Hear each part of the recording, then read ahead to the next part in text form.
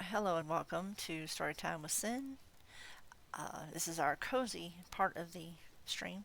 Well, most streams are cozy, but this is usually our coziest apex, as it were. Just a PSA before we get started: all sound alerts and blurps and things of that nature have been suspended for this scene, and if you could possibly please refrain from following and or subscribing or resubscribing during this time, it would be highly appreciated since Twitch alerts apparently don't listen to what I have to say. Uh, and it is time to get your favorite blanket, your favorite warm beverage, and cuddle up by the fire, whether it be imaginary or for reals. And if you live in a warmer climate, please grab yourself a good fan, sit in front of the air conditioner if possible, and also wrap up and get your favorite warm beverage and just pretend that it's cold weather. I'm I'm good either way. Now is the time to relax and be still and just enjoy what you're hearing. I take this upon myself as a way to get away from the world and its hecticness and be quiet for just a short amount of time. I know it's 2 or 3 hours a day, but sometimes that's all one needs to reset themselves and to be a little bit happier. So, let us begin at the beginning. I appreciate everyone being here, and as the paragraph does state, we lurkers are always welcome, especially during times of story time, because why not? You can. I'm not saying you can't say hi you can, and make yourself known, but unlike some streamers, unlike Twitch, I appreciate my lurkers for they're the backbone of my stream, and it is always appreciated. Now let us begin.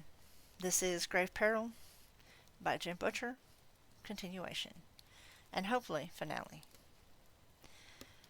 Where we left off is that we were currently at the vampire party with Michael in full Templar regalia, and Harry just trying to keep shit together and hopefully get to the bottom of all this mystery. Chapter 25.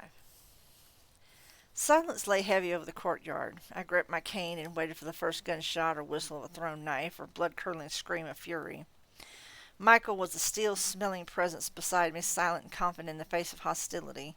Hell's bells, I'd meant to give the vamps a little thumb in the nose with the costume, but wow, I didn't think I'd net this much of a reaction. Steady, Harry, Michael murmured. They're like mean dogs, don't flinch or run, it'll only set them off. Your average mean dog doesn't have a gun, I murmured back, or a knife, or a sword. But I remained where I stood, my expression bland. The first sound to ring out was neither gunshot nor battle cry, but rich silvery laughter. It drifted up, masculine, somehow merry and mocking, bubbling and scornful all at once. I squinted down through the lights to see Thomas, posed like some bizarre post-chrysalis incarnation of Errol Flynn. One foot up on the stairs, hand braced his other hand on the crystalline hilt of his sword, his head thrown back, every lean line of muscle on him displayed the casual disregard of skilled effort. The butterfly wings caught the light at the edges of the spots and threw them back in dazzling colors. I swear he reminds me of Asterion so damn much. You know, casting. I already got this, but anyway. I've always heard, Thomas drawled, his voice loud enough to be heard by all artfully projected, that the Red Court gave its guests a warm welcome. I hadn't thought I'd get such a picturesque demonstration, though. He turned toward the dais and bowed. Lady Bianca, I'll be sure to tell my father all about this dizzying display of hospitality. I felt my smile harden and I peered past the spotlights to the dais. Bianca, dear, there you are. This was a costume party, was it not? A masquerade, and we were all supposed to come dressed as something we weren't? If I misread the invitation, I apologize. I heard a woman's voice murmur something, and the spotlights flicked off. I was left in the dark for a minute until my eyes could adjust, and I could regard the woman standing across from me upon the dais. Bianca wasn't tall, but she was statuesque in a way you only find in erotic magazines and embarrassing dreams. Pale of skin, dark of hair and eye, and full of sensuous curves from her mouth to her hips, everything possessed a luscious ripeness coupled with slender strength that would have caught the eye of any man.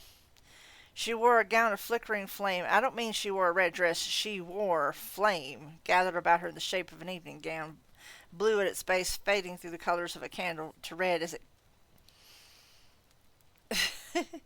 I think Jim wrote this a little bit too spicy. More flame danced and played through the elegant piles of her dark hair, flickering over her like a tiara. She had on a pair of red, real heels at least, adding several inches to her rather unimpressive height. The shoes did interesting things to the shape of her legs. The curve of her smile promised things that were probably illegal and bad for you and would carry warnings from the Surgeon General, but that you'd still want to do over and over again. I wasn't interested. I had seen what was underneath her mask once before. I couldn't forget what was there. This is going to take a little effort on my part, pardon me.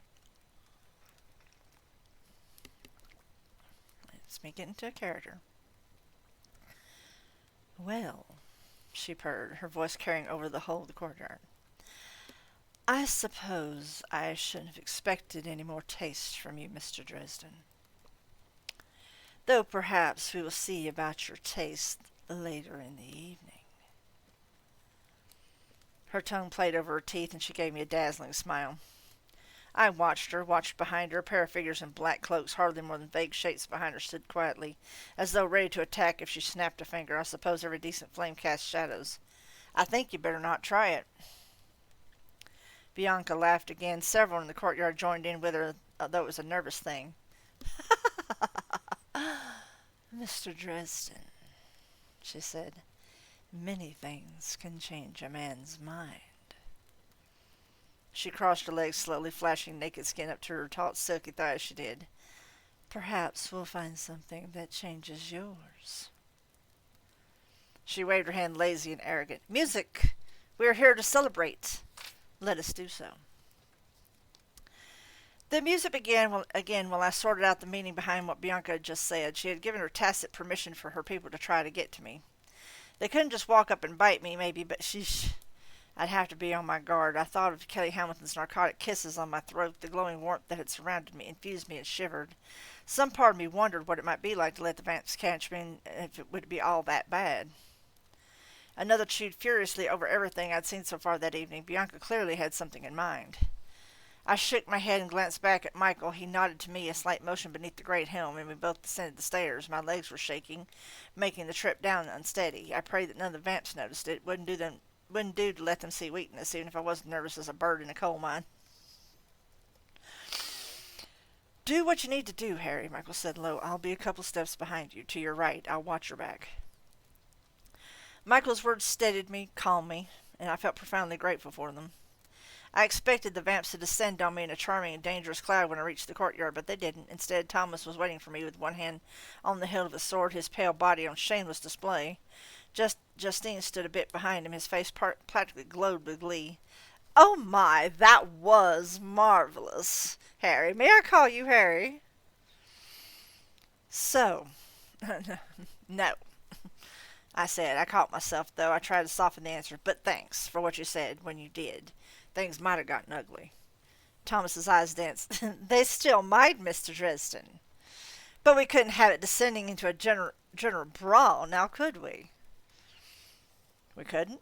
No, of course not. There would be far fewer opportunities to seduce and deceive and backstab. I snorted. I suppose you've got a point. The tip of his tongue touched his teeth when he smiled. I usually do. Thanks, Thomas. He glanced and frowned. I followed his gaze. Justine had drifted away from him and now stood with a bright smile on her sweet face as she spoke to a lean, smiling man dressed in a scarlet tux and a domino mask. While I watched, the man reached out and stroked his fingers over her shoulder. He made some comment that made the lovely girl laugh. Excuse me, Thomas said with distaste. I can't abide poachers. Do enjoy the party, Mr. Dresden. He drifted off toward them, and Michael stepped up to me. I had half turned my head toward him to hear him murmur, They're surrounding us. I looked around. The courtyard was full of people, many of them young, pretty folk dressed in all manner of black, poster children for the goth subculture. Leather, plastic, and fishnets seemed to be major themes in display, complete with black domino masks, heavy hoods upon cloaks, and a variety of different kinds of face paint. They talked and laughed and drank and danced to the music. Some of them wore a band of scarlet cloth about their arm or a blood-red choker around their throats.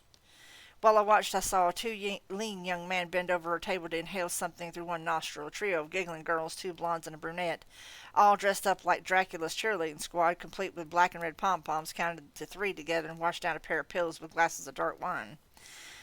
Other young people pressed together in a sensual motion, or simply sat or stood kissing, touching. A few already partied out, lay upon the courtyard smiling dreamily, their eyes closed. I scanned the crowd with my eyes and picked out the differences at once.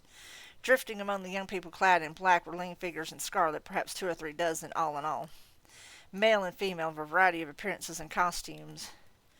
All shared the scarlet clothes, beauty, and a confident stalking kind of motion that marked them as predators. "The Red Court," I said. I licked my lips and looked around some more. The vampires were being casual about it, but they had wandered into a ring around us. If we remained there any longer, we wouldn't be able to walk out the courtyard without coming within a few feet of them. "The kids with the red bands are what, junior vampires?" "Marked cattle, I'd say," Michael rumbled. There was anger in it, steady and slow anger. "Easy, Michael. We need to move around a little. Make it harder for them to hem us in." "Agreed." Michael nodded toward the drink table. And we headed that way. Our pace brisk. The vamps tried to adjust to follow us, but they couldn't make it look casual. A couple in red moved to intercept us, meeting Michael and me just before we reached the table. Kyle Hamilton wore a harlequin's outfit, all shades of scarlet. Kelly followed along with him, dressed in a scarlet body stocking that left nothing to the imagination, but with a long cloak covering her shoulders and collarbones, the hood up high around her face. A scarlet mask hid her features, except for a chin and luscious mouth. I thought I could see a puckering of skin at one side of her mouth, perhaps the burn she had suffered. "Harry Dresden," Kyle gave me in a too loud voice with a too wide smile. "How pleasant to see you again." I chucked him boisterously up on the shoulder, making his balance waver. "I wish it was mutual." The smile became brittle. "And of course you remember my sister Kelly." Sure, I said. "Hit that tanning bed a little too hard, a little too long, did we?" I expected her to snarl or hiss or go for my throat, but instead she turned to the table, collected a silver goblet and crystal wine glass from the attendant there, and offered them to us with a smile that mirrored her brother's. "It's so pleasant to see you, Harry. I'm sorry we didn't get to see the lovely Mrs. Rodriguez tonight." I accepted the goblet. She had to wash her hair. Kelly turned to Michael and offered him the glass. He accepted it with an inclination of his head, stiffly polite. "I see," she purred. "I had no idea you were into men, Mr. Dresden."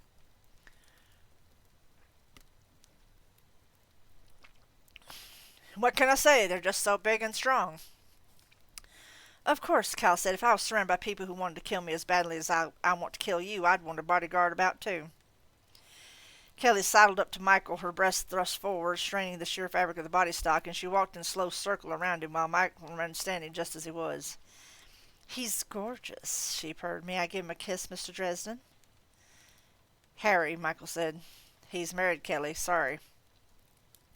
She laughed, pressing close to Michael, and tried to catch his eyes. Michael frowned and stared at nothing, avoiding her. "No?" she asked. "Well, then don't worry, pretty man. You'll love it. Everyone wants to party like it's their last night on earth." She flashed a wicked smile up at him. "Now you get to." "The young lady is too kind," Michael said. "So stiff. I admire that in a man." She shot me a glance from behind her mask. "You really shouldn't drag poor defenseless mortals into these things, Mr. Dresden." She looked Michael up and down again, admiring. "This one will be delicious later. Don't bite off more than you can chew," I advised her. She laughed as though delighted. "Well, Mr. Dresden, I see his crosses, but we all know the value of them to most of the world." She reached for her hand toward Michael's arms possessively. "For a moment you almost had me thinking that he might be a true Knight Templar." "No," I said judiciously, "not a Knight Templar." Kelly's hand touched Michael's steel-clad arm and erupted into sudden white flame, as brief and violent as a stroke of lightning. She screamed a piercing wail and fell back from him to the ground. She lay there, curled helplessly around her blackened hands, struggling to get enough breath back to scream. Kyle flew to her side. I looked at Michael and blinked. "Wow," I said. "Color me impressed." Michael looked vaguely embarrassed. "It happens like that sometimes," he said apologetically. I nodded and took that in stride. I turned my gaze back to the vampire twins. "Let that be a lesson to you. Hands off the fist of God." Kyle shot me a murderous look, his face rippling. My heart sped up, but I couldn't let the fear show. "Go ahead, Kyle," I dared him. "Start something. Break the truce your own leader set up. Violate the laws of hospitality. The White Council will burn this place down so fast people will call it Little Pompeii." He snarled at me and picked Kelly up. "This isn't over," he promised. "One way or another, Dresden, I'll kill you." "Uh-huh." I flicked my wrist at him, my hand right in his face. Shoo, I have to mingle." Kyle snarled, but the pair withdrew, and I turned my gaze slowly around the courtyard. Everything in the immediate vicinity had stopped, while people black and red clad alike, stared at us. Some of the vampires in scarlet looked at Michael, swallowed, and took a couple steps back. I grinned, as cocky and as confident as I could appear, and lifted my glass. "A toast," I said, "to hospitality."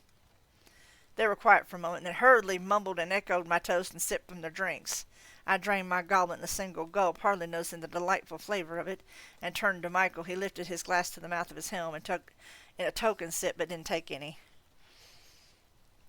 "All right," I said. "I got to touch Kyle. He's out too, though I didn't expect him to be a man or woman or monster." Michael looked slowly around at the scarlet-clad vampires, continued to withdraw. "It looks as though we've cowed them for now." I nodded, still uneasy. The crowd parted at one side, and Thomas and Justine came to us, blazes of pale skin and brilliant color amidst the scarlet and black. "There you are," Thomas said. He glanced down at my goblet and let out a sigh. "I'm glad I found you in time." "In time for what?" I asked. "To warn you," he said. He flicked a hand at the refreshments table. "The wine is poisoned." Chapter 26. "Poisoned?" I said witlessly. Thomas peered at my face and down at my goblet. He leaned over enough to see it was empty and said, oops." "Harry," Michael stepped up beside me and set his own glass aside. "I thought you said they couldn't try anything so overt." My stomach kept turning. My heart beat more quickly, though whether this was from the poison or the simple cold fear that Thomas's words had brought to me, I couldn't say. "They can," I said. "If I pitch over dead, the council would know what happened. I sent word in today that I was coming here tonight." Michael shot Thomas a hard look. "What was in the wine?" The pale man shrugged, slipping his arm around Justine once more. The girl leaned against him and closed her eyes. "I don't know what they put in it," he said, "but look at these people." He nodded to those black-clad folk who were already stretched out blissfully upon the ground. "They all have wine glasses." I looked a bit closer, and it was true. The servants moved about the courtyard, plucking up glasses from the fallen. As I watched, another young couple, dancing slowly together, sank down to the ground in a long, deep kiss that faded away into simple stillness. "Hell's bells," I swore. "That's what they're doing." "What?" Michael asked. "They don't want me dead." I said. "Not from this." I didn't have much time. I stalked past the refreshments tables to a potted form and bent over it. I heard Michael take up a position behind me, guarding my back. I shoved a finger down my throat. Simple, quick, and nasty. The wine burned my throat coming back up, and the fern's fronds tickled the back of my neck as I spat it back out into the base of the plant. My head spun as I sat back up again. When I looked back toward Michael, everything blurred for a moment before it snapped back into focus. A slow, delicious numbness spread over my fingers. "Everyone," I mumbled. "What?" Michael knelt down in front of me and gripped my shoulder with one arm. "Harry, are you all right?" "I'm fuzzy," I said. "Vampire venom." Naturally, it felt good to have it in me again. I wondered for a moment what I was so worried about. It was just that nice. "It's for everyone. They're drugging everyone's wine. Vamp venom. That way they can say they weren't just targeting me." I wobbled and then stood up. "Recreational poisoning. Put everyone in the party mood." Thomas mused. "Rather ham-handed, I suppose, but effective." He looked around at the growing numbers of young people joining the first few upon the ground in ecstatic stupor. His fingers stroked Justine's flank absently, and she shivered, pressing closer to him. "I suppose I'm prejudiced. I prefer my prey a little more lively." "We've got to get you out of here," Michael said. I gritted my teeth and tried to push the pleasant sensations aside. The venom had to have an enormously quick absorption rate. Even if I brought the wine back up, I must have gotten a fairly good dose. "No," I managed after a moment. "That's what they want me to do." "Harry, you can barely stand up," Michael objected. "You're looking a bit peaked," Thomas said. "Bah! If they want me incapacitated, that means they've got something to hide. Or that they just want you to get killed," Michael said, "or drugged enough to agree to let one of them feed on you." "No," I disagreed. "If they wanted to seduce me, they'd have tried something else. They're trying to scare me off or keep me from finding something out." "I hate to point out the obvious," Thomas said, "but why on earth would Bianca invite you if she didn't want you to be here?" "She's obligated to invite the council to witness. That means me in this town. And she didn't expect me to actually show. Pretty much everyone was surprised to see me at all." "They didn't think you'd come," Michael murmured. Ain't I a stinker?" I took a couple of deep breaths and said, I think the one we're after is here, Michael. We've got to stick this out for a little while. See if I can find out exactly who it is." "Exactly who is what?" Thomas asked. "None of your beeswax, Thomas," I said. "Has anyone ever told you, Mr. Dresden, that you're a thoroughly annoying man?" That made me grin, to which he rolled his eyes. "Well," he said, "I'll not intrude on your business any further. Let me know if there's anything I can do for you." He and Justine sauntered off into the crowd. I watched Justine's legs go, leaning on my cane a bit to help me balance. "Nice guy," I commented. "For a vampire," Michael said. "Don't trust him, Harry. There's something about him I don't like." Oh, I like him, I said, but I sure as hell don't trust him. What do we do now? Look around. So far, we've got food in black, the vampires in red, and then there's you and me, and a handful of other people in different costumes. The Roman centurion, Michael said. Yeah, and some Hamlet-looking guy. Let's go see what they are. Harry, Michael asked, are you going to be okay? I swallowed. I felt dizzy, a little sickened. I had to fight to get clear thoughts through, bulldogging them against the pull of the venom. I was surrounded by things that looked at people like we look at cows, and felt fairly sure I was going to get myself killed if I stayed. Are you kidding me? They're just going to give me one of three? I don't think so. Of course, if I didn't stay, other people could get killed. If I didn't stay, the people who had already been hurt remained in danger. Charity, Michael's infant son. Murphy, if I didn't stay, the nightmare would have time to recuperate. And then its corporate sponsor, who I thought was here at this party, would feel free to keep taking pot shots at me. The thought of remaining in that place scared me. The thought of what could happen if I gave up now scared me a lot more. Come on, I said, let's get this over with. Michael nodded, looking around, his gray eyes dark, hard. This is an abomination before the Lord, Harry. These people, they're barely more than children, what they're doing, consorting with these things. Michael, chill out. We're here to get information, not bring the house down on a bunch of nasties. Samson did, Michael said. Yeah, and look how well things turned out for him. You ready? He muttered something and fell in behind me again. I looked around and oriented on the man dressed as a Roman centurion and headed toward him. A man of indefinite years, he stood alone and slightly detached from the rest of the crowd. His eyes were odd colored green, deep and intense. He held a cigarette between his lips. His gear, right down to the Roman short sword and sandals, looked awfully authentic. I slowed a little as I approached him. Michael? I murmured on my shoulder. Look at his costume. It looks like the real thing. It is the real thing. The man in a bored tone of voice, not looking at me. He exhaled a plume of smoke and put the cigarette back between his lips. Michael had barely been able to hear my question. This guy had picked it right out. Yikes. Interesting, I said. Must have cost you a fortune to put together. He glanced at me, smoke curled from the corners of his mouth as he gave me a very slight smug smirk and said nothing. So, I said and cleared my throat, I'm Harry Dresden. The man pursed his lips and said thoughtfully and precisely, Harry Dresden. When anyone says your name, it touches you. You almost feel it, that sound that stands out from a crowd with others and demands your attention. When a wizard says your name, and when he says it and means it, it has the same effect, amplified 1,000-fold. The man in the centurion gear said part of my name, and it said exactly right. It felt like someone had just wrung a tuning fork and pressed it against my teeth. I staggered, and Michael caught my shoulder, keeping me upright. Dear God, he had just used one part of my full name, my true name, to reach out to me and casually backhand me off my feet. Hell's bells, I whispered. Michael propped me back up. I planted my cane so that I would have extra support and just stared at the man. How the hell did you do that? He rolled his eyes, took the cigarette from his fingers, and blew more smoke. You wouldn't understand. You're not White Council, I said. He looked at me as though I'd stated that objects fall toward the ground, a withering, scathing glance. How very fortunate for me. Harry, Michael said, his voice tense. Just a minute, Harry. Look at his cigarette. I blinked at Michael. What? Look at his cigarette. Michael repeated. He was staring at the man with wide, intense eyes, and in one hand had fallen to the hilt of a knife. I looked. It took me a minute to realize what Michael was talking about. The man blew more smoke out of the corner of his mouth and smirked at me. The cigarette wasn't lit. I said, he's a dragon, Michael said. A what? The man's eyes flickered with interest for the first time, and he narrowed his focus not upon me, but upon Michael. Just so, he said. You may call me Mr. Pharaoh. Why don't I just call you Pharaohvax? Michael said. Mr. Pharaoh narrowed his eyes and regarded Michael with a dispassionate gaze.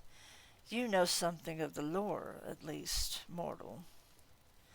Wait a minute, I said. Dragons. Dragons are supposed to be big. Scales, claws, wings. This guy isn't big. Pharaoh rolled his eyes and said, impatient, we are what we wish to be, Mr. Dresden. No, Master Drafton. Dresden, I snapped. He waved a hand. Don't tempt me to show you what I can do by speaking your name and making an effort, mortal. Suffice it to say that you could not comprehend the kind of power I have at my command. that my true form here would shatter this pathetic gathering of monkey houses and crack the earth upon which I stand. If you gazed upon me with your wizard's sight, you would see something that would awe you, humble you, and quite probably destroy your reason. I am the eldest of my kind and the strongest. Your life is a flickering candle to me, and your civilizations rise and fall like grass in the summer. Well, I said, I don't know about your true form, but the weight of your ego sure is pushing the crust of the earth toward the breaking point. His green eyes blazed. What did you say? I don't like bullies, I said. You think I'm going to stand here and offer you my firstborn and sacrifice virgins to you or something? I'm not that impressed. Well, Peril said, let's see if we can make an impression. I clutched my cane and gathered up my will, but I was way, way too slow. Pharaoh just waved a hand vaguely in my direction, and something crushed me down to the earth as though I suddenly gained about 5,000 pounds. I felt my lungs strain to haul in a breath, and my vision clouded over the stars and went black. I tried to gather up my magic to thrust the force away from me, but I couldn't focus, couldn't speak. Michael looked down at me dispassionately and then said to Pharaoh, Surathorax should have learned that trick. It might have kept me from killing him. Pharaoh's cold regard swept back to Michael, bringing with a tiny lessening of the pressure. Not much, but enough that I could grasp out, Refletum, and focus my will against it. Pharaoh's spell cracked and began to flake apart. I saw him look at me, sense that he could have renewed the effort without difficulty. He did, and I climbed back to my feet, gasping quietly.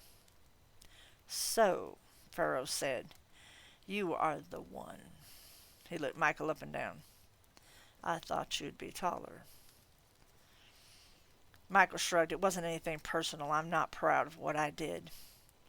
Pharaoh tapped a finger against the hilt of his sword and then said quietly, Sir Knight, I would advise you to be more humble in the face of your betters.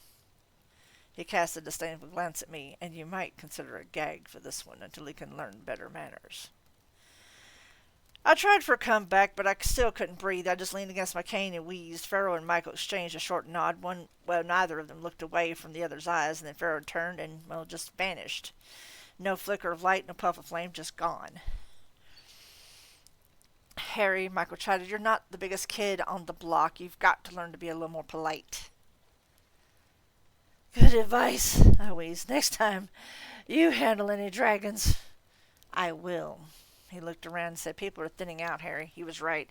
As I watched a vampire in a tight red dress tap the arm of a young man in black, he glanced over and met her eyes. They stared at one another for a while, the woman smiling, the man's expression going slowly slack.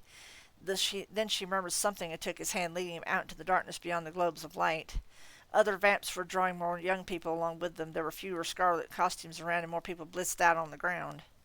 I don't like the direction this is going, I said. Nor do I. His voice was hard as stone. Lord willing, we can put a stop to this. Later. First we talk to the Hamlet guy. Then there's just Bianca herself to check. Not one of the other vampires? Michael asked. No way. They're all subordinate to Bianca. If they were that strong, they would have knocked her off by now. Unless they were her inner circle. That's Kyle and Kelly. She doesn't have the presence of mind for it, and he's already out. So if it's not a guess, it's probably Bianca. And if it's not her, let's see what the hell's going on here. If it's what I think it is, then fuck you. Never mind. And proceeding. It's up. Start bugging me again. Let's not go there. I'm floundering enough as it is. I squinted around. Do you see Hamlet anywhere? Michael squinted around, taking a few paces to peer around the other set of ferns. I saw the flash of red out of the corner of my eye. I saw a form in red cloak heading for Michael's back from around the ferns. I turned toward Michael and threw myself at his attacker. Look out! I shouted. Michael spun. His knife appeared at his hand as though conjured. I grabbed the red cloaked figure and whirled it around to face me. The hood fell back from Susan's face, revealing her startled dark eyes. She'd pulled her hair back into a ponytail. She wore a low-cut white blouse and little pleated skirt, complete with white knee socks and buckled-down shoes. White gloves covered her hands. A wicker basket dangled in the crook of her elbow, and round mirror-toned spectacles perched upon the bridge of her slender nose.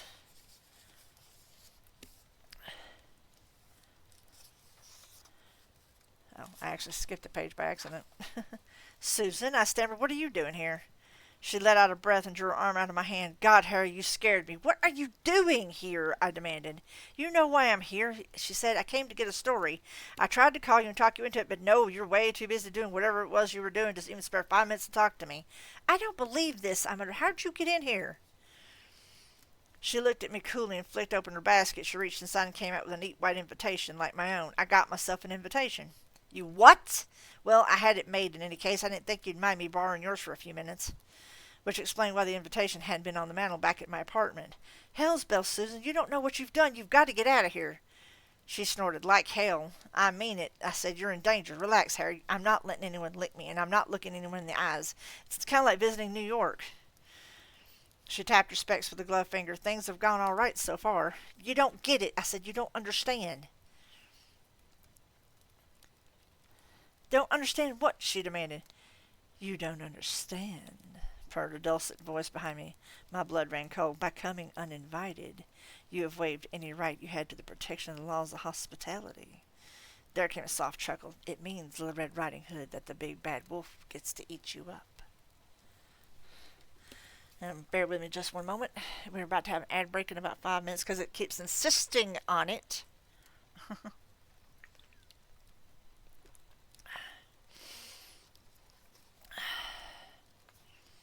Yeah, this is where things are going to get, no pun intended, kind of hairy. So, I really wish they would stop that. It's always the same thing every time.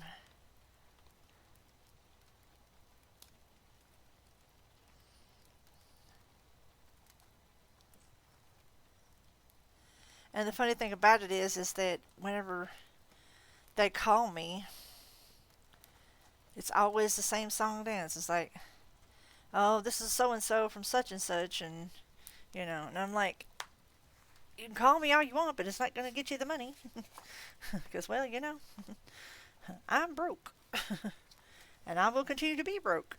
There's no getting around that. Sometimes that just happens. That is what it is.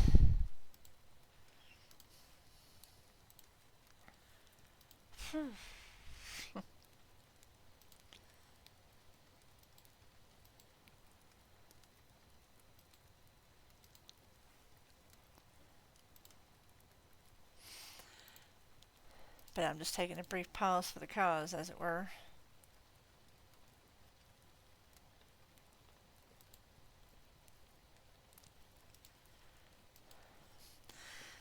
But while we're waiting for the ad break, because like I said, this is where it's going to get kind of, it's like, I don't think I can clear, I don't know, let me see.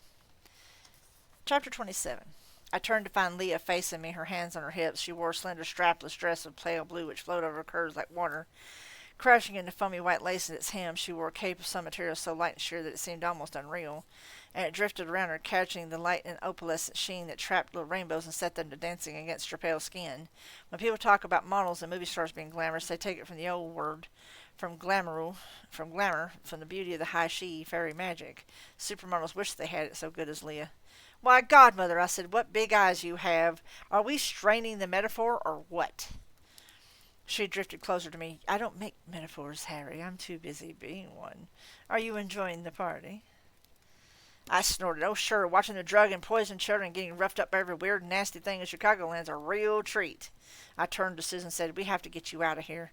Susan frowned at me and said, I didn't come here so that you could hustle me home, Harry. This isn't a game, Susan. These things are dangerous. I glanced over at Leah. She kept drawing closer. I don't know if I can protect you. Then I'll protect myself.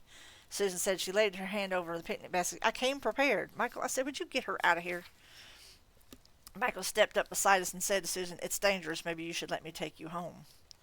Susan narrowed her dark eyes at me. If it's so dangerous, then I don't want to leave Harry here alone. She has a point, Harry. Damn it, we came here to find out who's behind the nightmare.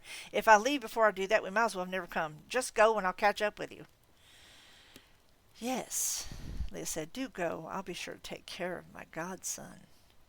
No, Susan said, her tone flat. Absolutely not. I'm not some kind of child for you to tote around and make decisions for, Harry.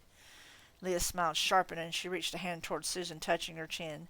Let me see those pretty eyes, little one, she purred. I shot my hand toward godmother's wrist, jerking away from Susan before the fairy could touch her. Her skin was silk smooth and cool. Leah smiled at me, an expression stunning. Literally, my head swam, images of the fairy sorceress flooding my thoughts. Another flash of image came then, accompanied by intense emotion. Myself looking up at her as I lay at her feet, she stretched out her hand, lightly touched my head. An absently fond gesture, an overwhelming sense of well-being filled me like shining liquid light. Poured into me and filled every empty place within me, calmed every fear, soothed every pain. I almost wept at the simple relief. The abrupt release from worry, from hurt, my whole body trembled. I was just so damn tired, so tired of hurting, of being afraid. So it will it be when you're with me, poor little one, poor lonely child. Leah's voice coursed over me, as sweet as the drug already within me. I knew she spoke the truth. I knew it on a level so deep and simple that a part of me screamed at myself for struggling to avoid her. So easy. It would be just so easy to lay down at my lady's feet now. So easy to let her make all the bad things go away. She would care for me. She would comfort me. My place would be there in the warmth of her feet, staring up at her beauty like a good dog. It's tough to say no to peace, to the comfort of it. All through history, people have traded wealth, children, land, and lives to buy it. But peace can't be bought, can it, Chief Prime Minister? The only ones offered to sell it always want something more. They lie. I shoved the feelings away from me, the subtle glamour my godmother had cast. I could have taken a cheese grater to my own skin with less pain, but my pain, my weariness, my worries and fear, at least they were my own. They were honest. I gathered them back to me like a pack of mud-spattered children and stared at Leah, hardening my jaw and my heart. No, I said, no, Leah. Surprise touched those delicate features, dainty copper brows lifted. Harry, she said, her voice gentle, perplexed, the bargain is already made, so mote it be. There is no reason for you to go on hurting. There are people who need me, I said. My balance wavered. I still have a job to do. Broken faiths weaken you. They bind you tighter, lessen you every time you go against your given oath. She sounded concerned, gently compassionate. Godson, I beg you, do not do this to yourself. I said, struggling to be calm, because if I do that, there'll be less for you to eat. Yes, less power for you to take. It would be a terrible waste, she assured me. No one wants that. We're under truce here, Godmother. You're not allowed to work magic on me without violating hospitality. But I didn't, Leah said. I've not worked any magic on you this night. Bullshit! She laughed silver and merry. Such language, and in front of your lover, too. Sadly, I will have to pause right there, unfortunately. I thought I could get through that chapter before then, but I guess not. While we're paused for the cause, I do hope you're enjoying the reading and the coziness of the stream. I appreciate you. I appreciate the lurkers, and I appreciate everybody coming by and hanging out and listening. And for those of you who are catching the VOD later, I appreciate that as well. I will be doing content creation next week, so all these reading streams will be up on YouTube. And I say will. There's no might and maybe. There is a will. And for those of you that are just joining us, I do this at least once a week. This time is a special treat for twice a week because I wanted to finish the book up because I'm taking next week off in light of A, holiday, and B, I just needed some time to get some character creation done. Plus, it's going to be kind of hectic with work schedule and what have you. But this is also my time to do storytelling. I'm not only a shamanist, but I am also a bard, and it is in my nature to tell stories. Always has been. I tell the story of creative things. I tell the story of literature and of stuff and nonsense.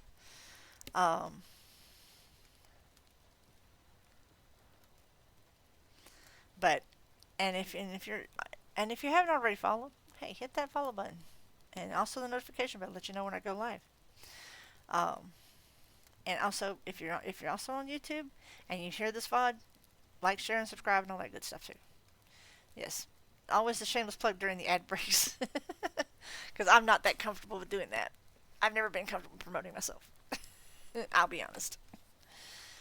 I am who I am. Accept me for who I am, because I am never going to change.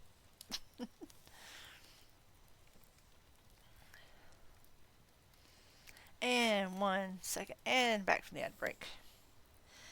I stumbled. Michael was there at once, supporting my weight with his shoulder, drawing my arm across it. Harry, he said, what is it? What's wrong?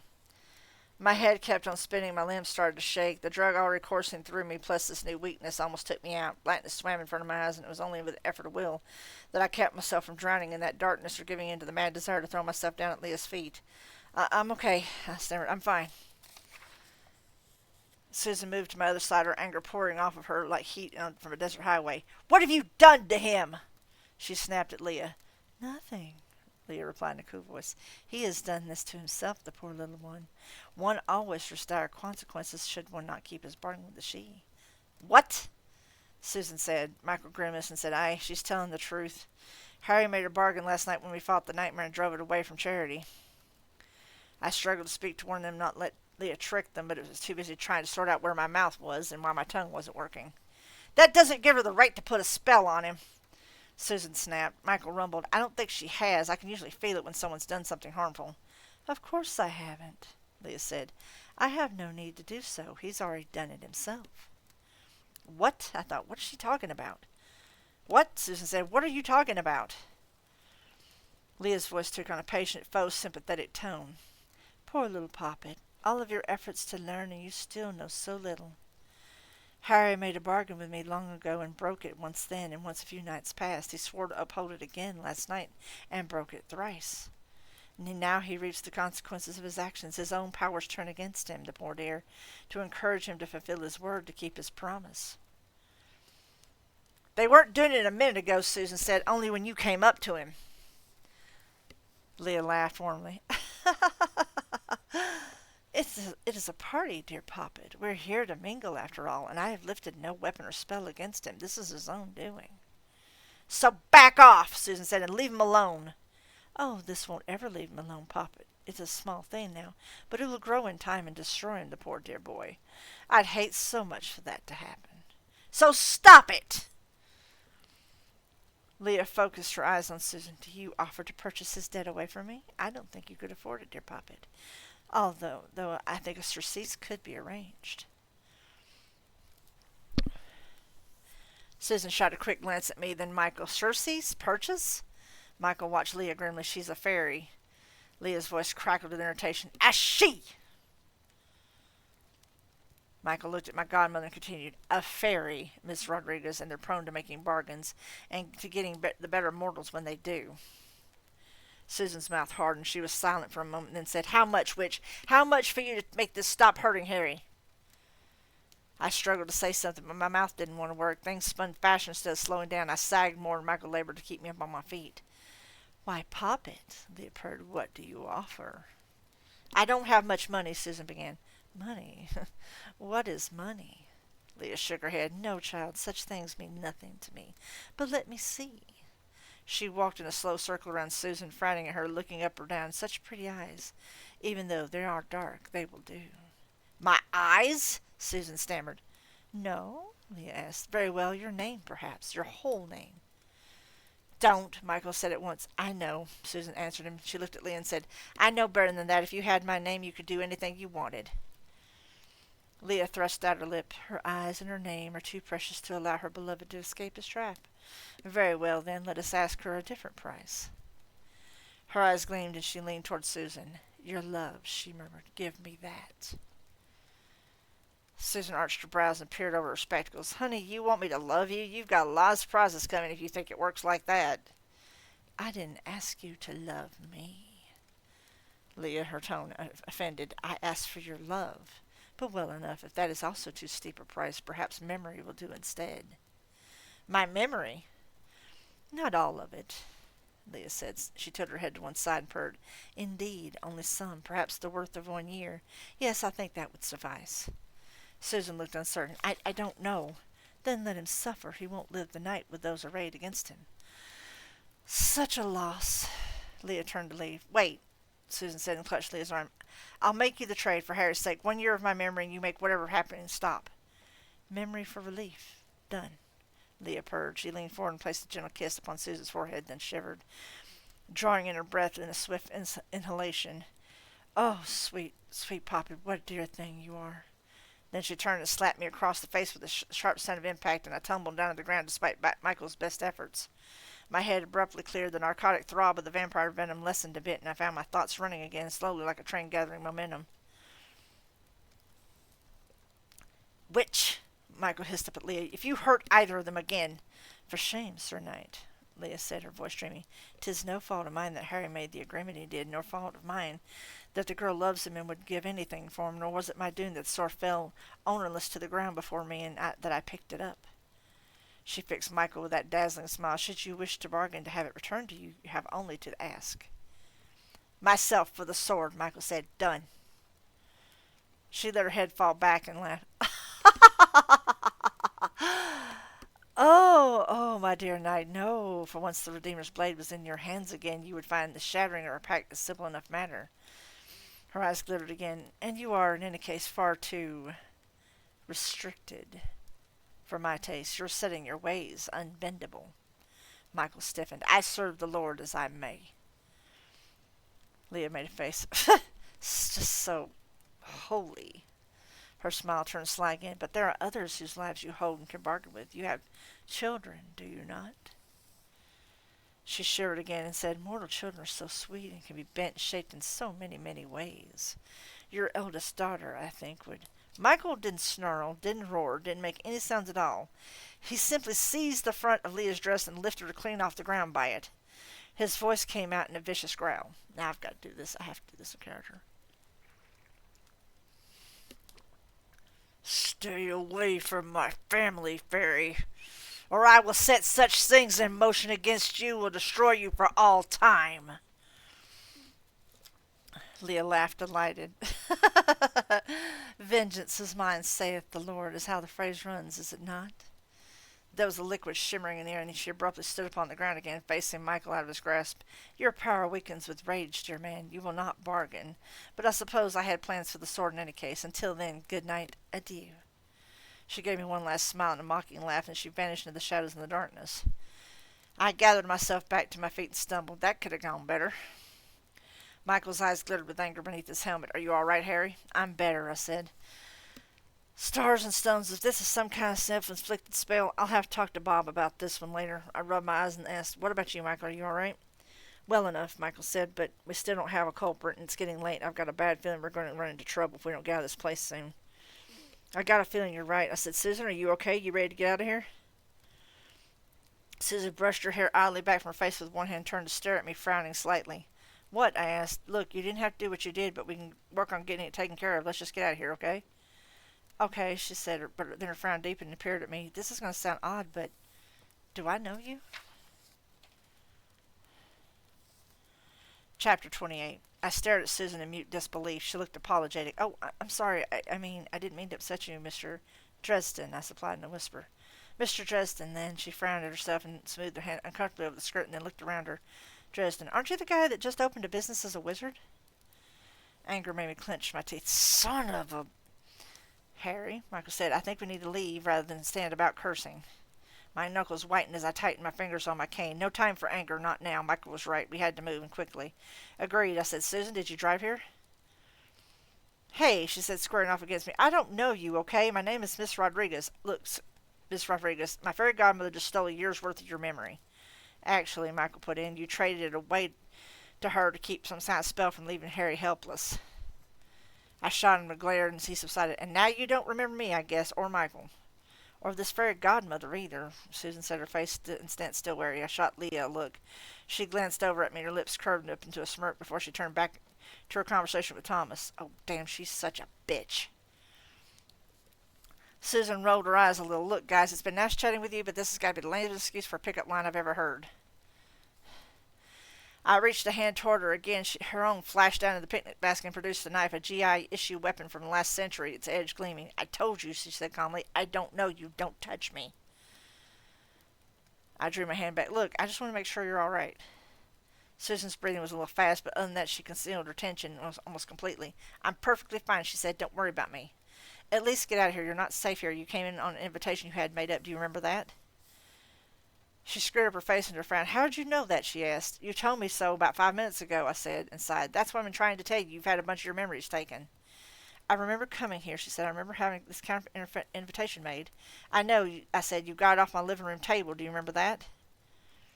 She frowned. I got it. Her expression flickered and she swallowed. Glancing around, I don't remember where I got it. There, I said, now, you see, you remember driving out to bail me out of jail a couple of nights ago? She lowered the knife by now. I remember that I went down to the jail and paid the bail money, but I can't think. Okay. I said, my head hurt and I pinched the bridge of my nose between my thumb and forefinger. It looks like she took all of your memories that had me directly in them, or her. What about Michael? Do you remember him? She looked at Michael and shook her head. I nodded. Okay. Then I need to ask you to trust me, Miss Rodriguez. You've been affected by magic, and I don't know how we can get it fixed yet, but you're in danger here, and I think you should leave. Not with you, she said at once. I had no idea who you are, other than some kind of psychic consultant for special investigations. Okay, I said. Not with me, but at least let us walk you out of here, so that way we make sure you get out okay. You can't swing a cat without hitting a vampire in here, so let us get you out to your car, and you can go wherever you like. I didn't get my interview, she said, but I feel so strange. She shook her head and replaced her knife in her picnic basket. I heard the click of a tape recorder being switched off. Okay, she said, I guess we can go. I nodded, relieved. Wonderful, Michael. Shall we? He chewed his lip. Maybe I should stay, Harry. If your godmother's here, the sword might be here, too. If I might get the chance to take it back. Yeah, and you might get the chance to get taken from behind without someone here to cover for you. There's too much messed up stuff here, man, even for me. Let's go. Michael fell in behind me. To my right, Susan walked beside him on my left, keeping us both in careful view, and one hand still inside her picnic basket. I briefly wondered what kind of goodies she'd been bringing in case the big bad wolf tried to head her off from Grandma's house. We reached the foot of the stairs that led back up to the house. Something prickled my hairs at the back of my neck, and I stopped. Harry, Michael said, what is it? There's someone, I said, and closed my eyes. I brought up my sight just for a moment, and felt the pressure just a little above the spot between my eyebrows. I looked up again. The sight cut through the enchantment in front of me like sunlight through a wispy cloud. Behind me, Michael and Susan both took in sharp breaths of surprise. The Hamlet look-alike stood 3 stairs up, half smiling. I realized only then that the figure was a woman rather than a man. The slender shape of her slim hips and breasts obscured by the sable doublet she wore, giving her an odd and androgynous appearance. Her skin was pallid, not pale, not creamy, pallid, translucent, almost grayish. Her lips were tinged very faintly blue, as though she'd been recently chilled, or dead. I shivered, and lowered the sight before it showed me something I didn't want to keep with me. It didn't change her appearance one bit. She wore a cap which hid her hair completely, one of those puffy ones that fell over one side, and stood with one hip cocked out, a rapier hanging from her belt. She held a skull in her other hand. It was a real one, and the bloodstains on it couldn't have been more than a few hours old. Well done, Whisper. Well done, Wizard, she said. Her voice sounded raspy, a quite hissing whisper, the kind that comes from throats and mouths which are perfectly dry. Very few can see me when I do not wish to be seen. Thank you, and excuse me, I said. We're just leaving. Bluish lips curved into a chill little smile, and than that she didn't move, not an inch. Oh, but this is the hour for all to mingle and meet. I have a right to introduce myself to you and hear your names and exchange pleasantries in return. Her eyes fastened calmly on my face, evidently not fearing to meet my gaze. I figured that whatever she was, she probably had the advantage on me in the devastating gaze department. So I kept my own eyes firmly planted on the tip of her nose, and tried very hard not to notice her eyes had no color at all, just a kind of flaccid blue-gray tinge to them, a filmy coating like cataracts. And what if I don't have time for pleasantries? I said. Oh, she whispered, then I might be insulted. I might even be tempted to call for satisfaction. A duel? I asked incredulous. Are you kidding me? Her eyes drifted to my right. Of course, if you would rather a champion fought in your place, I would gladly accept. I glanced back at Michael, who had his eyes narrowed, focused on the woman's doublet, or upon her belt, perhaps. You know this lady? She's no lady, Michael said, his voice quiet. He had a hand on his knife. Harry Dresden, Wizard of the White Council. This is Mavra of the Black Court of Vampires. A real vampire, Susan said. I heard the click of her tape recorder coming on again. A pleasure, Mavra whispered, to meet you at last, Wizard. We should talk. I suspect we have much in common. I am failing to see anything we might possibly have in common, ma'am. Do you two know each other? Yes, Michael said. Mavra's whisper became chill. The good knight here murdered my children and grandchildren some small time ago. 20 years ago, Michael said. 36 people killed in the space of a month. Yes, I put a stop to it. Mavra's lips curved a little more and showed yellow teeth. Yes, just a little time ago. I haven't forgotten, Knight. Well, I said, it's been nice chatting with you, Mavra, but we're on our way out. No, you're not, Mavra said calmly, but for her lips and her eyes she still hadn't moved. It was an eerie stillness, not real. Real things moved, stir, breathe. Mavra didn't. Yes, we are. No, you, 2 of you are on your way out. Her smile turned chilly. I know that the invitation said only one person could be brought with you. Therefore, one of your companions is not under the protection of the old laws, wizard. If the knight is unprotected, then he and I will have words. A pity you do not have Amaratius with you, Sir Knight. It would have made things interesting at least. I got a sinking feeling in my gut, and if it isn't Michael, then you keep offensive company, wizard, and I am displeased with you. I will demonstrate my displeasure decisively. Her gaze swept to Susan. By all means, choose which two are leaving. Then I will have a brief conversation with the third. You mean you'll kill them? Mavra shrugged, finally breaking her stillness. I thought I heard a faint crackling of tendons, as though they protested, moving again. One must eat, after all, and these little dazzled morsels the Reds brought tonight are too sweet and insubstantial for my taste.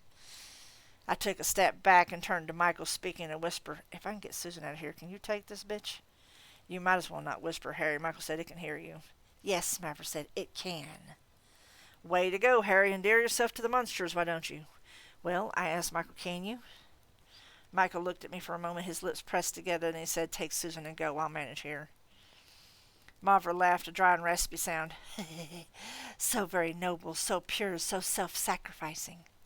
Susan stepped around me to close the triangle with Michael and me. As she did, I noticed Mavra leaned back from her just slightly. Now, just a minute, Susan said. I'm a big girl. I knew the risks when I came here. I'm sorry, Miss Rodriguez, Michael said, his tone apologetic, but this is what I do. Save me from chauvinist pigs, Susan muttered. She turned her head around to me. Excuse me, what do you think you're doing? Looking in your picnic basket, I responded as I flipped open one cover. I whistled. You came armed for bear, Miss Rodriguez. Holy water, garlic, 2 crosses. Is that a 38? Susan sniffed. A 45. Garlic, Michael mused. Above us on the stairs, Mavra hissed. I glanced up at her. The Black Court was nearly wiped out, Thomas said. It's a wonder that if it's because it's got a little too much publicity. Do you mind, Miss Rodriguez? I reached into the basket and produced a nice smelly clove of garlic and idly flicked it through the air toward Mavra. The vampire didn't retreat. She simply blurred and then stood several steps higher than she had a moment before. The garlic clove bounced against the stairs where she had been and tumbled back down toward us. I bent down and picked it up. I'd say that's a big yes. I looked up at Mavra. Is that what happened? Stoker published the big book of Black Court vampire slaying? Those drowned blue lips peeled back from her yellow teeth, no fangs. It matters little. You're beans of paper and cotton. I could tear apart a dozen score of your kind. Unless they had an extra spicy pizza, I guess. Let's get out of here, guys. I started up the stairs. Mavra spread her hands out to either side and gathered darkness into her palms. That's the only way I can explain it. She spread out her hands, and blackness rushed in to fill them, gathering there in a writhing mass that shrouded her hands to the wrists. Try to force your way past me with that weapon, wizard, and I will take it as an attack upon my person and defend myself appropriately. Cold washed over me. I extended my senses toward that darkness warily, and it felt familiar. It felt like frozen chains and cruel twists of thorny wire. It felt empty and black, like everything that magic isn't. Mavra was our girl. Michael, I said, my voice strangled, steel rasped as he drew one of his knives. Susan said, why are her hands doing that? Can vampires do that? Wizards can, I said. Get behind me. They both did. I lifted my hand, my face creasing in concentration. I reached out and tried to call in my will, my power. It felt shaky, uncertain, like a pump that lost its prime. It came to me in dribs and drabs, bit by bit, stunning like a nervous yokel. But I gathered around my upraised hand in a crystalline azure glow, beautiful and fragile, casting harsh shadows over Mavra's face. Her dead man's eyes looked down at me, and I had an abrupt understanding why Michael had called her it. Mavra wasn't a woman anymore. Whatever she was, she wasn't a person. Not like I understood people in any case. Those eyes pulled at mine, pulled at me in the kind of horrid fascination. The same sickly attraction that makes you want to see what's under the blanket in a morgue, to turn over the dead animal and see the corruption beneath. I fought and kept my eyes away from hers. Come, wizard, Mavra whispered, her face utterly without expression. Let us test one another, thou and I. I hardened the energy I held. I wouldn't have enough juice to take 2 shots at her.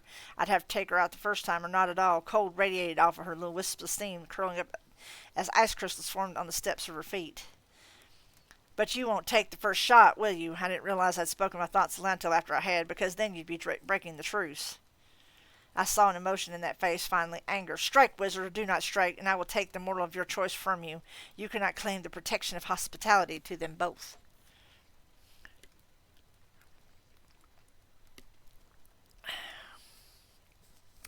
Get out of the way, Mavra, or don't get out of the way. If you try to stop us from leaving, if you try to hurt anyone under my protection, you'll be dealing with a wizard of the council, a knight of the sword, and a girl with a basket full of garlic and holy water. I don't care how big and bad and ugly you are. There won't be anything left of you but a greasy spot on the floor. You dare, she whispered. She blurred and came at me.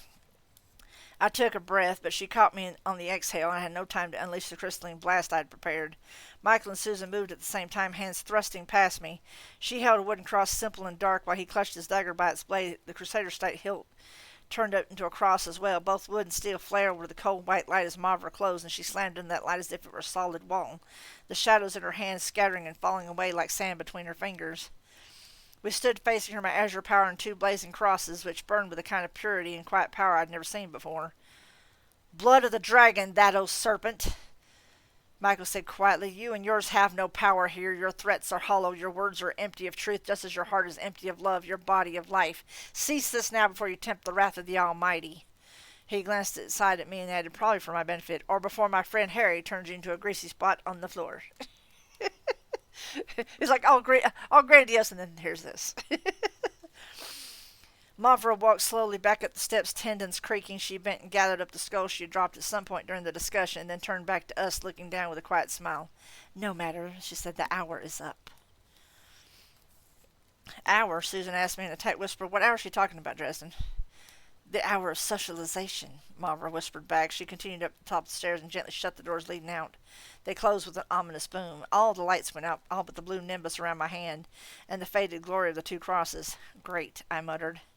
Susan looked frightened, her expression hard and tightly controlled. What happens now? She whispered, her eyes sweeping around in the dark. Laughter, gentle and mocking, quiet hissing, thick with some wet and bubbling, came from all around us. When it comes to spooky laughter, it's tough to beat vampires. You're going to have to trust me on this one. They know it well. Something glimmered in the dark, and Thomas and Justine appeared in the glow of the power I gathered in my hand. He lifted both hands at once and said, Would you mind terribly if I stood with you? I glanced at Michael, who frowned, then at Susan, who was looking at Thomas into his next to naked glory, somewhat intently. I nudged her with my hip, and she blinked and looked at me. Oh, no, not at all, I guess. She's all like, how you doing?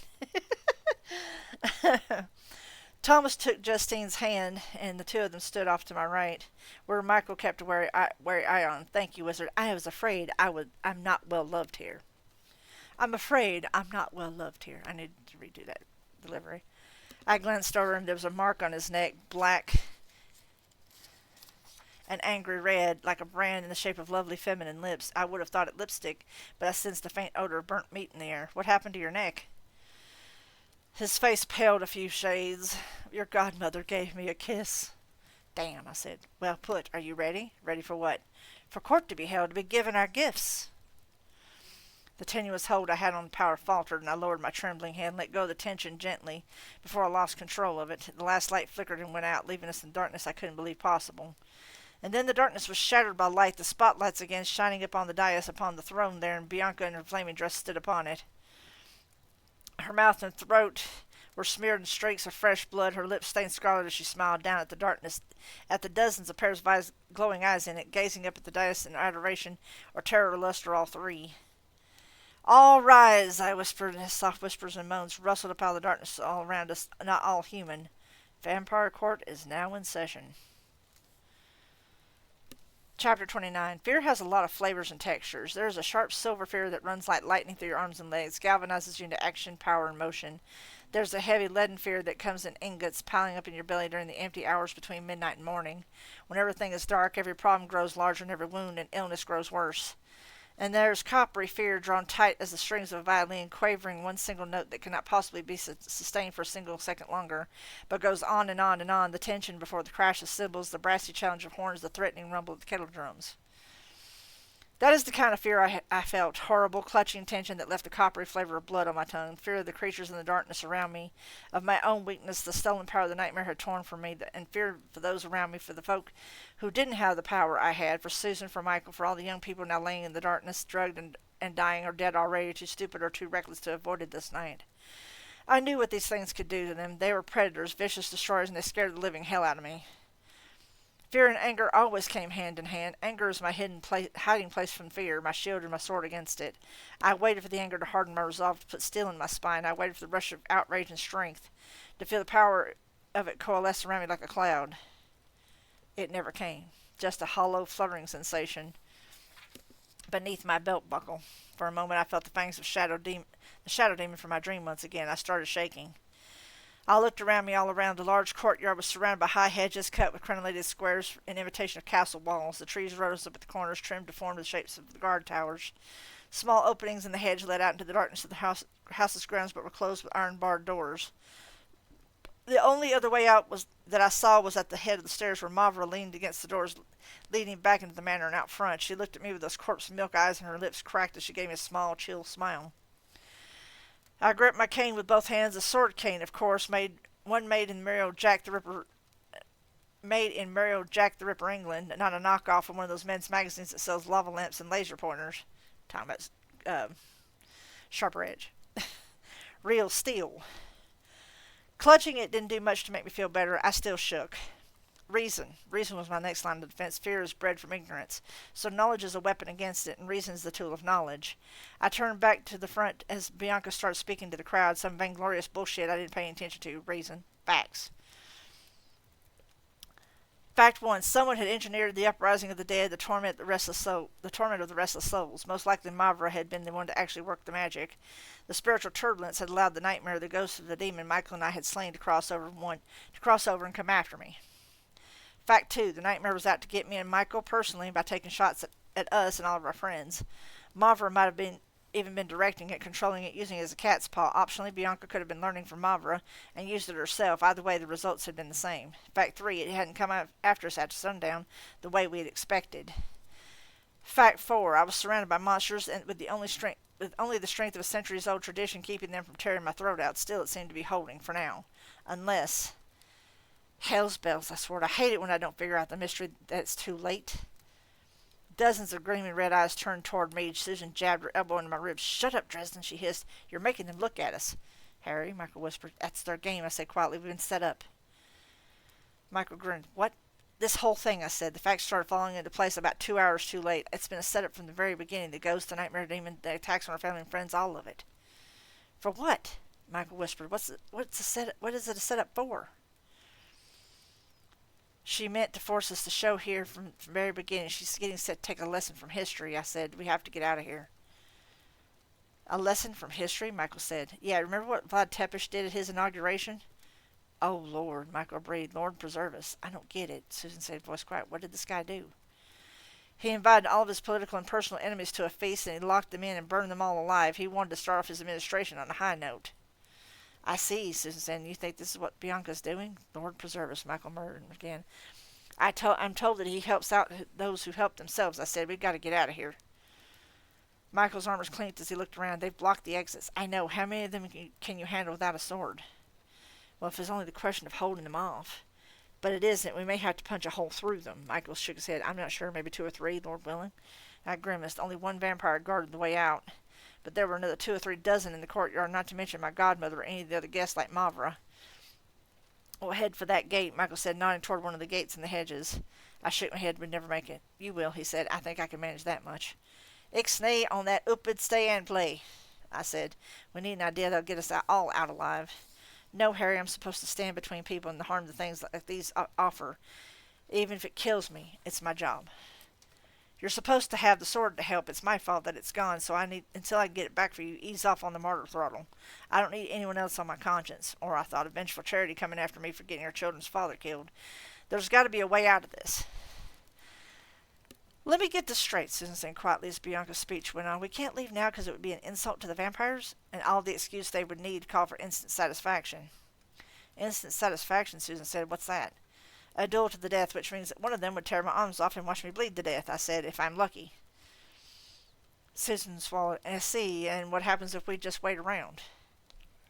"Bianca or one of the others find a way to make us cross the line and throw the first punch, then they kill us." "And if we don't throw the first punch?" Susan asked. "I figure she'll have a backup plan to wipe us out with just in case." "Us? I'm afraid so." I looked at Michael. "We need a distraction, something that'll get them all looking the other way." He nodded and said, "You might be better for that than me, Harry." I took a breath and looked around to see what I had to work with. We didn't have much time. Bianca was bringing her speech to a close. "And so," Bianca said, her voice carrying ably, "we stand at the dawn of a new age for our kind, the first acknowledged court this far into the United States. We no longer need we fear the wrath of our enemies. No longer shall we meekly bow our heads and offer our throats to those who claim power over us.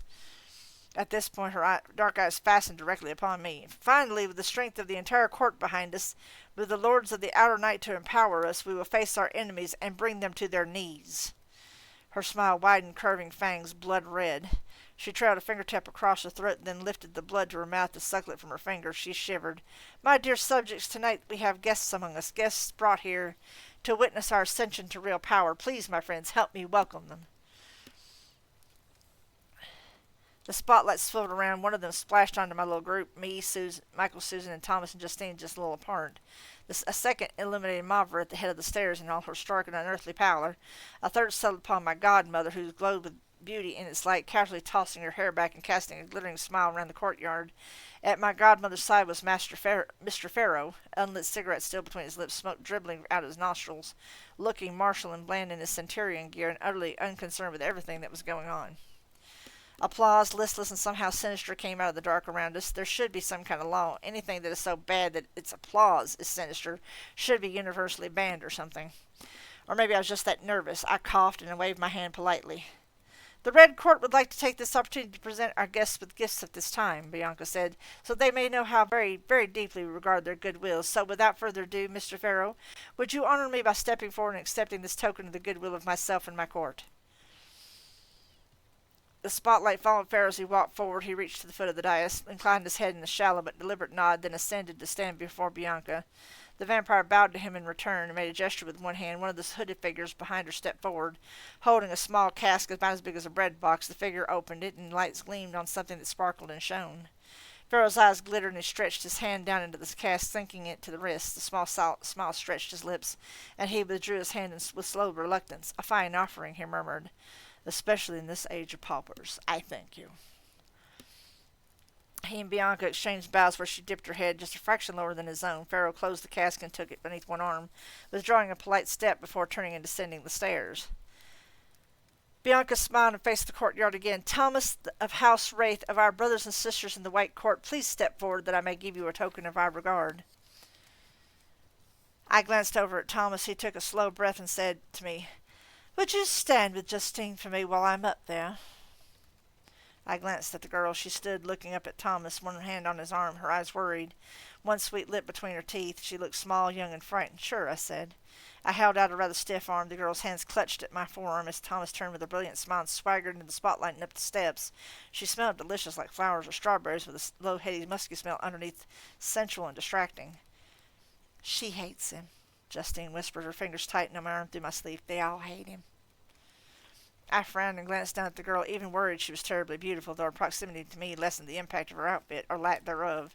I focused on her face and said, Why do they hate him? She swallowed and then whispered, Lord Wraith is the highest lord of the White Court. Bianca extended her invitation to him. The Lord sent Thomas in his stead. Thomas is his bastard son. Of the White Court he is the lowest and least regarded. His presence here is an insult to Bianca.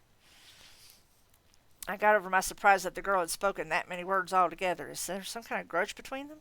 Justine nodded as on the dais Thomas and Bianca exchanged bows. She presented him with an envelope, speaking too quietly for the crowd to hear. He responded in kind. Justine said, It's me. It's my fault. Bianca wanted me to come to be hers, but Thomas found me first. She hasn't forgiven him for it. She calls him a poacher. Which made sense in a way. Bianca had risen to where she was by being Chicago's most infamous madam. Her velvet room provided the services of girls most men only got to daydream about for a hefty price. She had enough dirt and political connections that she could protect herself from legal persecution even without counting any of her vampire tricks, and she always had more than her share of those. Bianca would want someone like Justine, sweet-looking, gorgeous, unconsciously sexy, probably dressed her up in a plaid skirt and starched white shirt. Down, Harry, hell's bells. Is that why you stay with him? I asked her. Because you feel that it's your fault he has enemies? She looked up at me for a moment, then away, her expression more sad than anything. You wouldn't understand. Look, he's a vampire. I know they can infect people, but you could be in danger. I don't need rescuing, Mr. Dresden, she said. Her lovely eyes sparkled with something hard and determined. But there is something you can do for me. I got an edgy feeling and watched the girl warily. Yeah, like what? You can take Thomas and me with you when you leave. You guys show up in a limo and you want to ride home with me? Don't be coy, Mr. Dresden, she said. I know what you and your friends were talking about. I felt my shoulders creak with tension. You heard us. You aren't human either. I'm very human, Mr. Dresden, but I read lips. Will you help him or not? It isn't my business to protect him. Her soft mouth compressed into a hard line. I'm making it your business. Are you threatening me? Her face flushed as pink as the dress she was almost wearing, but she stood her ground. We need friends, Mr. Dresden. If you won't help us, then I'll try to buy Bianca's favor by exposing your plans to escape and claiming that I heard you talking about killing her. That's a lie, I hissed. It's an exaggeration, she said, her voice gentle. She lowered her eyes, but will be enough for her to call a duel or to force you to shed blood, and if that happens, you will die. She took a breath. I don't want it to be like that, but if we don't do something to protect ourselves, she'll kill him and make me into one of her pet horrors. I wouldn't let that happen to you, I said. The words poured out of my mouth before I had time to run them past the thinking part of my brain, but they had that solid, certain ring of truth. Oh, hell. She looked up at me uncertain, again catching one of the soft lips between her teeth. Really? She whispered. You really mean that, don't you? I grimaced. Yeah, I guess I do. Then you'll help me. You'll help us. Michael, Susan, Justine, Thomas. Before long, I was going to need a secretary to keep track of everyone I was supposed to be looking out for. You, but Thomas can look out for himself. Justine's eyes filled with tears. Mr. Dresden, please, if there's anything I can do or say to convince you. Damn it, I swore. Earning a glare from Michael. Damn it, woman. All women, for that matter. That earned me a glare from Susan. He's a vampire, Justine. He's eating you. Why should you care if something happens to him? He's also a person, Mr. Dresden, Justine said. A person who's never done you any harm. Why shouldn't you care about what happens to him? I hate it when a woman asks me for help and then I witlessly decide to go ahead and give it, regardless of dozens of perfectly good reasons not to. I hate it when I get threatened and strong-armed into doing something stupid and risky, and I hate it when someone takes the moral high ground on me and wins. Justine had done all three, but I couldn't hold it against her. She looked too sweet and helpless. All right, I said against my better judgment. All right, just stay close. You want my protection, then you'll do what I say, when I say, and maybe we can all get out of this alive. She let out a little shudder that ran through her most attractively, and then she pressed herself against me. Thank you, she murmured, nuzzling her face in the hollow of my throat so that little lightning streaks of sensation flickered down my spine. Thank you, Mr. Dresden. I coughed uncomfortably and firmly shoved back any ideas of extracting more than a more thorough thanks from her later, despite the clamoring of my sex drive. Probably the vampire venom my reason making me noticing things like that even more. Sure, I pushed Justine away and looked up to see Thomas returning from his visit to the dais, holding an envelope in his hand. Well, I greeted him quietly as he returned. That looks like it went well enough. He gave me a rather pallid smile. Oh, she can be rather frightening when she wishes, can't she? Don't let her get to her, I advised him. What'd she give you? Thomas accepted Justine to the circle of his arm, and she pressed her body to his as though she wanted to wallow in him and leave one of those angel shapes. He lifted the envelope and said, a condo in Hawaii and a ticket there on a late flight tonight. She suggested that I might want to leave Chicago permanently. One ticket? I said and glanced at Justine. Friendly of her, I commented. Look, Thomas, we both want to get out of here tonight. Just stay close to me and follow my lead, all right? He frowned a bit and then shot Justine a reproachful look. Justine, I asked you not to. I had to, she said, her face earnest, frightened. I had to do something to help you. He coughed. I apologize, Mr. Dresden. I didn't want to involve anyone else in my problems. I rubbed at the back of my neck. It's okay. We can help each other, I guess. Thomas closed his eyes for a moment and then he said very simply and very openly, thank you. Sheesh, I said. God, that sounded like somebody I know. I glanced up at Bianca, who was in converse with one of the robed and hooded shadows. The pair of them vanished to the back of the dais while Bianca watched, then returned lugging something that evidently weighed a good deal. They settled on the fairly large object hidden beneath a dark red cloth on the dais beside Bianca. Harry Dresden, Bianca purred, old and esteemed acquaintance and wizard of the White Council.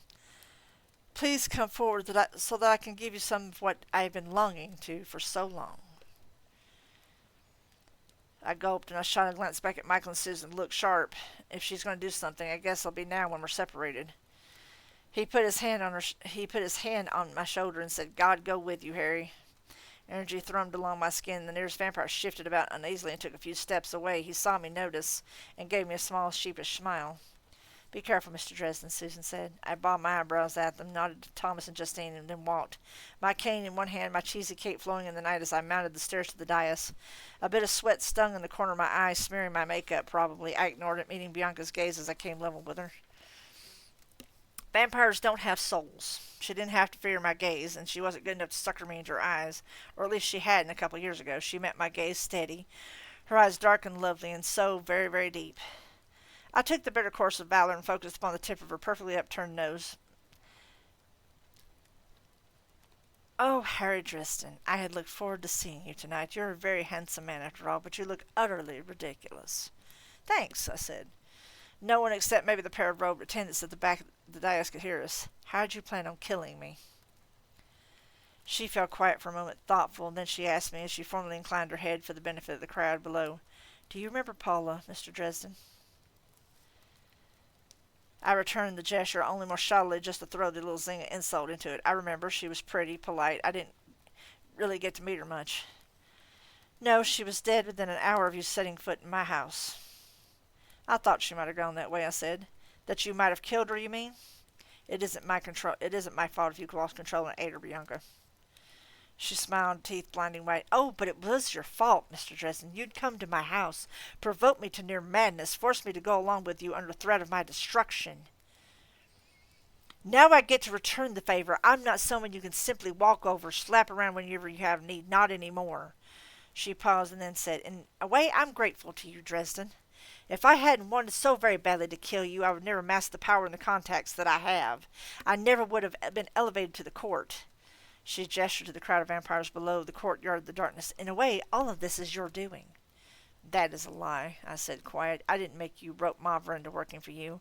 I didn't make you order her to torture those poor ghosts, stir up the Never-Never, and bring Krivos' pet demon back across to stand after a bunch of innocents while you tried to get to me. Her smile widened. Is that what you think happened? Oh, my, Mr. Dresden, you have an unpleasant surprise awaiting you.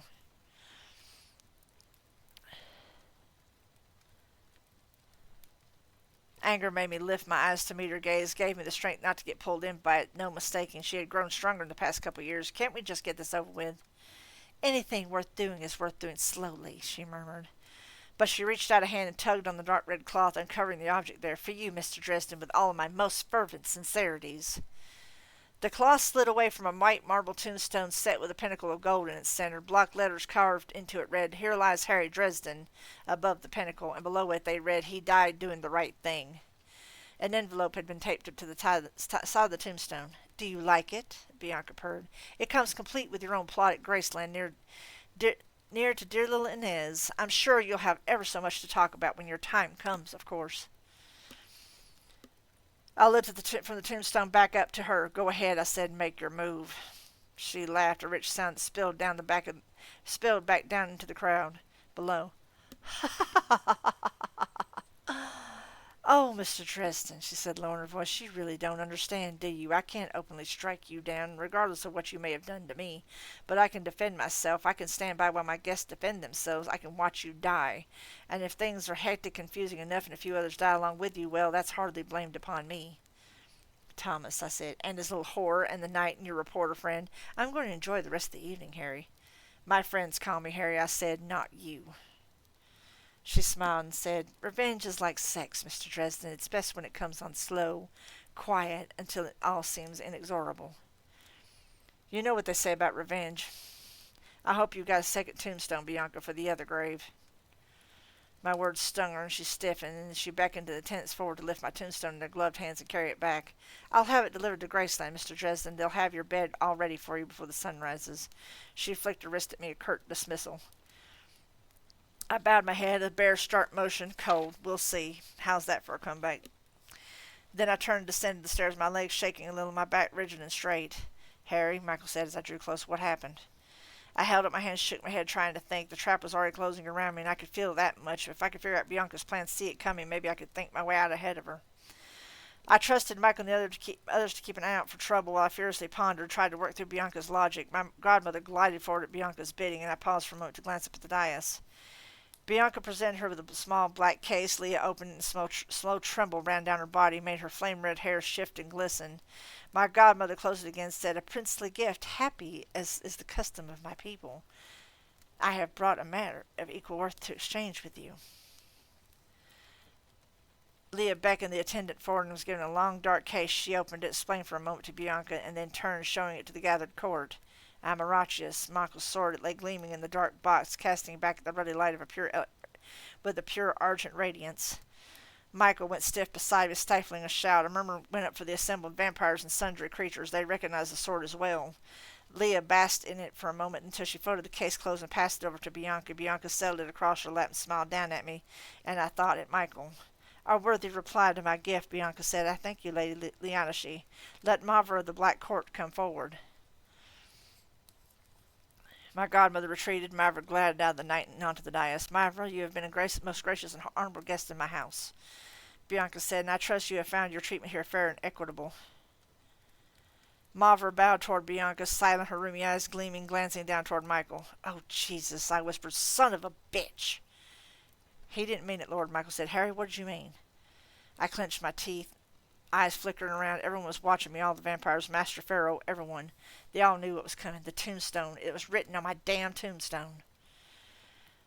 Bianca watched the realization come over me, still smiling. "Then please, Mavra, accept these minor tokens of my goodwill, and with them my hopes of vengeance and prosperity will belong to you and yours." She offered forth the case containing the sword, which Mavra accepted. Bianca then beckoned to the background, and the attendants brought out another covered bundle. The attendants jerked off the cover of the bundle. Lydia, her dark tousled hair had been trimmed to an elegant cut, and she wore a halter and shorts of black lycra that emphasized her hips, the beauty of her pale limbs. Her eyes stared into the lights, glazed and drugged, and she sagged helplessly between the attendants. "My God," Susan said, "what are they going to do with that girl?" Mavra turned to Lydia, reaching into the case as she did. "Sweet!" Her hissing voice rasped. Her eyes went to Michael again, now to open my gift. "It may tarnish the steel a bit, but I'm sure I'll get over it." Michael drew in a sudden breath. "What's going on?" Susan blurted. "The blood of innocence," he snarled. "The sword is vulnerable. She means to unmake it. Harry, we cannot allow it." All around me, vampires dropped. Their wine glasses slid out of their jackets, bared their scarlet-smeared fangs in slow smiles to me. Bianca started laughing above me as Mavra opened the case of the Amaratius. The sword seemed to almost chime with an angry sound as the vampire touched it, but Mavra only sneered down at the blade as she lifted the sword. Thomas moved closer to us, pushing Justine behind him as he drew his sword. "Dresden," he hissed. "Dresden, don't be a fool. It's only one life, one girl's life, and the sword balanced against all of us. Now, if you act now, you'll condemn us all." "Harry?" Susan asked, her voice shaking. Michael, too, turned to look at me, his expression grim. "Faith, Dresden, not all is lost." All looked pretty damn lost to me, but I didn't have to do anything. I didn't have to lift a finger. All I had to do to get out of here alive was to sit still, to do nothing. All I had to do was stand here and watch while they murdered a girl who had come to me a few days before, begging me for protection. All I had to do was ignore her screams as Mavra gutted her. All I had to do was let the monsters destroy one of the major bastions standing against them. All I had to do was let Michael go to his death, claim the protection of the laws of hospitality upon Susan, and I could walk away. Michael nodded at me and drew both knives and turned toward the dais. I closed my eyes. God forgive me for what I'm about to do. I grabbed Michael's shoulder before he could start walking, and then I drew the sword blade forth from the cane, holding the cane in my left hand, reversing it in my grip as I drew in my will, sent it coursing down the haft of the cane, caused blue-white light to flare in the runes etched there. Michael flashed me a fighting grin and took position at my right. Thomas took one look at me and whispered, "We're dead." But he fell in at my left, crystalline sword glittering in his hand. A howl went up from the vampires, a sudden wave of deafening sound. Mavra turned her eyes to us, gathering night into the fingers of her free hand. Bianca slowly rose, dark eyes glowing in triumph. Over to one side, Leah laid her hand on Mr. Pharaoh's arm, frowning faintly, standing well out of the way. Mavra hissed, lifting Amaratius up high. "Harry," Susan asked, her shaking hand touched my shoulder. "What are we going to do?" "Stay behind me, Susan." I clenched my teeth. "I guess I'm going to do the right thing. Even if it kills me," I thought, "and all of you too."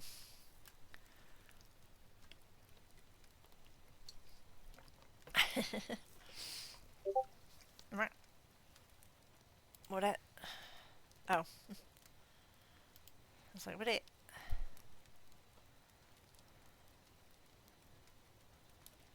Mm.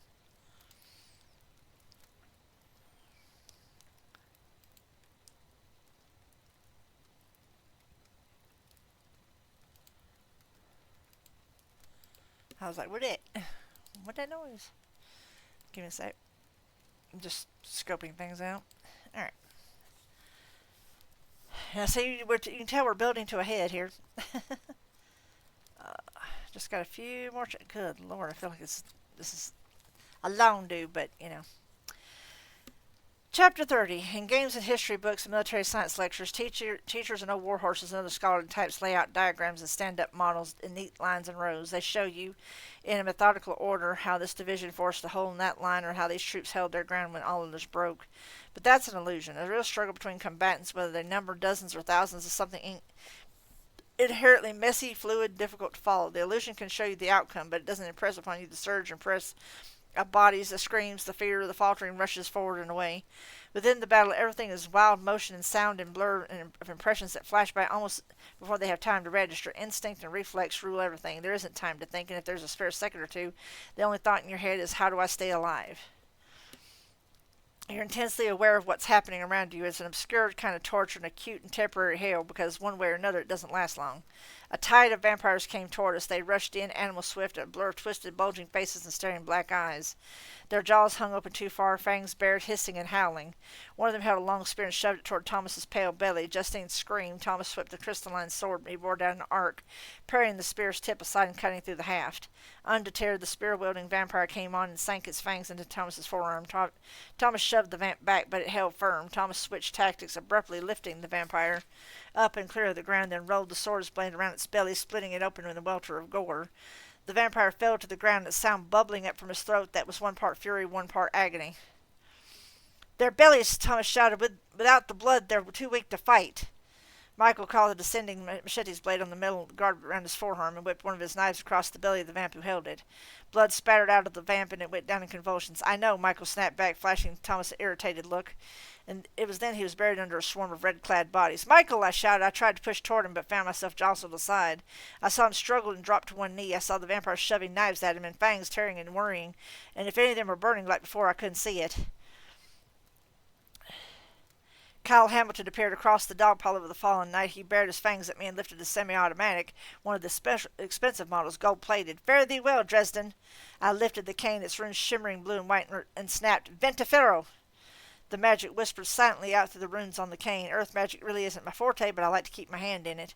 The runes and power I wielded the staff, reached out and caught the gun in invisible waves of magnetism. I had been worried that the spells I'd laid on the cane might have gone stale, but they were still hanging in there. The gun flew from Kyle's hands. I whipped it through the air into the face of another vamp coming toward Justine. It hit at something just this side of speed of sound and sent the thing flying back into the darkness. Justine whirled as a second vampire came at her, only to have its legs literally scythed out from beneath by Thomas's blade. "Isu Domini!" Michael's voice rang out from beneath the vampires like a brass army bugle, and with a sudden explosion of pressure and unseen force, bodies flew back and up away from them, flesh ripped and torn from them, hanging in ragged, bloodless strips like cloth, showing gleaming, oily black flesh beneath. "Domini!" Michael shouted, rising, slewing gutted vamps off him like dog shakes off water. "Lava qua exordium!" "Come on," I called, and strode forward toward the stairs leading up to the dais. Michael had parted the Scarlet Sea. As it were, stunned vampires gathered themselves from the ground or slowed their attack, hovering several feet away, hissing. Justine and Susan caught one of them starting to creep in closer, and discouraged the others from following by example by splattering it with holy water from Susan's basket.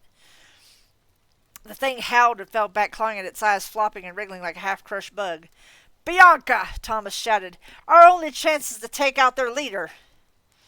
A knife flew out of the dark too fast for me to see, but Thomas did. He reached out and flicked the blade of his sword across its path with a contemptuous swat, deflecting it. We reached the foot of the stairs. "Thomas, hold them here. Michael, we go up." I didn't wait to see who was listening. I just turned and headed up the stairs, sword and cane and ready, my stomach sinking. There was no way we could be in time to save Lydia, but we were. The carnage had evidently drawn Mavra's attention, and she stared at the blood-withered lips pulled back from yellow teeth. She looked at me, and her expression twisted in malevolence. She spun back to Lydia, sword held high. "Michael," I snapped, and stretched out my cane. "Ventifero!" Amarachius burst into conflicting shades of blue and golden light as my power wrapped around it, a coruscation of sparks that made Mavra howl in surprise and pain. The vampire retreated, but kept her pale hands clenched on the blade. "Suit yourself, Spooky!" "Suit yourself, Sparky," I muttered, and I gritted my teeth as the cane smoked and shook in my hand. "Ventifero!" I whipped the cane in a wide arc, and with a hiss, the vampire found herself lifted clear of the ground by her grip on the sword and flung like a beach ball toward the courtyard below. She smacked into the stones of the courtyard hard.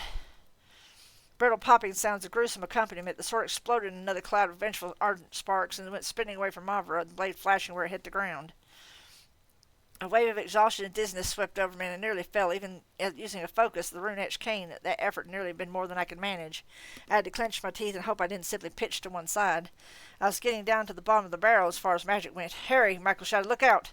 I looked up to see Mavra bound up onto the dais again.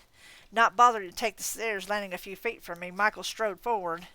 One hand holding a dagger reversed, point down, and a cross extended toward Mavra. The vampire flung her hands at Michael, and darkness spilled out of them like oil splattering toward the night. It sizzled and spat against him, going up in puffs of steam, and Michael came on forward through it, white fire gathering around the upheld cross. Mavra let out a dusty, hissing scream and fell back from him, forced away from me. "Harry," Thomas shouted upstairs, "hurry up! We can't last much longer." My eyes swept up the dais, but I could see no sign of Bianca or her attendants in the shadows cast by the halogen brightness of Michael's blazing cross. I hurried to Lydia, sheathing my slender blade before scooping her up. "Longer? I am amazed we're still alive now." "Light shines brightest in deepest dark," Michael shouted, a fierce joy in his face, his eyes alight with passion and vengeance I had never seen in him. He kept forcing Mavra back before the paralyzing fire of the cross until, with a scream, she fell from the dais. "Let come the forces of night. We will stand. We will get the hell out of here is what we'll do."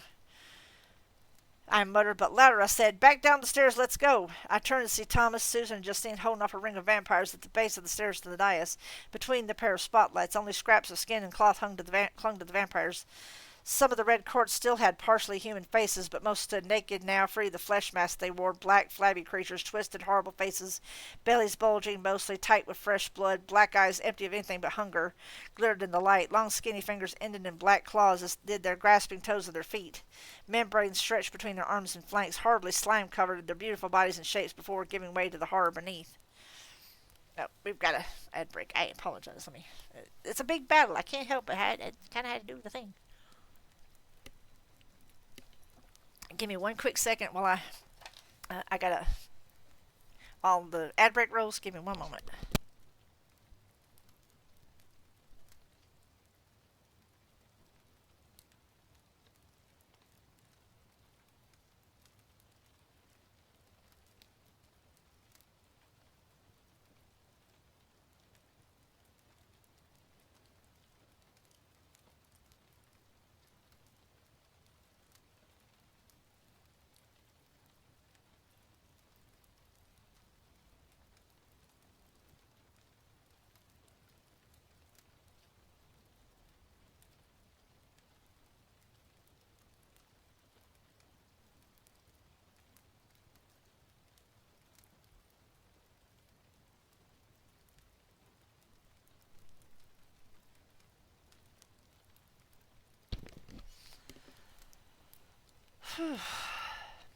It's a lot of reading.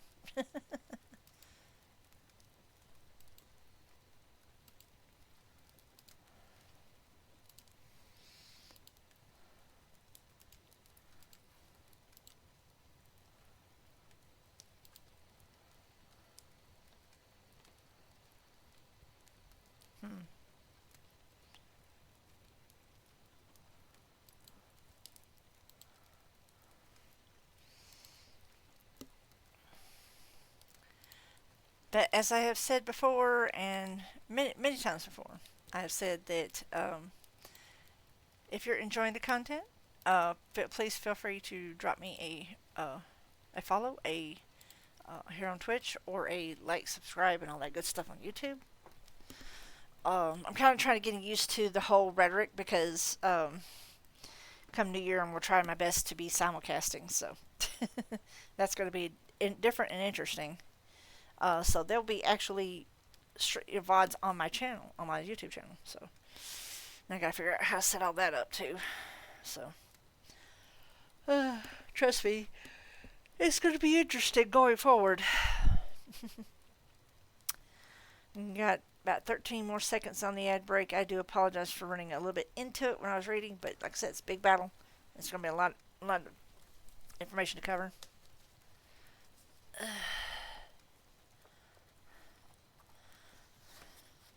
And we're back from the ad break. I do apologize for that. Let's see, where did we get to? A vampire lurched toward Thomas, while another reached out to grasp Susan. She thrust her cross in its face, but unlike with Mavra, the wood did not blaze to light. Faith magic isn't always easy to work, even on vampires, and the red court Creatures with more solid hold in reality than the magical denizens of the black were not so easily repelled. The vampire howled, mouth yawning open, foaming slaver spattering Susan's red hood. She twisted and fought, and with her other hand swept up another baby food jar of holy water, not at the vampire, but at the spotlight beside them. With a screaming hiss, the water vaporized against the heat of the light, bursting out into a sudden cloud of steam that enfolded the vampire completely. It let out a screech that swept upward to the range of the human hearing, vanishing above it, and fell away from Susan, its skin slowing off, the black stringy muscles and bones beneath showing through. Susan fumbled her basket open and drew her gun. She fired for the vampire's belly, the rapid thump, thump, thump of panic fire, and the vampire's abdomen ruptured, blood spraying out in a cloud. The vamp fell to the ground, and I remember thinking that she'd just killed the thing, really and truly taken one of them out. A fierce pride shot through me, and I headed down the stairs. And then our streak of luck ended. Justine took a step too far to one side, and Bianca appeared out of nowhere, seizing the girl by the hair and dragging her away from Thomas. Thomas whirled, but too late. Bianca held the girl's back against her front, her fingers wound with deceptive gentleness around Justine's throat. With the other hand, Bianca, still quite human-seeming and calm, caressed the girl's belly. Justine struggled, but Bianca simply turned her head to one side and drew her tongue slowly, sensuously over Justine's throat. The girl's eyes widened, panicked, then they grew heavy. She shuddered. Her body relaxed toward Bianca, arching slowly. Bianca's rich mouth quirked, and she murmured something into Justine's ear that made the girl whimper. "Enough," Bianca said. And as quickly as that, the courtyard grew silent. Michael and I stood on the stairs a bit above Thomas and Susan. The vampires ringed them in, just out of reach of Thomas's sword. I held Lydia unmoving in my arms. Bianca looked up at me and said, "The game is ended, wizard." You haven't taken us down yet," I shot back. "Smart for you and your people to get out of my way before I get cranky." Bianca laughed, idly plucking some of the petals from Justine's top, bearing a bit more of her breasts. "Surely you don't think me so stupid as to be bluffed now, Dresden. You've already had a measure of your strength taken. What remains barely keeps you standing. If you could force your way out, you'd have done it already." Her eyes moved to Michael. "And you, Sir Knight, you will die gloriously and take many of the horrid creatures of the night with you, but you're outnumbered and alone. Without the sword, you will die." I glanced at Thomas and Susan. "Well then, I guess it's a good thing we brought help. Your whole court, Bianca, and you couldn't take us down." I swept my eyes back and forth over the vampires below and said, "All of your little minions here have eternity laid out before them. Eternity's a bad thing to lose, and maybe you would get us eventually. But whichever one of us you would like to lose eternity first, please, just go ahead and step on up." Silence reigned over the courtyard for a moment. I allowed a bit of hope to seep in my pounding pocket. "Kenny Rogers, eat your heart out. If this bluff worked, I'd be more of a gambler than he ever dreamed." Bianca only smiled and said to Thomas, "She's so beautiful, my cousin of the White Court. I've wanted her ever since the moment I saw her." Bianca licked her lips. "What would you say to a bargain?" I sneered. "You think we would do business with you?" Thomas glanced back up at me. Incredibly, he was clean, but for a sprinkling of scarlet droplets on his pale flesh, unmarred, loincloth, wings, and all. "Go ahead," he said. "I'm listening." "Give them to us, Thomas Wraith," Bianca said. "Give us these 3 and take the girl as your own, uncontested. I will have as many little pets as I wish now. What is one over another?" "Thomas," I said, "I know we just met, but don't listen to her. She'll set you up to get killed already." Thomas glanced back and forth between us. He met my eyes for a moment, almost long enough to let me see inside him, then looked away. I had the impression he was trying to tell me something. I don't know what. His expression seemed apologetic. "Maybe. I know, Mr. Dresden," he said, "but I'm afraid the situation has changed." He didn't kick Susan so much as he simply planted his sandaled foot against her and shoved her into the crowd of vampires. She let out a short, startled scream, and then they took her and dragged her into the darkness. Thomas lowered his sword and turned toward me, his back to the vampires. Leering, hissing, they crept closer to Michael and me. Around Thomas, one of them rubbed up against his legs. His mouth twisted in distaste, and he sidestepped. "I'm sorry, Mr. Dresden. Harry, I do like you quite a bit, but I'm afraid I like myself a whole lot more." Oh, that timer should not be, because we don't have Streamlets anymore. I wonder why that still popped up, even though I deleted it.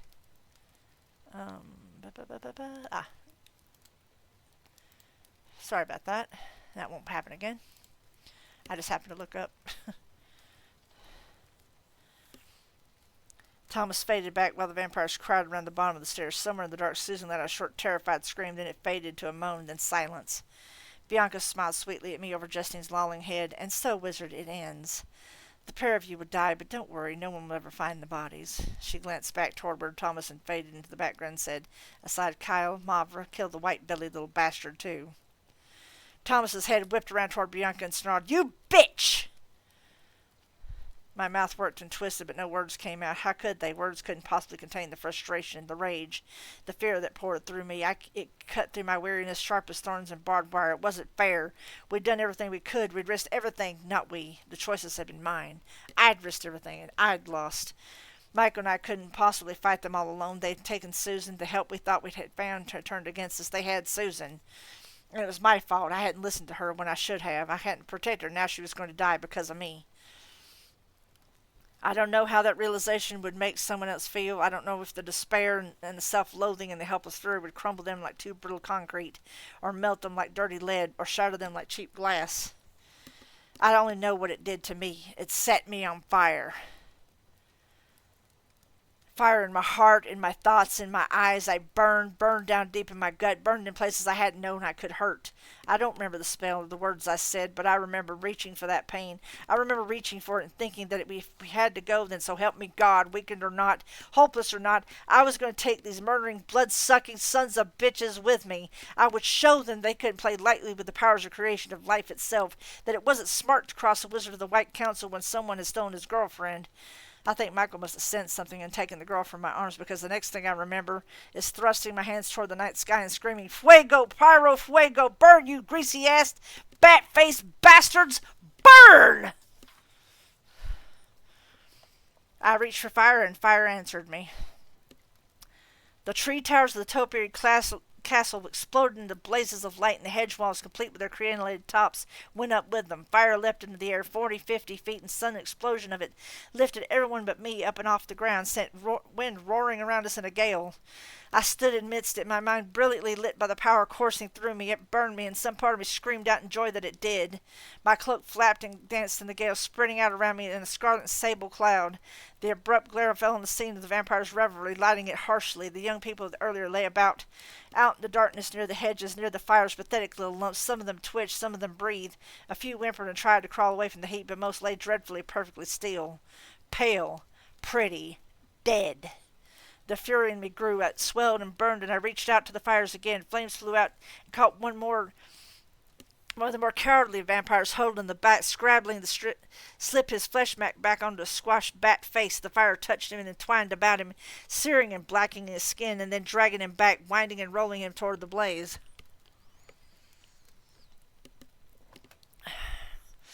The magic danced in my eyes, my head, my chest, flying wild and out of control. I couldn't follow everything that happened.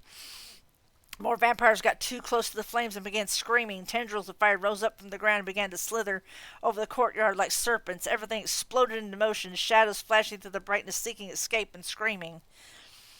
I felt my heart clench in my chest and stopped beating. I swayed on my feet, gasping. Michael got to me. Lindy slung over his shoulder in a fireman's carry. He torn off his cloak and lay it to one side, burning.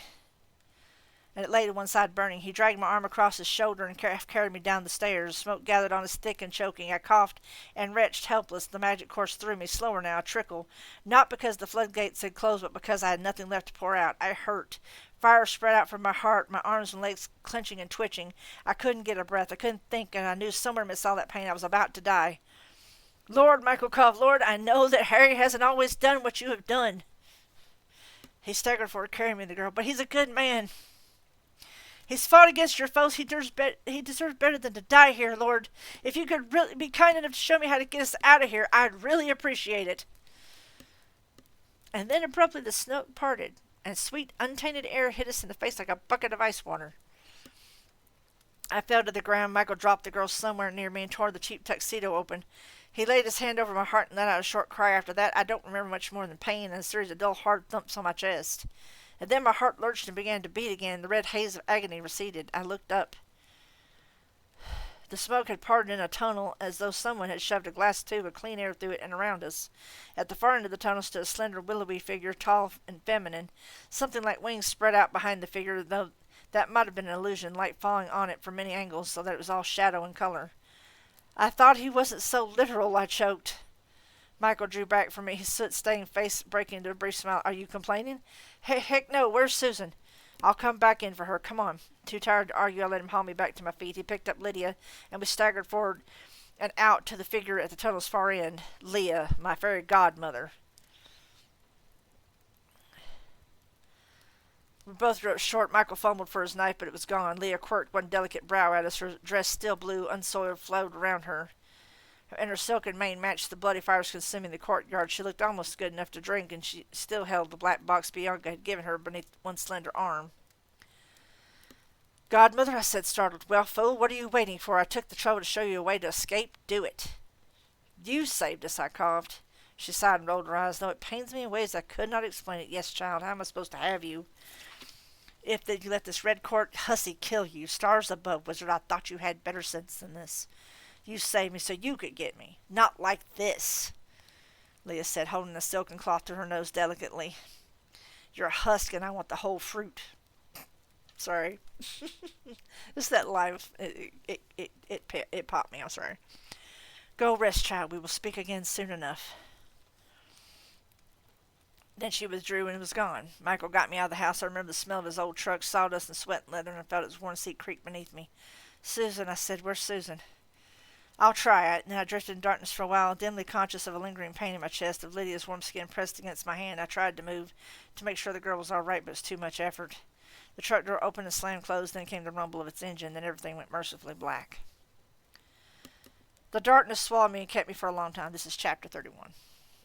There was nothing but silence where I drifted, nothing but endless night. I wasn't cold, I wasn't warm, I wasn't anything, no thought, no dreams, no anything. It was too good to last. The pain of the burns came to me first. Burns are the worst injuries in the world. I had been scorched on my right arm and shoulder, and it throbbed with a dull persistence that dragged me out of the peace.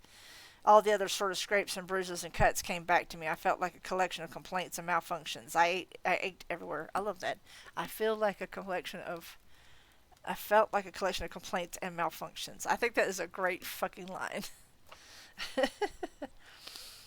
Memory came through the haze next. I started remembering what had happened, the nightmare, the vampire ball, the kids who had been seduced into being there in the fire. Oh, God, what had I done?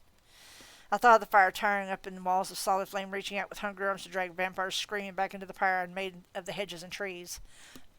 I'm sorry, my voice is starting to go. Stars and stones, those children had been helpless in that. In the fire and smoke, I needed a major... In the fire and the smoke that I had needed a major she-sorceress's assistance to escape. I had never stopped to think about that. I never even considered the consequences of unleashing my power that way.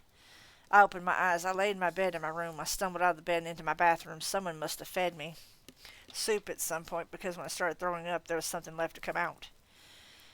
Killed them. I killed those kids. My magic, the magic that was in the creation of life itself, had reached out and burned them to death. I threw up until my belly ached with the violence of it. Wild grief running rampant through me. I struggled, but I couldn't force the images out of my head. Children burning, Justin burning. Magic defines a man. It comes from deep down inside of you. You can't accomplish anything with magic that isn't you. It's somewhere to do. And I'd burned those children alive. My power, my choice, my fault. I sobbed. I didn't come to myself till Michael came into the bathroom. By the time he did, I lay on my side, curled up tight, the water of the shower pouring down over me, the cold making me shiver. Everything hurt, inside and out. My face ached from being twisted up so tightly. My throat had closed almost completely as I wept. Michael picked me up as though I weighed no more than one of his children. He dried me with the towel and shoved me into my heavy robe. He had on clean clothes, a bandage on his wrist, and another on his forehead, his eyes looking a little more sunken, as though short on sleep, but his hands were steady and his expression calm and confident. I gathered myself again very slowly. By the time he was finished, I lifted my eyes to his. How many? I asked. How many of them died? He understood. I saw the pain in his eyes. After I got the pair of you out, I called the fire department and let them know that people needed a rescue. They got there pretty quickly, but how many, Michael? He drew in a slow breath. 11 bodies. Susan, my voice shook. He hesitated. We don't know. 11 was all they found. They're checking dental records. They said the heat was so intense that the bones hardly look human. I let out a bitter laugh. Hardly human. There were more kids than there were. I know, but that's all they found, and they rescued a dozen more alive. It's something, at least. What about the ones accounted for? They were gone, missing. They were presumed dead. I closed my eyes. Fire had to burn hot to reduce bones to ash. Had my spell then been that powerful? Had it hidden most of the dead? I can't believe it, I said. I can't believe I was so stupid. Harry, Michael said. He put his hand on my shoulder. We have no way to know. We just don't. They could have been dead before the fires came. The vampires were feeding from them indiscriminately where we couldn't see. I know, I said. I know. God, I was so arrogant. Such an idiot to go walking in there like that, Harry. And those poor stupid kids paid the price. Damn it, Michael. A lot of the vampires didn't make it out either, Harry. It isn't worth it, not if it wiped out all the vamps in Chicago. Michael fell quiet. We sat that way for a long time. Finally asked him, "How long have I been out?" "More than a day. You slept through last night and yesterday, most of tonight. The sun will rise soon." God, I rubbed at my face. You could hear Michael's friend. "I thought we'd lost you for a while. You wouldn't wake up. I was afraid to take you to the hospital, any place where there'd be a record of you. The vampires could trace it. We need to call Murphy and tell her." "Murphy's still sleeping, Harry. I called Sergeant Stallings last night when I called the fire department. SI tried to take over the investigation, but someone up the line called the police department off of it altogether. Bianca has contacts at City Hall, I guess. They can't stop the missing persons investigation that are going to start cropping up as soon as those people start missing those kids, but they can stick a bunch of things in the way of it. Crap." "I know," Michael said. "I tried to find Susan, the girl Justine, and the sword after. Nothing. We almost pulled it off, sword and captives and all." "I know." I shook my head. "How's Charity and the baby?" He looked down. "The baby, they still don't know about him. They can't find out what's wrong. They don't have any idea why he's getting weaker. I'm sorry. Is Charity? She's still stuck in bed for a while, but she'll be fine. I called her yesterday." "Called? You didn't go see her?" "I guarded you," Michael said. "Father Forsyth was with my family, and there are others who can watch them when I'm away." I winced. "She didn't like that, did she, that you stayed with me? She's not speaking to me." "I'm sorry." He nodded. "So am I. Help me up. I'm thirsty." He did, and I only swayed a little as I stood. I tottered out in the living area of my apartment. "What about Lydia?" I asked. Michael remained silent. My eyes answered my own question a few seconds later. Lydia laid on the couch in my living room under a ton and a half of blankets, curled up, her eyes closed and her mouth a little open. "I recognized her," Michael said.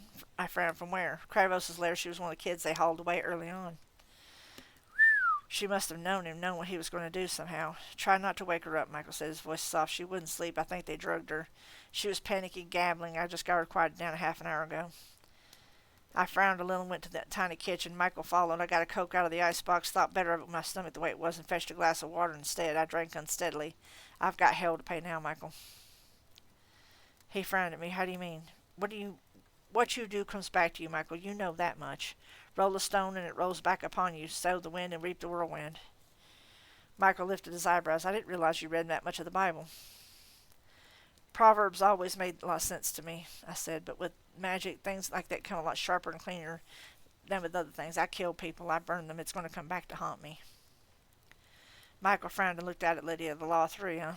I shrugged. "I thought you told me once that you didn't believe in that." I drank more water. "I didn't. I don't. It's too much like justice to believe that what you do with magic comes back to you threefold." "You've changed your mind?" "I don't know. All I know is that there's going to be justice, Michael, for those kids, for Susan, for what's happened to Charity and your son.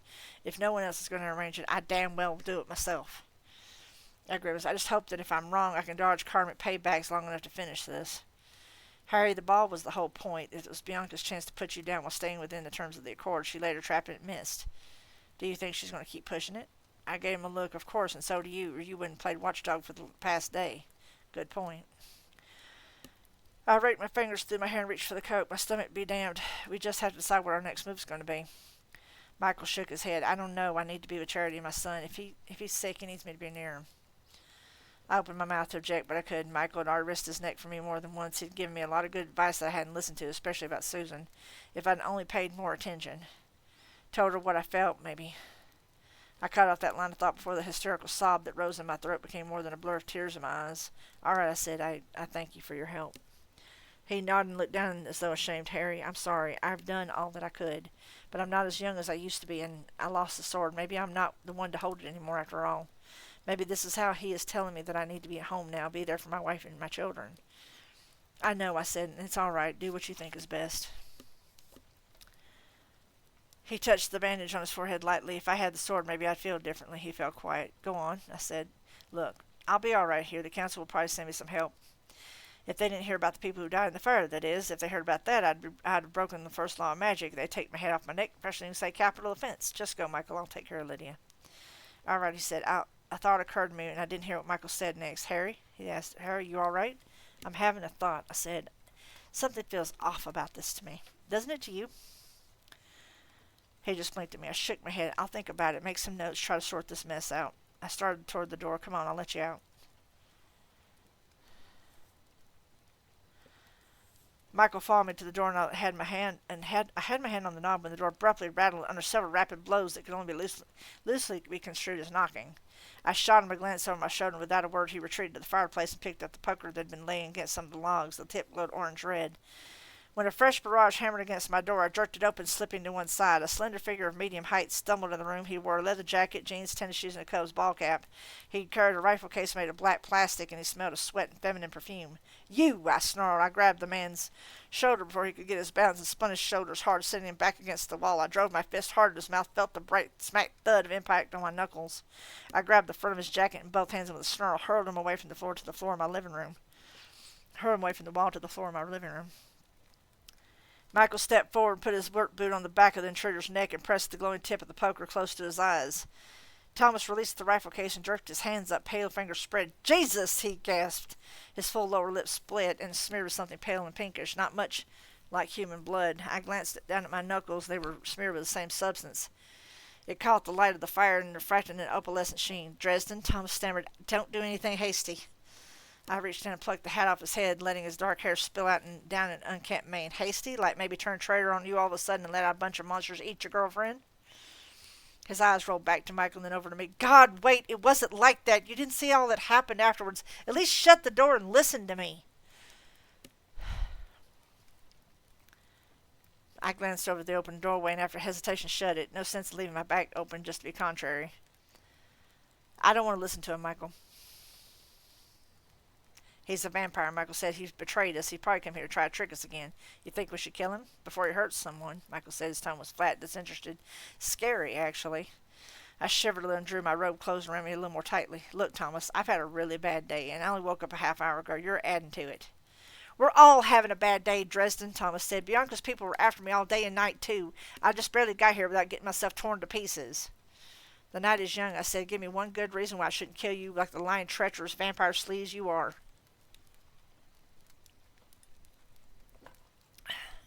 "Because you can trust me," he said. "I want to help you." I snorted. "Why the hell should I believe you?" "You shouldn't. Don't. I'm a good liar, one of the best. I'm not asking you to believe me. Believe the circumstances. We have a common interest." I scowled. "You're kidding me." He shook his head and offered me a wry smile. "I wish I was. I thought I would get the chance to help you once Bianca had taken her eyes off me, but she double-crossed me." "Well, Thomas, I don't know how new you are to all of this, but Bianca is what we colloquially refer to as a bad guy. They do that. That's one way you tell they're bad guys."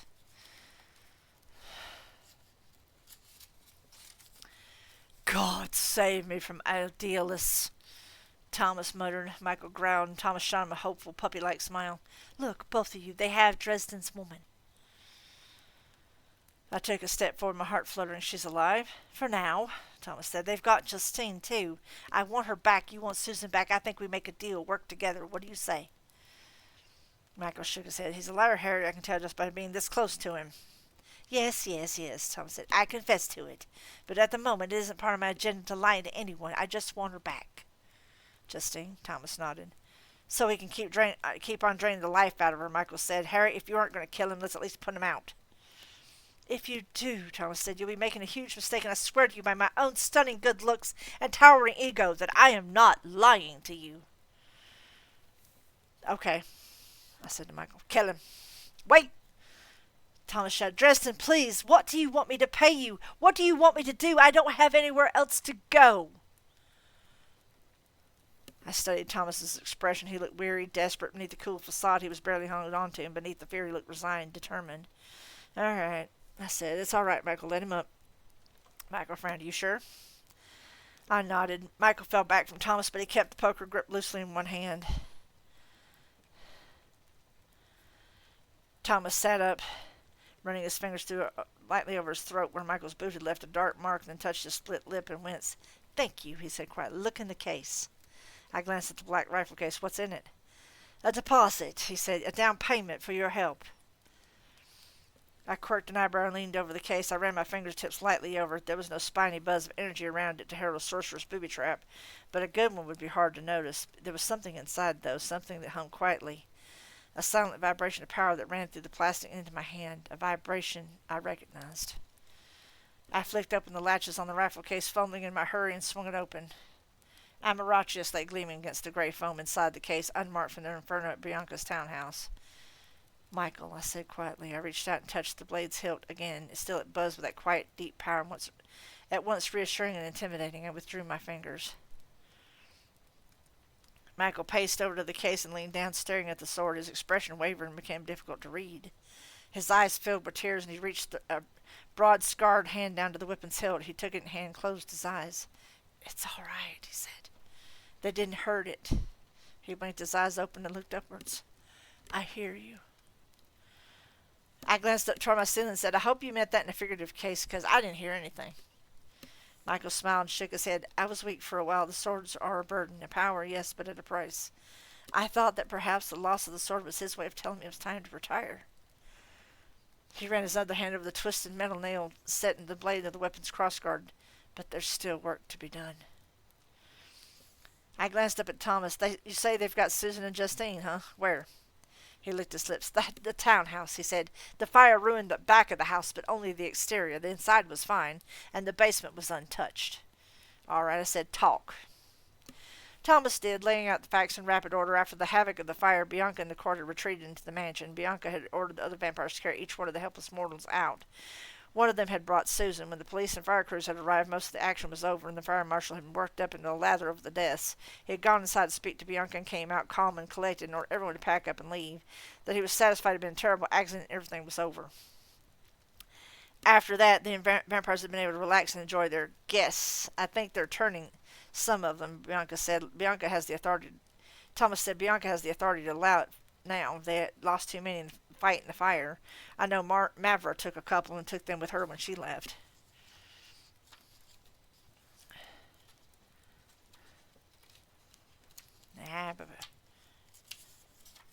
"Left?" I asked. Thomas nodded. "She skipped town just after sunset. Word is a couple of hungry new mouths to feed, you know." "And how do you know all this, Thomas? The last I heard, Bianca's people were trying to kill you." He shrugged. "There's more to a good liar than meets the eye, Dresden. I was able to keep an eye on things for a while." "Okay, so they've got our people at the manor house. We just need to get inside, get them, and get out again." Thomas shook his head. "We need something else. She's brought in mortal security. Guards with machine guns. It would be a slaughter." "That's the spirit," I said with a grim smile. "Where in the house are they keeping the captives?" Thomas looked at me rather blankly for a moment. Then he shook his head. "I don't know." "You've known everything so far," Michael said. "Why are you drying up on us now?" Oh, excuse me. Thomas gave the knight a wary look. "I'm serious. I haven't seen any more of that house than you two." Michael frowned. "Even if we do get in, we can't go blundering around checking every broom closet. We need to know about the inside of the house." Thomas shrugged. "I'm sorry. I'm tapped." I waved a hand. "Don't worry. We just need to talk to someone who has seen the inside of the house." "Capture a prisoner?" Michael asked. "I don't know how much luck we'd have with that." I shook my head and glanced over at the sleeping figure of Lydia, who hadn't stirred in all that time. "We just need to talk to her. She was inside. She might have some useful insights for us. In any case, she's got a gift for it." "Gift?" "Cassandra's tears. She can see bits of the future." I got dressed and we gave Lydia another hour or so. Thomas went into the bathroom to shower while I sat in the living room with Michael. "What I can't figure is," I said, "is how we managed to get out of there so easily." "You call that easy?" Michael said. I grimaced. "Maybe. I would have expected them to come after us by now, or sent the nightmare to get us." Michael frowned, rolling the hilt of the sword between his two hands as though it were a golf club. "I see what you mean." He was quiet for a minute, then said, "You really think the girl will be of help?" "I hope so." At that moment, Lydia started coughing. I moved to her side and helped her drink some water. She seemed groggy, though she started to stir. "Poor kid," I commented to Michael. "At least she got a little sleep. I don't think she's had any for days." Michael's words froze me solid. I started to push myself away from Lydia, but her fingers reached out and dug into the sweater I was wearing. I jerked against them, but she held me easily, not at all moved. The pale girl opened her sunken eyes, and they flooded with blood all through the white scarlet. She smiled, slow and malicious. She spoke, and her voice came out in low, harsh sound, totally unlike her natural tones, alien and malevolent. "You should have kept her from sleeping, or killed her before she woke." Michael started to his feet. Lydia rose, and with one arm she lifted me clear off the ground, bloody eyes glaring up at me with wicked exultation. "I've waited long enough for this." The alien voice, that of the nightmare, purred, "Goodbye, wizard," and the slender girl flung me like a baseball at the stone of my fireplace. Some days it just doesn't pay to get out of bed.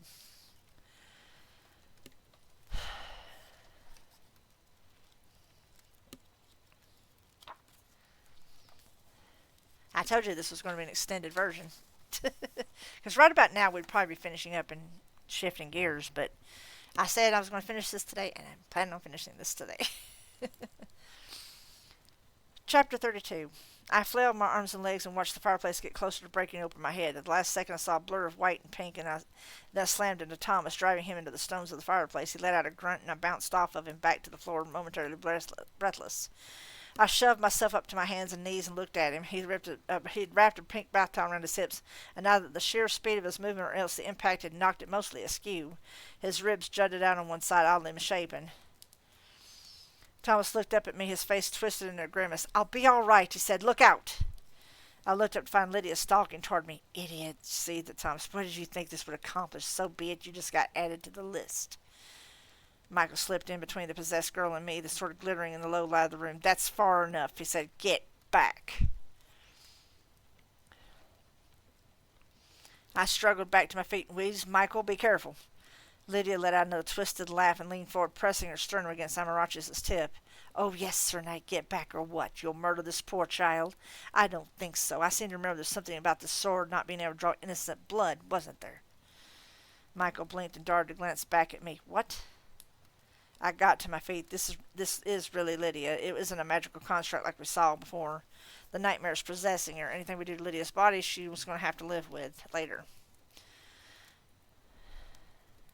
"Yes, just a sweet little innocent lamb wandered astray. You wouldn't want to hurt her, would you, Knight?"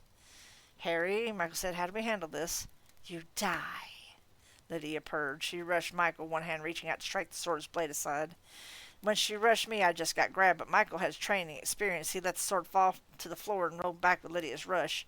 He grabbed her forearms as she reached for his throat, whirled and sent her tumbling into the couch, knocking her backwards and sending her to sprawl on the far side. "Keep her busy," I shouted to him. "I can get her out. I can get it out of her." And then I rushed back into my bedroom, searching for the ingredients for an exorcism. My room was a mess. I scrambled through it. While out in the living room, Lydia screamed again. There was another thump, this one rattling the wall beside the bedroom door, and the sounds of panting and scuffling. "Hurry up, Harry," Michael gasped. "She's strong." I know. I jerked open the door in my closet and started knocking things off shelves rather than hunt through them. Behind the spare cans of shaving cream, I located 5 trick birthday candles, the kind that you can't blow out, and a 5-pound bag of salt. "Okay," I called. "I'm coming." Michael and Lydia lay on the floor, his legs wrapped around hers, while his arms pinned her back so in some kind of modified full Nelson hold. "Hold her there," I shouted. I rushed in a circle around them, shoving back a chair and a footrest, kicking rugs and carpets aside, finally jerking the last one out from beneath Michael. Lydia fought him, twisting like an eel and screaming at the top of her lungs. I tore open the salt and ran about the pair of them, dumping it into a white mound in a circle. Then I ran about again, setting the candles down, piling up enough salt around them to keep them from being turned over. Lydia saw what I was doing and screamed again, redoubling her efforts. "Flick 'em, Bickus," I shouted, shoving a hurried effort of will into the little spell. The effort made me dizzy for a moment, but the candles burst to light, and the circle of candles and salt gathering power. I rose, reaching out my right hand, feeding more energy into the circle, setting it up in a spinning vortex, winding about the 3 beings inside it. Lydia, Michael, and the nightmare. Energy gathered in a circle, spinning around, whirling magic down to the earth, grounding it, dispersing it. I could almost see the nightmare clutching tighter to Lydia, holding on. All I needed was the right move to stun the nightmare and lock it up for a second so that the exorcism could sweep it away. "Astorbagal!" I shouted, bellowing the demon's name. "Astorbagal! Astorbagal!" I stretched out my right hand again, concentrating fiercely. "Begone!" Energy rushed out of my body as I completed the spell, swept toward the nightmare within Lydia like a wave lifting a sleeping seal off a rock, and passed over, leaving it untouched.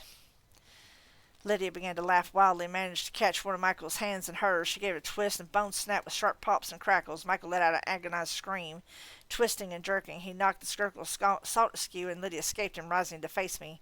"Such a fool, wizard," she said. I didn't ban her. I didn't even stand there, stunned that my spell had failed so miserably. I wound back a hand and threw a punch at her as hard as I could, hoping to stun the body the demon was riding in to keep it from reacting. The possessed Lydia glided from the path of my punch, caught my wrist, and dumped me onto my back. I started to push myself up as she threw herself astride me and slammed my head back against the floor twice. I saw stars. Lydia stretched above me, purring and thrusting her hips down against mine. I tried to escape during the moment of gloating, but my arms and legs just didn't respond. She reached down, laying both of her hands almost delicately on my throat, and murmured, "Such a shame, all this time, you didn't even know who it was after you. You didn't even know who else wanted revenge." I guess sometimes you find out the hard way, I slurred. Sometimes, Lydia agreed, and smiling. Then her hands closed over my throat and I didn't have any more air. Sometimes when you're facing death, it feels like everything slows down. Everything stands out sharply in detail, almost freezes. You can see it all, feel it all, as though your brain has decided in sheer defiance to seize the last few moments of life and to squeeze them for every bit of living left. My brain did that, but instead of showing me my trashed apartment, how I really needed a new coat of paint on the ceiling, it started frantically shoving puzzle pieces together. Lydia, the shower demon, Marva, the torment spells, Bianca. One thing stood out in my mind, a piece that didn't fit anywhere. Susan had been gone for a day or two when I had barely been able to talk to her. She said she was working on something, that something was happening. It fit somehow, somewhere. Stars swam in my vision and fire started to spread through my lungs. I struggled to pry her arms off of me, but it was no use. Possession was simply too strong to deal with. Susan had been asking me about something insignificant, some insignificant part of the phone conversation we had between sexual innuendos. What had it been? I heard myself making a very slight sound, something like "Ugh." I tried to lever Lydia's weight up and off of me, but she simply rolled with me, taking my weight onto her and continuing the motion, slamming me to the floor again. My vision began to darken, though I opened my eyes wide. It was like staring down a dark tunnel, looking up at Lydia's blood-filled eyes. I saw Michael struggle to his knees, his face white as a fresh dusting of snow. He moved toward Lydia, but she turned her head slightly and kicked him, lashing out with one heel. I heard something else snap as the force of the kick drove Michael back. Murphy had been distracted about something too, something she had hurriedly changed subjects on. Intuition drew a line between them, and then an equal sign. And then I had it, the last piece of the puzzle. I knew what had happened, where the nightmare had come from, why it was after me in particular. I knew how to stop it, knew what its limits were, how Bianca had enlisted it, and why my spells had been so hard-pressed to affect it. Almost a pity, really. I'd figured out things just in time to die. Vision faded altogether, and a moment later so did the pain in my throat. Instead of drifting off into whatever lay beyond, though, I sucked in a breath of air, choking and gasping. My vision had became red for a moment as blood rushed back through my head and then started to clear. Lydia still crouched over me, up on her knees, straddling me, but she released my throat. Instead, she had arched her arms up and back over her head to caress Thomas's naked shoulders. The vampire had pressed against Lydia's back, his mouth nuzzled her throat, slow kisses, strokes off his tongue that made the girl shudder and quiver. His hands roamed slowly over her body, always touching skin, fingers roaming beneath. Lydia gasped, blood-filled eyes distant and unfocused, body responding with a slow, sensual grace. Thomas looked past her through the dark fall of his hair to me. His eyes weren't blue-gray anymore. They were empty, white, no color to them at all. I felt cold coming off of him, something. I sensed more than felt on my skin, a horrible and seductive cold. He continued, spreading a line of kisses up Lydia's neck to her ear, making her whimper and shake. I swallowed and crawled back on my elbows, dragging my hips and legs out from beneath the pair of them. Thomas murmured so softly I wasn't sure I heard him. I don't know how long I can distract her, Dresden. Quit gawking and do something. I'll put on afternoon theater for you later if you want to watch that bad. Then his mouth covered the girl's, and she stiffened, eyes flying open wide before they languidly closed, deepening the kiss. I flushed at Thomas's words, which made my head pound painfully. I rooted around the floor and recovered the candles, still lit, in the bag of salt. I spread the salt in a circle around Lydia and Thomas as Lydia drew the lycra. Hello? Hey, yo. I think that got a little spicy. Thomas let out a groan of pure anguish and said, Dresden, hurry! I settled the candles into place and gathered up whatever power I had left to close the circle and began the vortex again. If I was right, I would free Lydia, maybe permanently. If I was wrong, this was the last of my energy and I'd dump it into earth for nothing. The nightmare would presumably kill us, and I didn't think any of us were in the shape to do anything about it. Energy gathered in the circle, rising in a growing whirl of invisible, tingling power. I stretched out my hand and willed more energy to it, feeling dizzy. The nightmare finally seemed to take notice of what was around it again. Lydia shivered and leaned a little away from Thomas, breaking some of the contact between them. And then the blood-red eyes snapped open and focused on me. Lydia began to rise, but Thomas clutched onto her hard, holding her. The power rose again, a second vortex whirling around the pair of them, tugging at spiritual energies within. Lydia screamed. Leonid Kravos, I thundered. I repeated the name and saw Lydia's eyes fly open wide in shock. Begone, Kravos, you second-rate fire-caller! Begone! Begone! And with the last word I stamped my foot down, releasing the power of the exorcism into the earth. Lydia screamed, her body arching, her mouth dripping open wide. Within the whirling vortex, glittering motes of silver and gold light gathered into a funnel, staring on Lydia's gaping mouth. Scarlet energy floated out of her screaming mouth, and for a moment there was an unnerving overlap of screams, one high-pitched, young, feminine, and terrified, while the other was inhuman, otherworldly. More scarlet light lashed forth from Lydia's eyes, stolen away by the vortex's power. And then, with a rush of an implosion of sudden empty air, the vortex swirled an infinitely thin line and vanished, dropping down to the floor, lower, deep into the earth. Lydia let out a low, exhausted cry and jumped limply to the floor. Thomas, still clutching her, tumbled down with her. Silence fell in the room, and the floor was gasping for breath. Finally, I managed to sit up. "Michael," I called, my voice hoarse. "Michael, are you okay?" "Did you stop it?" he asked. "Is the girl all right?" "I think so. Thank God," he said. "It kicked me, got one of my ribs. I'm not sure if I can sit up." "Don't," I said, and mopped sweat from my brow. "Broken ribs could be bad." "Thomas, are you—" "Hey, what the hell do you think you're doing?" Thomas lay with his arms around Lydia, his pale, naked body pressed against hers, his lips nuzzled in her ear. Lydia's eyes were open, colored naturally again, but not focused on anything. She didn't look conscious, but she was making tiny, aroused motions of her body, her hips leaning back to him. Thomas blinked up at me when I spoke, eyes still empty and white. "What?" he asked. "She's not unwilling. She's probably just grateful to me for my help." "Get away from her," I snapped. "I'm hungry," he said. "I won't kill her, Justin. Not the first time. You'd be dead right now without me. Just let me—" "No," I said. "But—" "No, get off of her, or you and I are going to have words." A snarl split the air between us, Thomas's full lips peeling back from his teeth. They looked like human teeth, not vampire fangs, wider and more perfect than human teeth, but other than that, normal. I returned his stare coolly. Thomas looked away first. He closed his eyes for a moment, and when he opened them again, there were pale rings of color in them once more, slowly darkening. He released Lydia and rolled away from her. His ribs still looked dented, but not so much as before. He got to his feet and wrapped the towel around his hips again, and stalked back toward the bathroom without another word. I checked Lydia's pulse, blushed, and tugged her shorts back into place.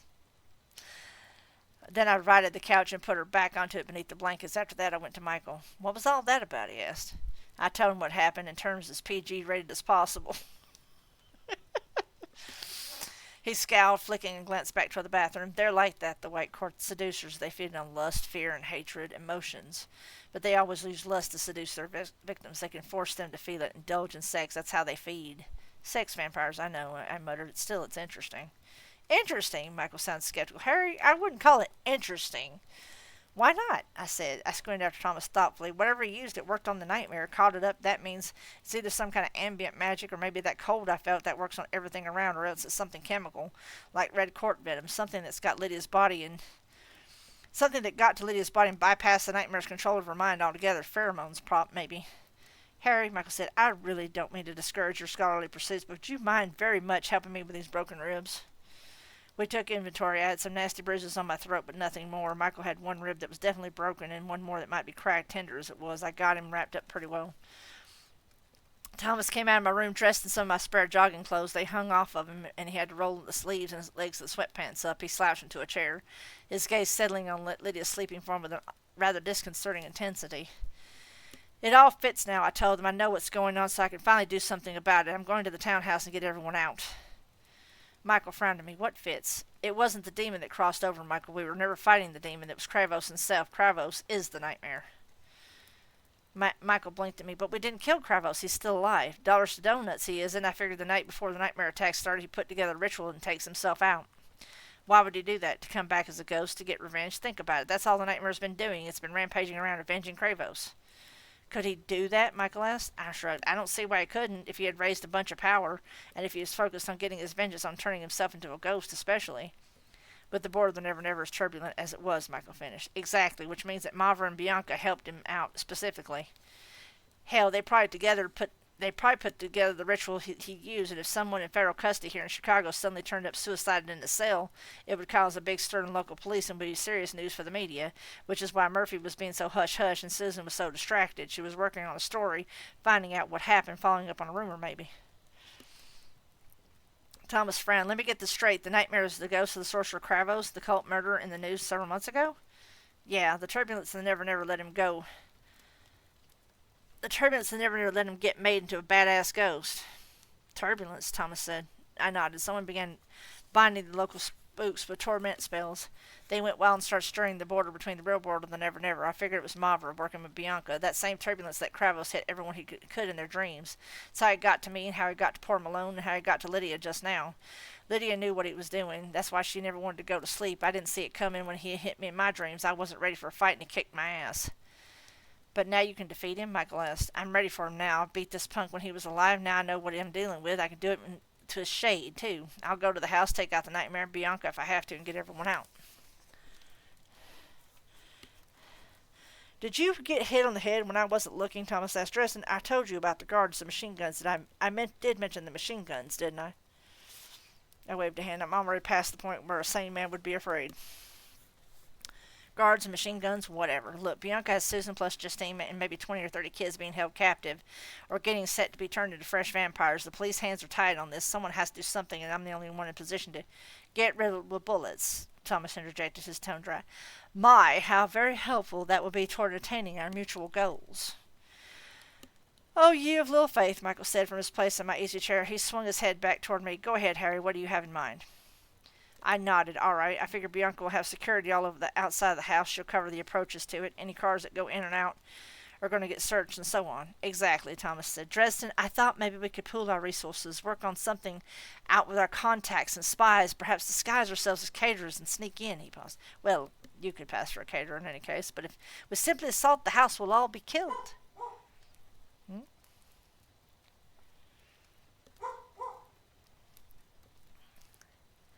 If we walk up where they can see us. Thomas frowned. You have something else in mind. I doubt we could veil ourselves in magic and familiar surroundings. She's going to be difficult to fool with those kind of glamour. I lifted an eyebrow at the vampire. You're right. I had something else in mind.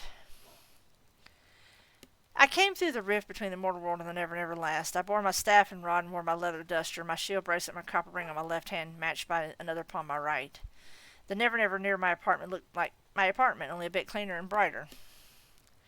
Deep philosophical statement about the spirituality of my little basement? Maybe. Shapes moved in the shadows, scurrying like rats or gliding over the floor like snakes, spirit beings that fed on the crumbs of energy that spilled over from my place into the real world. Michael bore Amarachus in his hand, its blade glowing with pearly luminescence. As soon as he had picked up the blade, his face had regained color, and he moved as though his bandaged ribs no longer pained him. He wore denim and flannel and his steel-toed work boots. Thomas, dressed in my cast-offs and carrying an aluminum baseball bat from my closet, looked about the place amused, his dark hair still damp and curling wetly over his shoulders. In a sack made of fishnet, Bob's skull hung from my fist, the orange skull lights glowing dimly like candles. Harry, Bob said, are you sure about this? I mean, I don't really want to get caught in the Never Never if I can avoid it. A few old misunderstandings, you see. You aren't any more worried about it than I am. If my godmother catches us here, I've had it. Take it easy, Bob. I said, just guide us through the shortest path to Bianca's place. Then I'll tear her hole back over to our side into her basement. We get everyone and get them out again and bring them home. There is no shortest path, Harry, Bob said. This is the spirit world. Things are linked together by concepts and ideas and don't necessarily adhere to the physical distance. Like, I know the basics, Bob, I told him. But the bottom line is that you know your way around here a lot better than I do. Get us there. Bob sighed. All right, I can't guarantee we'll be in and out before sundown. You might not even be able to make a hole through until the sun's still up. While the sun's still up, it tends to diffuse magical energies that Bob, save the lecture for later, leave the wizarding to me. The skull swung round to Michael and Thomas. Excuse me, have either of you told Harry what a brainless pit plan this is? Thomas raised his hand. I did. It didn't do much good. Bob rolled his eyelids. It never does. So help me, Dresden. If you die, I'm going to be very annoyed. You'll probably roll me under a rock at the last minute, and I'll be stuck there for 10,000 years until someone finds me. Don't tempt me. Let's talk more guide. See, Mem Sahib, Bob said seriously. Thomas snickered. Bob turned his eyelids toward the stairs leading out of the Never Never version of my apartment. That way, he said. We passed out of the apartment into a sort of vague representation of Chicago, which looked like a stage set, flat building faces with no real substance to them. Vague light that could have come from sun or moon or street lights, plus a hazy or gray-brown fog. From there, Bob guided us down the sidewalk, then turned into an alley and opened a garage door, which led to a stone-carved staircase winding down to the earth. We followed this lead into the darkness. At times, the only light we had was the orange glow of the skull's eyelids. Bob turned his head in the direction required, and we passed through a subterranean region that was almost mostly blackness and low ceilings. Eventually, rising up a slope that emerged into the center of a ring of standing Dolmens atop a long hill. Stars shone overhead in a fierce blaze, and lights danced around the woods at the base of the hill, skittering round like manic fireflies. I stiffened in my boots. Bob, I said, Bob, you blew it, man. This is Fairy. Of course it is, Bob said. It's the biggest place in the Never Never. You can't get anywhere without crossing through Fairy, at least at one place or another. Well, hurry up and cross us out, I said. We can't stay here.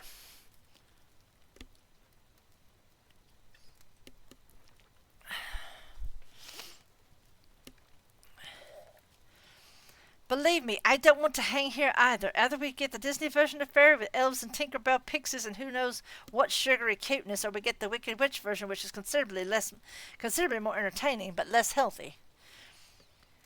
Even the center court isn't all sweetness and light. Bob, shut up. Which way? The scroll turned mutely toward what seemed to be the westernmost side of the hill, and we descended down it. It's like a park, Thomas commented. I mean, the grass should be over our knees, or two, maybe like a good golf course. Harry, Michael said quietly, I'm getting a bad feeling. The skin on my neck started to crawl, and I looked back to Michael, nodding. Bob, which way out? Bob nodded as we ran in a stand of trees. An old colonial-style covered bridge arched over a ridiculously deep chasm. There, Bob said. That's the border. Where you're wanting to go isn't too far past that. In the distance came the note of a hunting horn, dark and sharp, and the baying of hounds. Run for the bridge, I snapped. Thomas sprinted beside me without apparent effort. I glanced at Michael, who had reversed his grip on the sword he held it pommel first, the blade laying against his forearm as he ran. His face was twisted up in an effort and pain, but he kept pace. Harry, Bob commented, if it's all the same, you might want to run a bit faster. There's a hunt coming. The horn bellowed again, backed up by the Dolmens, and the cries of the pack rang out sharp and clear. Thomas whirled to look, running a few paces backward before turning again. I could have sworn they were miles away a moment ago. It's the Never Never. I panted. Distance, time, it's all fucked up here. Wow, Bob commented. I hadn't realized that they grew hellhounds that big. And look, Harry, it's your godmother. Hi, Leah. If Bob had a body, he had been jumping up and down and waving his fingers at her. Don't be so enthusiastic, Bob. If she catches me, I'll get to join the pack. Bob's eyelids swung toward me and gulped. Oh, he said. There's been a falling out, then. Or falling it further out, at any rate, since you weren't on such great terms to begin with. Something like that, I panted. Run, Bob said. Run faster. You really need to run faster, Harry. My feet flew over the grass. Thomas reached the bridge first, his feet thumping onto it, and Michael got there a pace later. With a broken rib and 20 years on me, he still outran me to that damn bridge. I've got to work out more. Made it, I shouted, taking a last long step toward the bridge. The lariat hit me at the throat before my feet had quite touched down and jerked me back through the air with a snap. I lay on the ground stunned, choking for a second time in 12 hours. In 2 hours. Uh-oh, Bob said. Harry, whatever you do, don't drop me, especially under a rock. Thanks a lot, I gasped, reaching up to jerk the rope from its constricting hole in my throat. Heavy hooves sank into the turf on either side of my head. I gulped and looked into a night black steed with black and silver tack. Its hooves were shod in bladed shoes of some silvery metal. It wasn't iron or steel. There was blood on those shoes, as though the horse had trampled some poor trapped thing to death or else sliced it apart. My gaze slid on up past the horse to its rider. Leah rode the beast's side saddle, perfectly relaxed and confident, wearing a dress of sable and midnight blue, her hair caught back in a loose braid of flame. Her eyes gleamed in the starlight, the other end of her lariat held in one lovely hand. The hellhounds crowded around her steed, all of them focused on yours truly, called a wild impression of the moment, but they looked hungry. Feeling better, are we? Leah asked with a slow smile. That's wonderful. We can finally conclude our bargain. Chapter 33. We got a little bit of an ad break here. I'm going to take a slight break myself. And I'm just going to pause that right there. Boop. Had to take a little bit of a breath myself. This is probably what was setting everything off.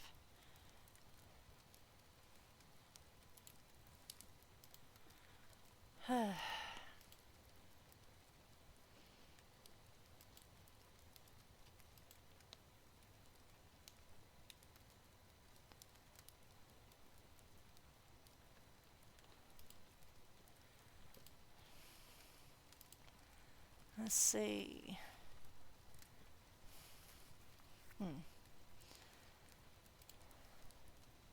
I'm just taking a little bit of a break from my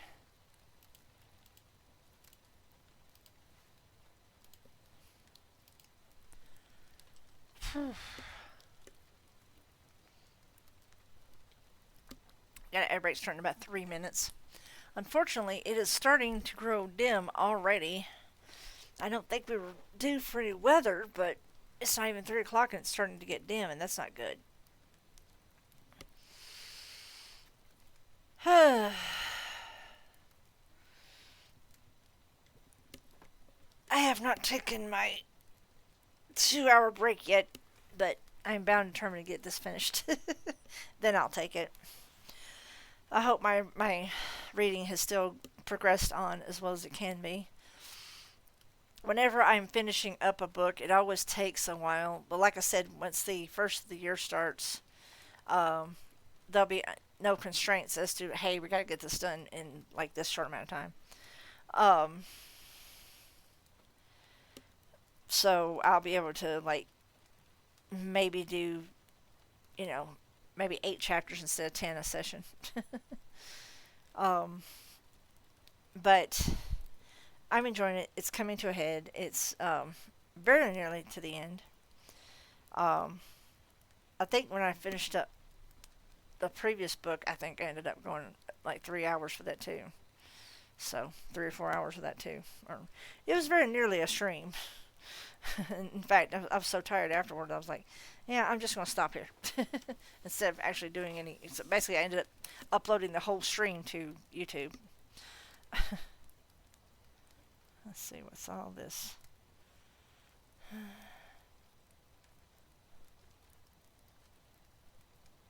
Huh? Uh, uh, what?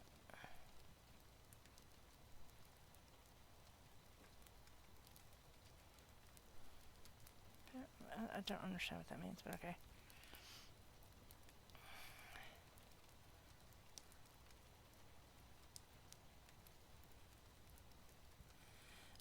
God, but y'all stop pestering me.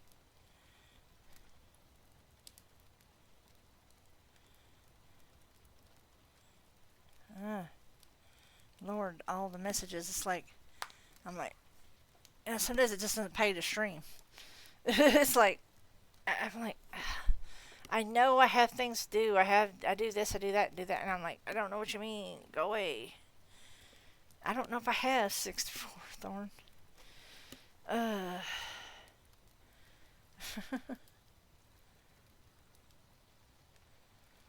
Hmm.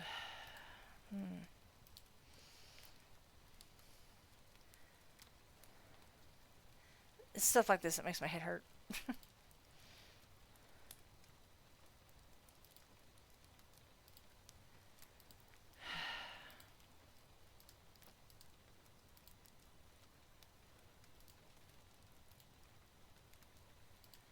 Oh boy. But we are in progress with a ad break. I do apologize. It'll be 3 minutes in.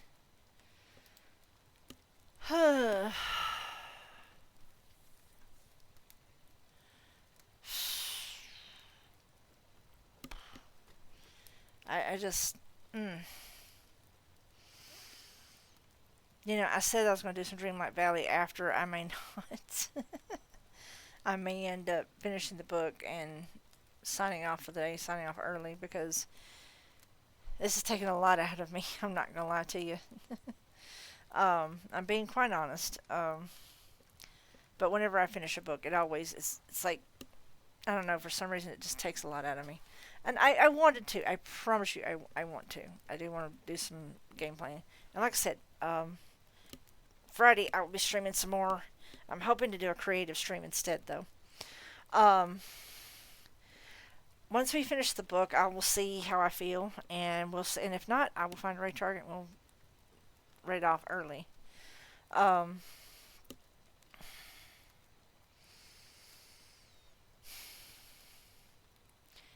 I know one thing. I think I'm probably going to catch a shower afterward. As strange as that may sound. Um,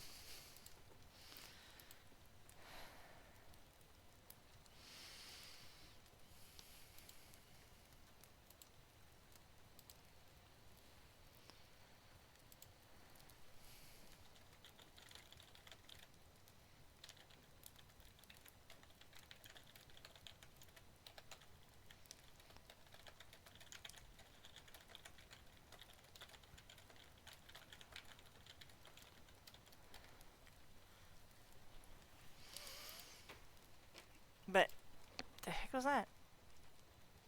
I ain't no telling. But we have got about a little less than a minute on the ad break. I hope you guys are enjoying the story. Sorry I have to take these breaks in between times, but unfortunately it isn't necessary evil. For those of you that might be watching this on VOD, I appreciate you listening and hanging out. I also appreciate all the lurkers here in the chat listening and just chilling with their vibe. And um, for those of you watching on YouTube, thank you for that as well. For those of you lurking, if you'd like to, if you like the content, if you'd like to keep watching and listening to it, feel free to hit the follow button. It is a little hard on mobile, I do believe. And if you're enjoying this on YouTube, like, follow, and subscribe, and all that good shit. Like, share, and subscribe. I think that's how it goes. And welcome back from the ad break. Now let's see if we can get one more good stretch in here. Chapter 33. It only takes a couple. I'm actually going to turn this light on because of the dimness that's happened. It only takes a couple of these little rough episodes of life to teach a man a certain amount of cynicism. Once a rogue wizard or three has tried to end your life, or some berserk hexen wolves have worked really hard to have your throat torn out, you start to expect the worst. In fact, if the worst doesn't happen, you find yourself somewhat disappointed. So really, it was just as well that Godmother had caught up to me in spite of my best efforts to avoid her. I'd hate to find out that the universe really wasn't conspiring against me. It would jerk the rug out from under my persecution complex. Therefore, working on the assumption that some sadistic hired power would make sure my evening got as complicated as it possibly could, I had formed a plan. I jerked the lariat from about my throat and croaked, "Thomas, Michael, now!" The pair of them produced small cardboard boxes from their pockets, palm-sized and almost square. With a shake, Michael cast the contents of the first box forward, slewing the box left and right like a man scattering seeds. Thomas followed his lead on the other side of my body, so that the objects began to rain down top and near me. The fairy hounds let out startled yelps and leapt away. My godmother's horse let out a scream and pranced back several steps, putting distance between us. I scrunched up my face and did my best to shield my eyes from the scattering nails. They fell on me in sharp-toothed showers, prickling as they struck, and settled around me. Godmother had to let out on the rope that looped about my throat as her horse backed away, giving me a bit of slack. "Iron!" hissed my godmother, her lovely face turned livid, furious. "You dare defile the Iron she with soiled with iron? The queen will rip your eyes from your skull." Oh, fuck me. Give me a second, guys. I'll be right back.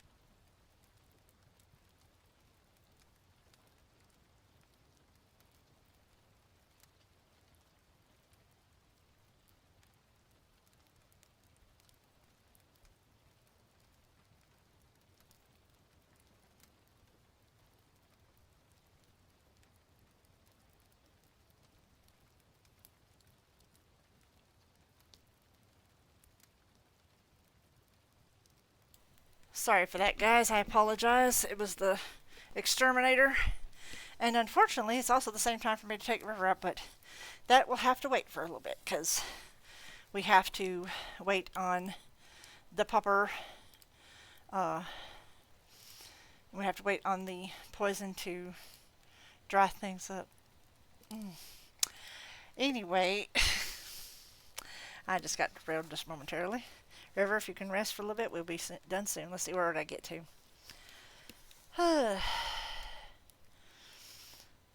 No, Thomas said they're aluminum, not iron content. That's a lovely horse you have. What's its name? Leah's eyes flashed to Thomas and then at the nails all over the ground while she did. I dipped a hand in my pocket, palmed my contingency plan, and popped it in my mouth. 2 or 3 chews and a swallow, and I was finished. I tried not to let the abrupt surge of terror show.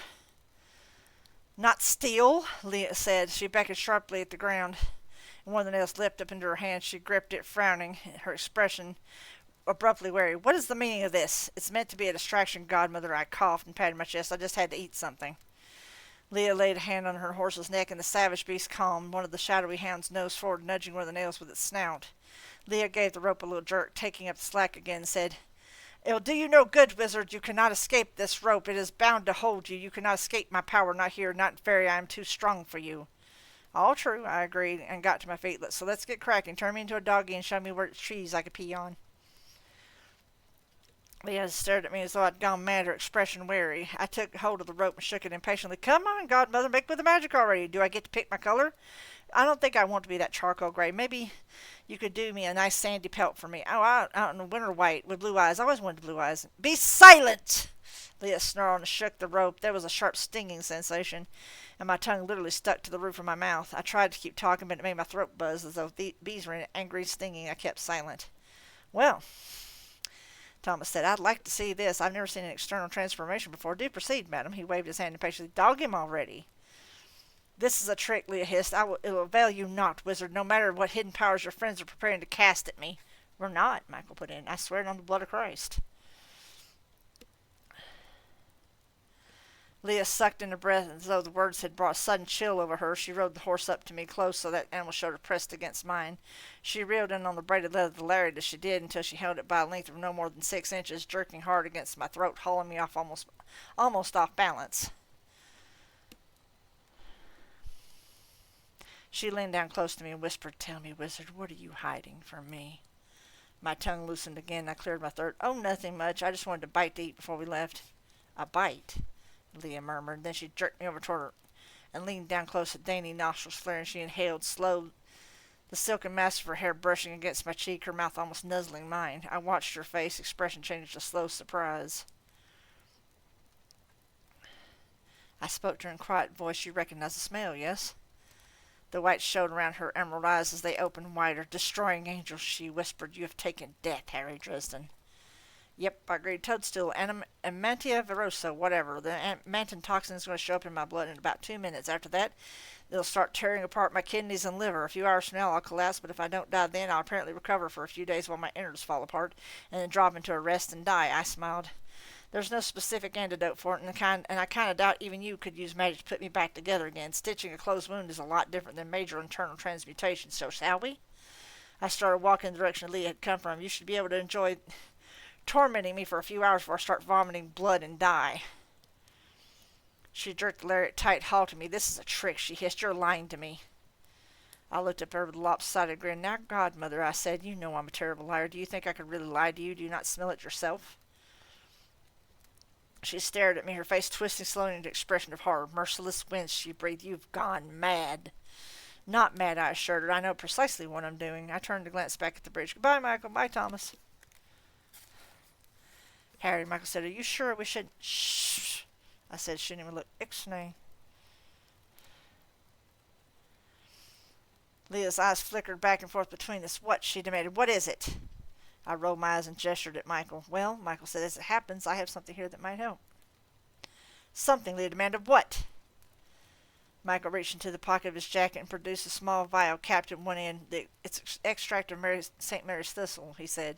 They use it in a lot of hospitals in Europe for mushroom poisoning. Theoretically, it should do quite a bit to help a poisoning victim survive, provided it's taken in time, of course. Leah's eyes narrowed. Give it to me, now! I Godmother is your faithful pet and companion. I feel I should warn you about how dangerous it is for one of the high she to accept gifts. It could bind you to the giver if you don't return a gift in kind. Leah's face slowly flushed scarlet, sweeping up from the creamy skin of her collarbones and throat over her chin and cheeks and up to her hair. So, she said, you would drive a bargain with me. You would take deadly toadstool to force me to release you. I lifted my eyebrows and nodded with a smile. Essentially, yes. You see, I figure it's like this. You want me alive? I'm not any of you dead, and you won't be able to undo the poisoning with magic. I own you, she snarled. You're mine now. Beg to differ, I said. I'm yours for the next couple of days. After that, I'm dead, and I won't be doing you any more good. No, she said. I will not set you free in exchange for this potion if I, too, can find the thistle. Maybe, I admitted. Maybe you can do it in time. Maybe not. Either way, without a trip to the hospital, there's not much chance of me living with the extract, and none at all, really, if I don't get it soon. I will not trade you away. You have given yourself to me. Michael shrugged one shoulder. I believe you wrought a bargain with a foolish young man caught in the heat of the moment, and we aren't asking you to undo it altogether. Leah frowned. No, naturally not, Thomas said. The extract only offers Harry a chance at life. That's all we ask from you. You'd be obliged to let him go, and bound for a year and a day to do no harm to him or his freedom so long as he remains in the mortal world. That's the deal, I said. As a faithful pet, I should point something out. If I die, you never get me, Godmother. If you let me go now, you can always give it a shot another night. It isn't as though you have a limited number of them, is it? You can afford to be patient. Leah fell silent, staring at me. The night fell silent as well. We all waited, saying nothing. The quiet panic I already felt after eating the toadstool danced about in my belly, making it twitch and jerk. Why? She said, finally, her voice very quiet, pitched only for me. Why would you do this to yourself, Harry? I don't understand. I didn't think you would, I said. There are people who need me, people who are in danger because of me. I have to help them. You cannot help them if you're dead, nor if I'm taken by you. You would give your own life in place of theirs, she asked, her tone incredulous. Yes, why? Because no one else can do this. They need me. I owe it to them. Owe them your life, Leah mused. You're mad, Harry Dresden. Perhaps it comes of your mother. I frowned. What's that supposed to mean? Leah shrugged. She spoke as you do near the end. She lifted her eyes to Michael and straightened on the horse. A dangerous play you made tonight, wizard. A bold play. You cut the traditions of my people very close to the bone. I accept your bargain. And then with a casual flick she removed the lariat from me. I stumbled back away from her, gathered up my fallen staff and rod and bob in his net sack, and made my way to the bridge. Once there, Michael gave me the vial. I unstoppered it and drank. The liquid then tasted gritty, a little bit bitter. I closed my eyes, took a deep breath after swallowing it down. Harry, Michael said, watching Leah, are you sure you'll be all right? If I get to the hospital soon, I said, I've got somewhere between 6 and 18 hours, maybe a little longer. I drank all that pink stuff before we left to line my stomach. Forgive me, that stuff is toxic.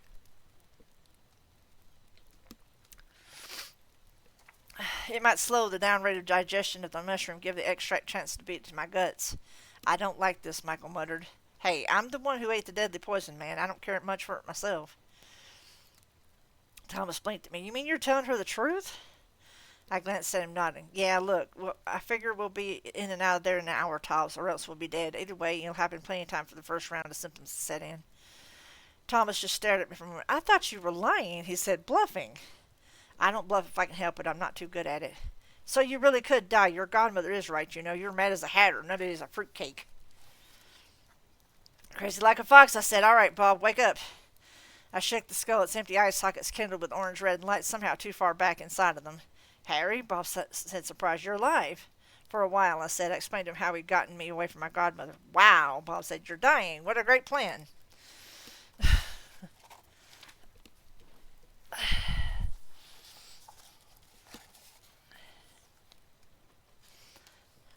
I grimaced. The hospital should be able to take care of it. Sure. In some places, the survival rate is as high as 50% in the case of Ammonton poisoning. I took extracting the milk thistle, I said, a little defensive. Bob coughed delicately. I hope you got the dosage right, or it could do more harm than good. Now, if you'd come to me about this to begin with... Excuse me. I hope you got the dosage right, or it could be no more harm than good. Now, if you'd come to me about this to begin with, Harry, Michael said sharply, look...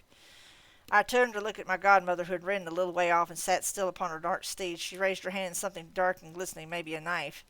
She waved it to the four corners, northwest, south, and east. She said something in a twisting, slippery tongue, and the trees began to moan as the wind rose, washing through them. Power washed out from the she-sorceress from the dark knife in her hand and raised the hairs on my arms, the nape of my neck. "Wizard," she called to me, "you have made bargain with me tonight. I will not seek you, but you have made no such bargain with others." She threw back her head in a long loud cry, somehow terrifying and beautiful all at once. It echoed over the rolling land, and then it was answered. More sounds came drifting back, high-pitched howls, whistling shrieks, and deep-throated coughing roars. "Many there are who owe me," Leah sneered. "I will not be cheated of you. You have had the potion. You would not have placed your life in such jeopardy without a cure to hand. I will raise no hand against you, but they will bring you to me. One way or another, Harry Dresden, you will be mine this night." The wind continued to rise, and overhead certain clouds began to blot out the stars. The howls and calls came closer, carried on the rising wind. "Shit," I said. "Bob, we've got to get out of here now." "It's still a pretty good walk to the spot you showed me on the map," Bob said. "A mile, maybe two, in subjective terms." "2 miles," Michael noted clinically. "I can't run that far, not with my ribs like they are." "And I can't carry you," Thomas said. "I'm amazing and studly, but I have limits. Let's go, Harry. It's just me and you." My mind raced, and I struggled to put together a plan. Michael couldn't keep up. He had managed to sprint before, but his face looked a little grayish now, and he carried himself stiffly, as though in pain. I trusted Michael. I trusted him at my side and my back. I trusted him to be able to take care of himself, but alone against the wrathful fairy posse, how would he do? I couldn't be sure. Even with the sword, he was still a man. He could still lose his life, and I didn't want another life on my conscience. I glanced over at Thomas. The handsome vampire managed to wear off my cast-off clothes and make them look like some kind of fashion statement. Slouch nouveau. He returned my glance with a perfect shining smile, and I thought about what he had said, about what a good liar he was. Thomas had sided with me mostly. He had been friendly enough, even apparently he even apparently had every reason to want to help me and work with me to get Justine back. Unless he was lying to me, unless she hadn't been taken at all, I couldn't trust him. "The two of you are staying here," I said. "Hold the bridge. You won't have to for long. Just slow them down, make them go around." "Ooh," Bob said. "Good plan. That should make it a real pain for them. Harry, I mean, until they kill Michael and Thomas and come after you, but that could take minutes, hours even." I glanced at the skull, then at Michael. He shot Thomas a look and nodded at me. "If there's trouble, you'll need me to protect you," Thomas objected. "I can watch out for myself," I told him. "Look, this whole plan is based on surprise and speed and quiet. I can be quiet better alone. If it turns out that fighting has to be done, one or two people wouldn't make a difference. If we have to fight, this whole thing's over." Thomas grimaced. "So you want us to stay here and die for you, is that it?" I glared. "Hold the bridge until I can make it out of the Never Never. After that, they shouldn't have any reason to come after you." The wind rose to howl, and shapes began to crest the top of the hill with the dolmens, dark things moving swift and close to the ground. "Harry, go," Michael said. He took Amarachius into his hands. "Don't worry, we'll keep them off your back." "Are you sure you wouldn't rather I come with you?" Thomas asked, and took a step toward me. The shining steel of Michael's sword abruptly dropped in front of Thomas, the sharp edge pressing against his belly. "I'm sure I'd rather not leave him alone with you, vampire." Michael said, his tone polite. "Do I make myself clear?" "As water," Thomas said sourly. He glanced at me and said, "You'd better not leave her there, Dresden, or get killed." "I won't," I said, "especially the second part."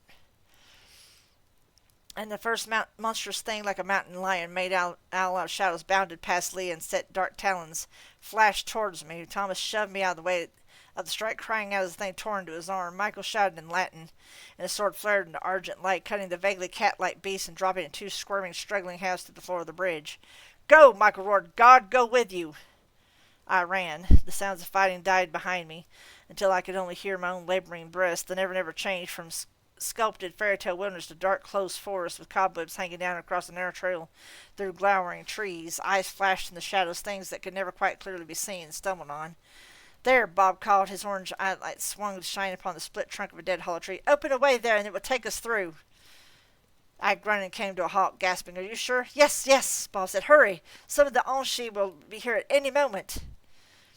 I cast a fearful glance behind me and then started gathering my will. It hurt to do so. I felt so weak. The poison in my belly hadn't started tearing my body apart yet, but I almost thought that I could feel it stirring, moving, licking its chops and eyeing my organs with malevolent glee. I shoved all that out of my thoughts and forced myself to breathe steadily, to gather in my strength and reach out to part of the curtain between worlds. Harry?" Bob said suddenly. "Wait a minute." Behind me, something broke a branch. There was a swift, rushing sound of something moving toward me. I ignored it and reached out a hand, sinking my fingers into the friable border substance of the Never Never. "Harry," Bob said, "I really think you should hear this." "Not now." The rushing noise grew closer. The rattle of undergrowth shunted aside by something large behind me. A warbling bellow shook the ground. "Holy brillig and slithy toves, Batman." "Apartrum!" I shouted, thrusting out my will and opening a way. The rent in reality shone with dim light. I threw myself forward into it, willing the way closed behind me. Something snagged one corner of my leather duster, but with a jerk I was free of it and through. I tumbled forward onto the floor and the smell of autumn air and damp stone all around me. My heart thudded painfully with the effort of both running and the spell. I lifted my head to look around me and get my bearings. Bob had been good to his word. He had brought me out of the Never Never right into Bianca's mansion.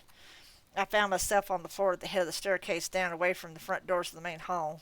I also found myself surrounded by a ring of vampires, all of them in human forms, with their flesh masks gone. There had been a dozen of them there, dark eyes glittering, their nose snuffling, drool spattering out and dripping from their bare fangs to the floor while their talons clawed at the air and ran lightly over their flabby black bodies. Some of them showed burns of their rubbery hide, patches of shrunken, wrinkled, scar-like tissue. I didn't move. Anything I sensed would have set them off. Any motion, any move to flee or fight or escape would have been ignited a frenzy, with myself on the receiving end. While I watched frozen, Bianca came up the stairs dressed in a white silk nightgown that whispered around her shapely calves. She carried a single candle that bathed her in soft radiance. She smiled at me very slowly, very sweetly. At the bottom dropped out of my stomach. "Well," she purred, "Harry Dresden, such a pleasant surprise to have you visit." "I tried to tell you," Bob said, his voice miserable. The curtain felt weak there, like someone had just gone through it, like they had been watching this side. "Of course," Bianca murmured. "A guard for every door. Did you think me a fool, Mr. Dresden?" I glowered at her, despairing. There wasn't anything I could say. I saved my breath and began to draw in my will to throw everything I had left into taking that smug smile off her pretty false face. "Dears," Bianca purred, watching me, "bring him down."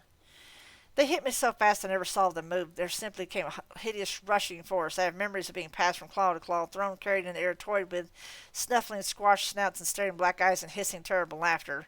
I was driven down, carried, tossed about, everything torn from me, Bob disappearing without a sound. They pressed me down while I struggled and screamed. All useless, my mind too full of terror to focus to defend myself, and there in the dark they tore my clothes from me. I felt Bianca press her naked flesh to me, heated, sensuous dream body that unraveled into a nightmare. I felt the skin split and burst around her true form. The sweetness of her perfume gave way to a rotten fruit reek. Her purring voice became a whining hiss, and their tongues soft, intimate, and warm, and moist pleasure that struck me like hammers when I tried to scream against it. Chemical pleasures, animal sensations, heartless and cold, uncaring of my horror, revulsion, and despair. Darkness, horrible, thick, and sensual darkness, then pain, then nothing. Let's see, how many more do I have?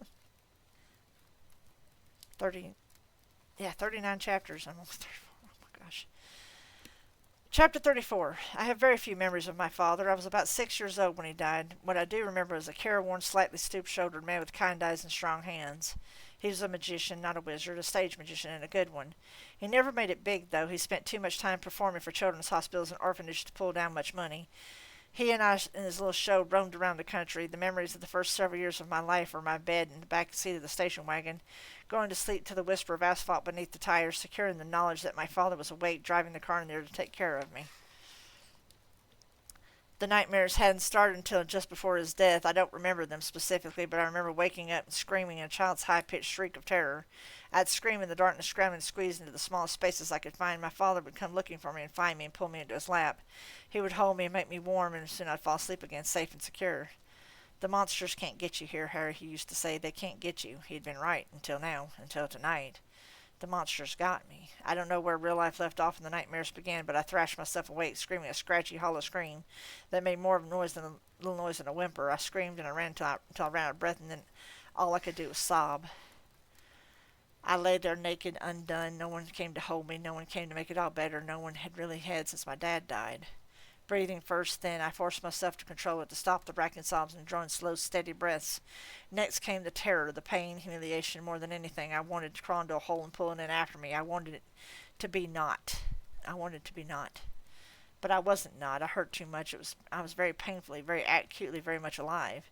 The burns still hurt the most, but the sweeping nausea running through me came in a photo finish second. My hands told me I was laying upon a floor, but the rest of me thought I'd been trapped into a giant gyroscope. I ached, my throat felt tight and burned, as though seared by some hot liquid or chemical. I didn't want to dwell too long on that. I tested my limbs, found them all present and functional. My belly twisted and roiled, but for a moment locked up tight, jerking me into a tight curl around it. The sweat on my naked body went cold. The mushroom, the poison, 6 to 18 hours, maybe a little more. I felt thick, dry mouth, fuzzy with the same after effects of the vampire venom I'd felt before. For a minute I stopped fighting. I just lay there, weak and thirsty and hurting and sick, curled up into a ball. I would have started crying again, having that much feeling left in me. I would have wept and waited to die. Instead, some merciless, steady voice in my head drove me to open my eyes. I hesitated, afraid. I didn't want to open my eyes and see nothing.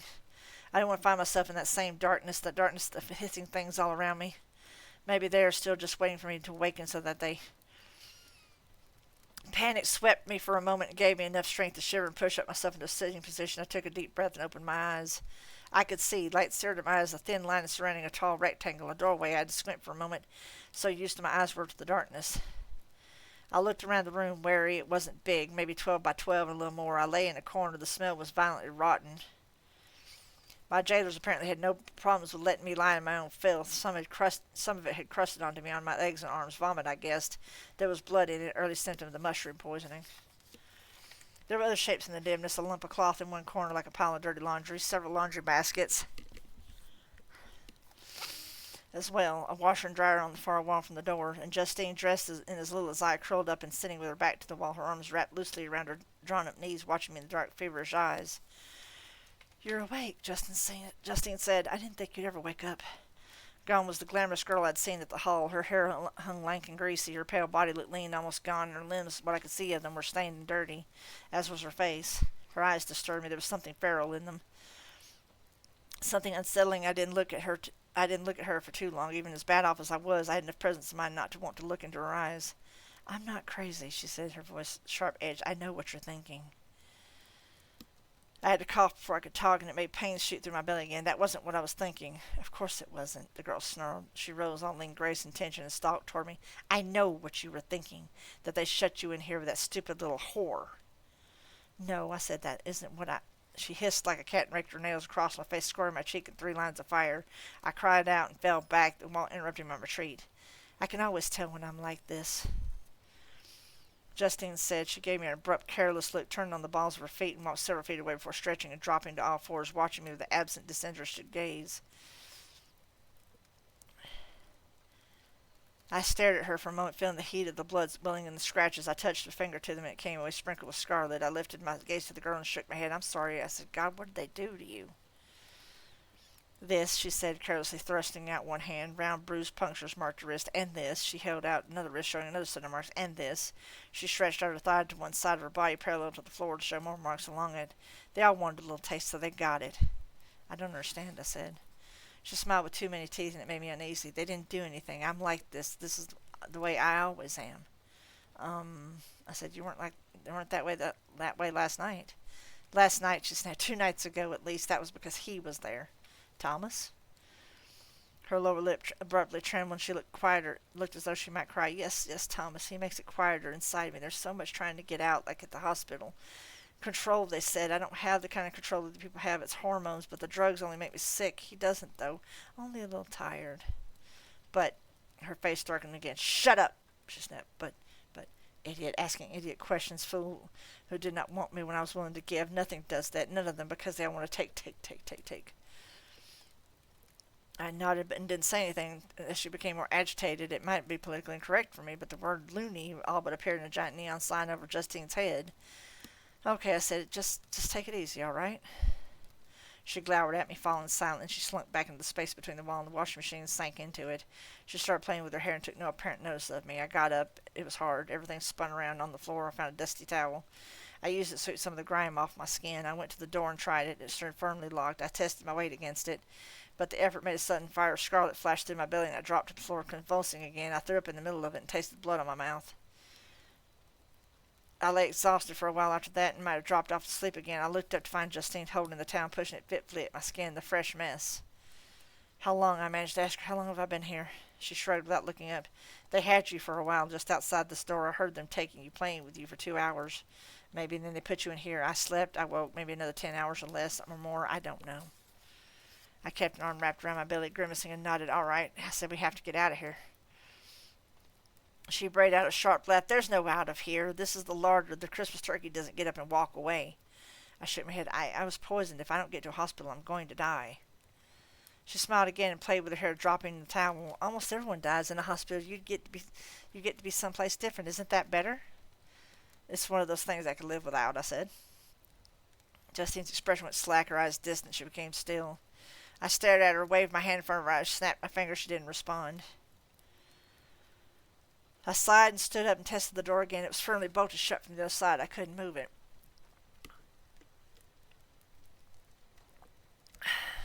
Super, I sighed. That's great. I'm never going to get out of here. Behind me, something whispered. I spun, putting the door at my back, searching for the source of the sound.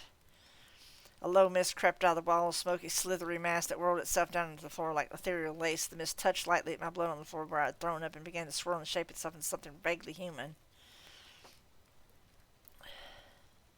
Great, I muttered. More ghosts. If I get out of this alive, I've got to get a new job. The ghost took shape before me very slowly, very translucently. It resolved itself into the form of a young woman, attractive, dressed like an efficient secretary.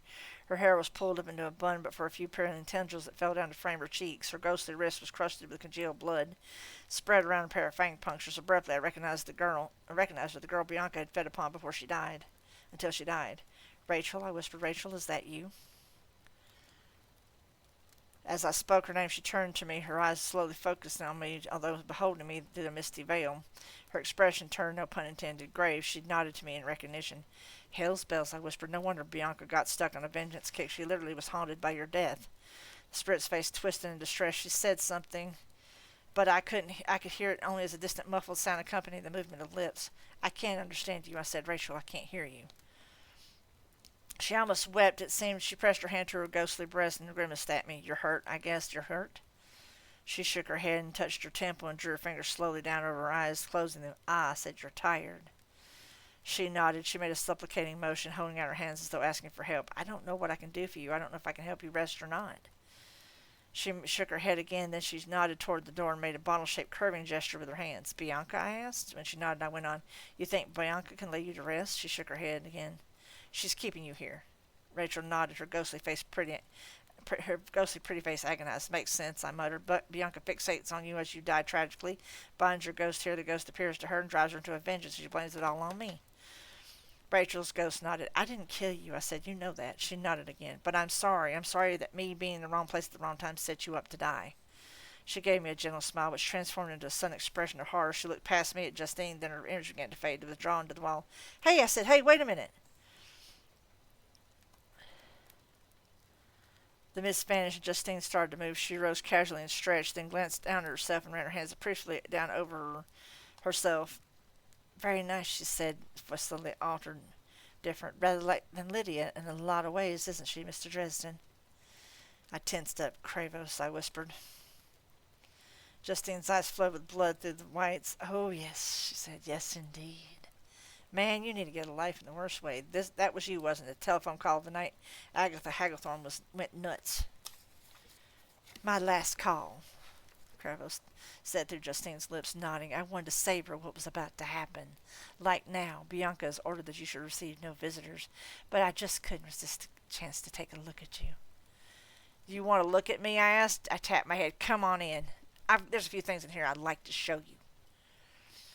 Justine smiled, shook her head. It would be too much effort for too little return. Even without the shelter of a threshold, possessing even a mind so weak as this child's requires a considerable amount of effort, she added, which was made possible by a grant from the Harry Dresden Soul Foundation. I bared my teeth. Leave the girl alone. Oh, but she's fine, Kravos said through Justine's lips. She's really happier like this. She can't hurt anyone, you see, or herself. Her ranting emotions can't compel her to act. That's why the whites love her so much. They feed on emotion, and this little darling is positively mad with it. Justine's body shivered and arched sensuously. It's rather exciting, actually, madness. I wouldn't know, I said. Look, if we're going to fight, let's fight. Otherwise, blow. I've got things to do. I know, Justine said. You're busy dying of some kind of poisoning. The vampires tried to drink from you, but you made some of them very sick, and they left you more or less untapped. Highly miffed, Bianca was. She wanted you to die as food for her and her new children. Oh, what a shame. Come now, Dresden, you and I are among the wise. We both know you wouldn't want to die at the hands of a lesser being. I might rank among the wise, I said. You know, you Kravos are nothing but a two-bit troublemaker. You're the stupid thug of a wizard. You're the stupid thug of Wizardland, and that you managed to live as long as you did without killing yourself is some kind of miracle in and of itself. Justine snarled and lunged for me. She pinned me to the door with one hand in a casual supernatural strength that told me she could have pushed her hand through me just as easily. So self-righteous, she snarled. You're always sure that you're right, that you're in command, that you have all the power and all the answers. I grimaced. Pain fled through my belly again. It was suddenly all I could do not to scream. Well, Dresden, you're dead. You've been slated to die. You'll be gone the next few hours, and even if you aren't, if you live through what they've planned, the poison will kill you slowly, and before you go, you'll sleep. Bianca won't stop me this time. You'll sleep, and I'll be there. I'll come into your dreams, and I'll make your last moments on Earth a nightmare that lasts for years. She leaned up close, standing on tiptoe, and spat into my face. Then the blood rushed from Justine's eyes, and her head fell loosely forward, as though she'd been a horse struggling against the reins to find the pressure gone. Justine let out a whimper and sank against me. I did my best to hold her. We sort of wound up on the floor together, neither one of us in much shape to move. Justine wept. She cried piteously like a small child, mostly quiet. I'm sorry, she said. I'm sorry. I want to help, but there's too much in the way. I can't think. Shh, I said. I tried to stroke her hair to soothe her before she would become agitated again. It's going to be all right. We'll die, she whispered. I'll never see him again. She wept for some time as the nausea and pain in my belly grew. The light outside the door never wavered. I didn't know if it was dark or light outside, or if Thomas or Michael were still alive to come after me. If they were gone, it was my fault. I'd never be able to live myself in any case. I decided it must be night. It must be fullest darkest night. No other time of day could possibly suit my predicament. I rested my head on Justine's after she felt quiet and relaxed, as though she were falling asleep after her weeping. I closed my eyes and struggled to come up with a plan, but I didn't have anything. Nothing. It was all but over. Something stirred in the shadows where the laundry was piled. Both of us looked up. I started to push Justine away, but she said, Don't go over there. Why not? She asked. You won't like it. I glanced at the girl, and then I got up unsteadily and made my way over to the pile of laundry. I clutched the towel in my hand for lack of any other weapon. Someone laid in the pile of clothing. Someone in a white shirt, dark skirt, and red cloak. Stars above, I swore. Susan. She groaned faintly, and as though very much asleep or drugged, I hunkered down and moved clothing off of her. Hell's bells. Susan, don't try to sit up. Don't move. Let me see if you're hurt. I ran my hands over her. In the dimness, she seemed to be whole, not bleeding, but her skin was blazing with fever. I'm dizzy, thirsty, she said. You've got a fever. Can you roll over here toward me? The light, it hurts my eyes. It did mine, too, when I woke up. It'll pass. Don't, Justine whispered. She sat on her heels and rocked slowly back and forth. You won't like it. You won't like it. I glanced back at Justine as Susan turned toward me, then looked down at my girlfriend. She looked back up at me, her features exhausted, confused. She blinked her eyes against the light and lifted a slim brown hand to shield her face.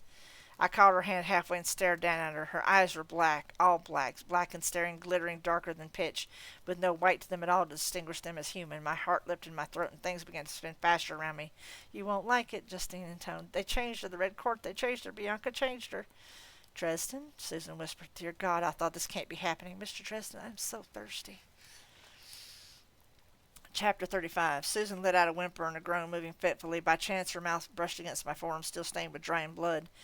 She froze completely, her whole body shuddering. She looked at me with those dark, huge eyes, her face twisting with need, and she moved toward my arm again. I jerked it back from her mouth. Susan, I said, wait. What was that? She whispered. That was good. She shivered again and rolled to all fours, eyes slowly focusing on me.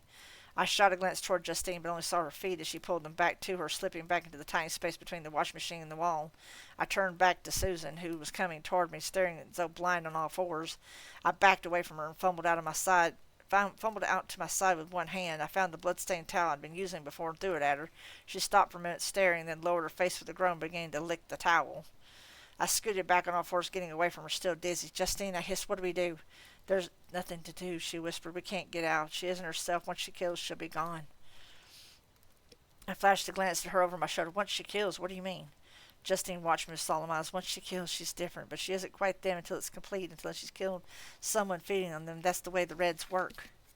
So she's still Susan? Justine shrugged again, her expression disinterested, sort of. If I could talk to her, get through to her, we could maybe snap her out of it. I've never heard of it happening, Justine said. She shivered. They stay like that. It gets worse and worse, and then they lose control and kill, and it's over. I bit my lip. There's got to be something. Kill her. She's still weak. Maybe we could together.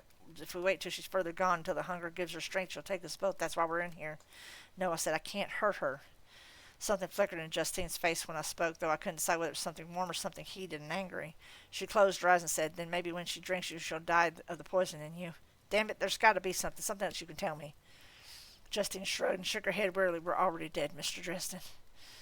I clenched my teeth together and turned back decision. She kept licking at the towel, making frustrated whimpering noises. She lifted her face to me and stared at me. I could have sworn I saw the bones of her cheek and jaw stand out more harshly against her skin. Her eyes became drowning deep and pulled at me, beckoning me to look deeper in that spinning, feverish darkness. I jerked my eyes away before that gaze could trap me, my heart pounding, but it had already begun to fall away. Susan furrowed her brow in confusion for a moment, blinking her eyes, whatever dark power that touched them fading, slipping unsteadily. But even if that gaze hadn't trapped me, hadn't gone all the way over to hypnosis, it made something occur to me. Susan's memories of the soul gaze hadn't been removed. My godmother couldn't have touched those. I was such an idiot. When a mortal looks on something with the sight, it really looks as a wizard may. The memories of what he sees are indelibly imprinted on him, and when a wizard looks into a person's eyes, it's just another way of using the sight. A two-way use to it, because the person you look at gets to peer back at you, too. Susan and I had soul gazed more than 2 years before. She tricked me into it. It was just after she began pursuing me for stories more closely.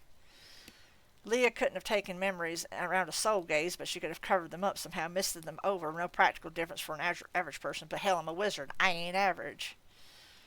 Susan and I had always been close since we started dating, intimate time together, the sharing words, ideas, times, bodies. And that kind of intimacy creates a bond that I could perhaps use to uncover fogged memories to help bring Susan back to herself. "Susan," I said, forcing my voice out sharp and clear. "Susan Rodriguez." I shivered as I named her, at least in part. I licked my lips and moved toward her. "Susan, I want to help you, all right? I want to help you if I can." She swallowed another whimper. "But I'm so thirsty. I can't." I reached out as I approached her and plucked a hair from her head. She didn't react to it, although she leaned close to me, inhaling through her nose, letting out a slow moan on the exhale. She could smell my blood. I wasn't clear on how much of the toxin would be in my bloodstream, but I didn't want her to be hurt. "No time to dawdle, Harry." I took the hair and wound it around my right hand. It went around twice. I closed my fist over it and then grimaced, reaching out to grab Susan's left hand. I spat on my fingers and smoothed them over her palm, and then pressed her hand to my fist. The bond, already something tenuously felt in any case, thrummed to life like a bass cello string, amplified by my spit upon her, by the hair in my own hands, the joining of our bodies where our flesh pressed together. I closed my eyes. It hurt to try to draw in the magic. My weakened body shook. I reached for it, tried to piece together my will. I thought of all the times I'd had with Susan, all the things I'd ever had the guts to tell her. I thought of her laugh, her smile, the way her mouth felt on mine, the smell of her shampoo in the shower, the press of her warmth against my back as we slept. I summoned up every memory I had of us together and started trying to push it through the link between us. The memories flowed down my arm into her hand and stopped, pressing against some misty and elastic barrier, godmother's spell. I shoved harder at it, and its resistance only grew greater, more intense, the harder I pushed. Susan whimpered, the sound lost, confused, hungry. She rose upon her knees and pressed against me, leaning on me. She snuggled her mouth down toward the hollow of my throat. I felt her tongue touch my skin, sending an electric jolt of lust flashing through me. Even close to death, hormones will out, I guess. I kept struggling against godmother's spell, but it held in place powerful and subtle. I felt like a child shoving fruitlessly at a heavy glass door. Susan shivered and kept licking at my throat. My skin tingled pleasantly, and I started to go numb. Some of my pain faded, then I felt her teeth against my throat, sharpened as she bit me. I let out a startled cry. It wasn't a hard bite. She had bit me harder than that for fun. But she hadn't had eyes like that then. Her kisses hadn't been made my skin go narcotic numb then. She hadn't been halfway to membership in Club Vampire then. I pushed harder at the spell, but my best efforts grew weaker and weaker. Susan bit harder. I felt her body tensing, growing stronger. No longer did she lean against me. I felt one of her hands settle on the back of my neck. It wasn't an affectionate gesture. It was to keep me from moving. She took a deep, shuddering breath. "In here," she whispered. "In here. It's in here. It's good." "Susan," I said, keeping the feeble pressure on my godmother's spell. "Susan, please don't. Don't go. I need you here. You could hurt yourself. Please." I felt her jaws begin to close. Her teeth didn't feel like fangs, but human teeth can rip open skin just fine. She was vanishing. I could feel the link between us fading and growing weaker and weaker. "I'm so sorry. I never meant to let you down," I said. I sagged against her. There wasn't much reason to keep fighting, but I did anyway, for her, if not for me. I held on to that link, to the pressure I'd forced against the spell, to the memories Susan and I had and me together. "I love you." Why it worked right then, why the webbing of my godmother's spell frayed as though the words had been an open flame, I don't know. I haven't found any explanation for it. There aren't any magical words, really. The words just hold magic. They give shape and a form. They make it useful to describe the images within. I'll say this, though. Some words have a power that has nothing to do with supernatural forces. They resound in the heart and they mind, and they live long after the sounds of them have died away. They echo in the heart and the soul. They have power, and that power is very real. Those 3 words are good ones. I flooded into her through the link, into the darkness and the confusion that bound her, and I saw through her thoughts that my coming was a flame in the endless cold, a beacon flashing out against the night. The light came, our memories, the warmth of us, she and I, and battered down the walls inside her, crushed away Leah's lingering spell, tore those memories away from my godmother, wherever she was, and brought them back home. I heard her cry out at the sudden flash of memory as awareness washed over her. She changed right there against me, and hard alien tension changed. It didn't vanish, but it changed. It became Susan's tension, Susan's confusion, Susan's pain, aware and alert and very much herself again. The power of the spell faded away, leaving only the blurred impression of it, like lightning that crackles through the night, leaving dazzling colors in the darkness behind. I found myself kneeling against her, holding her hand. She still held my head, her teeth still pressed against my throat, sharp and hard. I reached up with my other shaking hand and stroked at her hair. Susan, I said, gentle Susan, stay with me. The pressure lessened. I felt hot tears fall against my shoulder. Harry, she whispered, oh, God, I'm so thirsty. I want it so much. I closed my eyes. I know, I said. I'm sorry. I could take you. I could take it, she whispered. Yes, you couldn't stop me. You're weak, sick. I couldn't stop you, I agreed. Say it again. I frowned. What? Say it again. It helps, please. It's so hard not to. I swallowed. I love you, I said. She jerked as though I punched her in the pit of her stomach. I love you, I said again. Susan.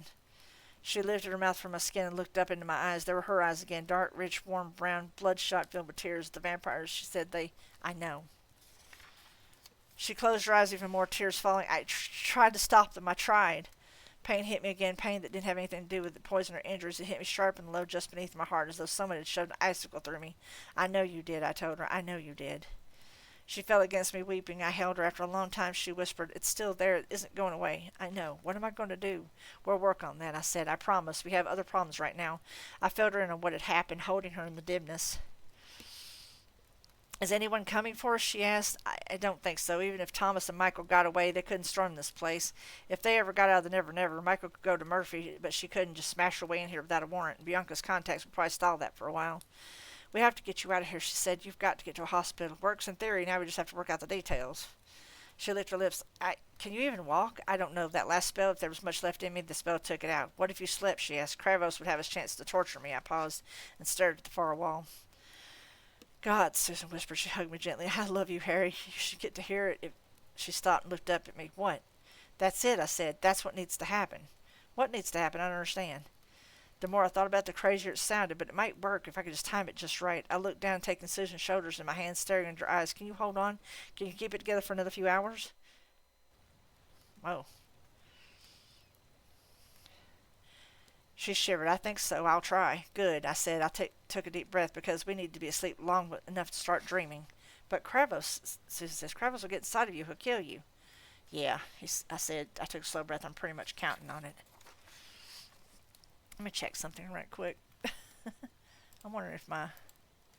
Okay, I still got plenty of on that. I'm good. I have a good rate target. Chapter 36. My nightmares came quickly. Dull cloud of poisonous confusion blurring my senses, distorting my perceptions. For a moment, I was hanging by one wrist over an inferno of fire, smoke, and horrible creatures. The steel of the handcuffs suspended me, cutting my flesh, drawing blood. Smoke smothered me, forced me to cough, and my vision blurred as I started to fade out. Then I was in a new place in the dark. Cold stone chilled me where I lay upon it. All around me were whispers of things moving in the shadows, scaly rasps, soft, hungry hisses, together with a gleam of malevolent eyes. My heart pounded in my throat. There you are, whispered one of the voices. I watched them have you, you know. I sat up, shivering violently. Yeah, well, that's why that's why they call them monsters. That's what they do. They enjoyed it, came the whispering voice. If only I could have videotaped it for you. TV will rot your brain, Kravos, I said. Something blurred out of the darkness and struck me across the face. The blow drove me back and down. My vision blurred over with scarlet. My perception sharpened through a burst of pain. But I didn't drop unconscious. You don't, as a rule, in dreams. Jokes, the voice says. Jokes will not save you now. Hell's bells, Kravos, I muttered, sitting up again. Did they produce a cliched lines textbook for villains or something? Go for broke. Tell me that since you're going to kill me anyway, you might as well reveal your secret plan. The dart blurred toward me again. I didn't bother trying to defend myself. It drove me to the ground and sat on my chest. I stared up at Kravos. Forms and shapes hung about him like misty clothes. I could see the shape of the shadow demon around him. I could see my own face drifting among the layers. I saw Justine there and Lydia, and there, instead of that distorted, drifting mass, I saw Kravos. He didn't look much different. He had a thin, pinched face and brown hair faded with gray. He wore a full, untrimmed beard, but it made his head seem misshapen. He had wide, leathery shoulders and symbols painted in blood, ritual things whose meanings I could vaguely piece together, covered his chest. He lifted his hands and delivered two more blows upon my face, explosions of pain. Where are your jibes now, wizard? Now, that did not read well. Where are your jibes now, wizard? Kravos snarled. Where are your jokes, sweet, petty, self-righteous fool? We're going to have a very good time together until Bianca comes to finish you. You think so? I said. I'm not so sure. It's our first date. Maybe we should take this one step at a time.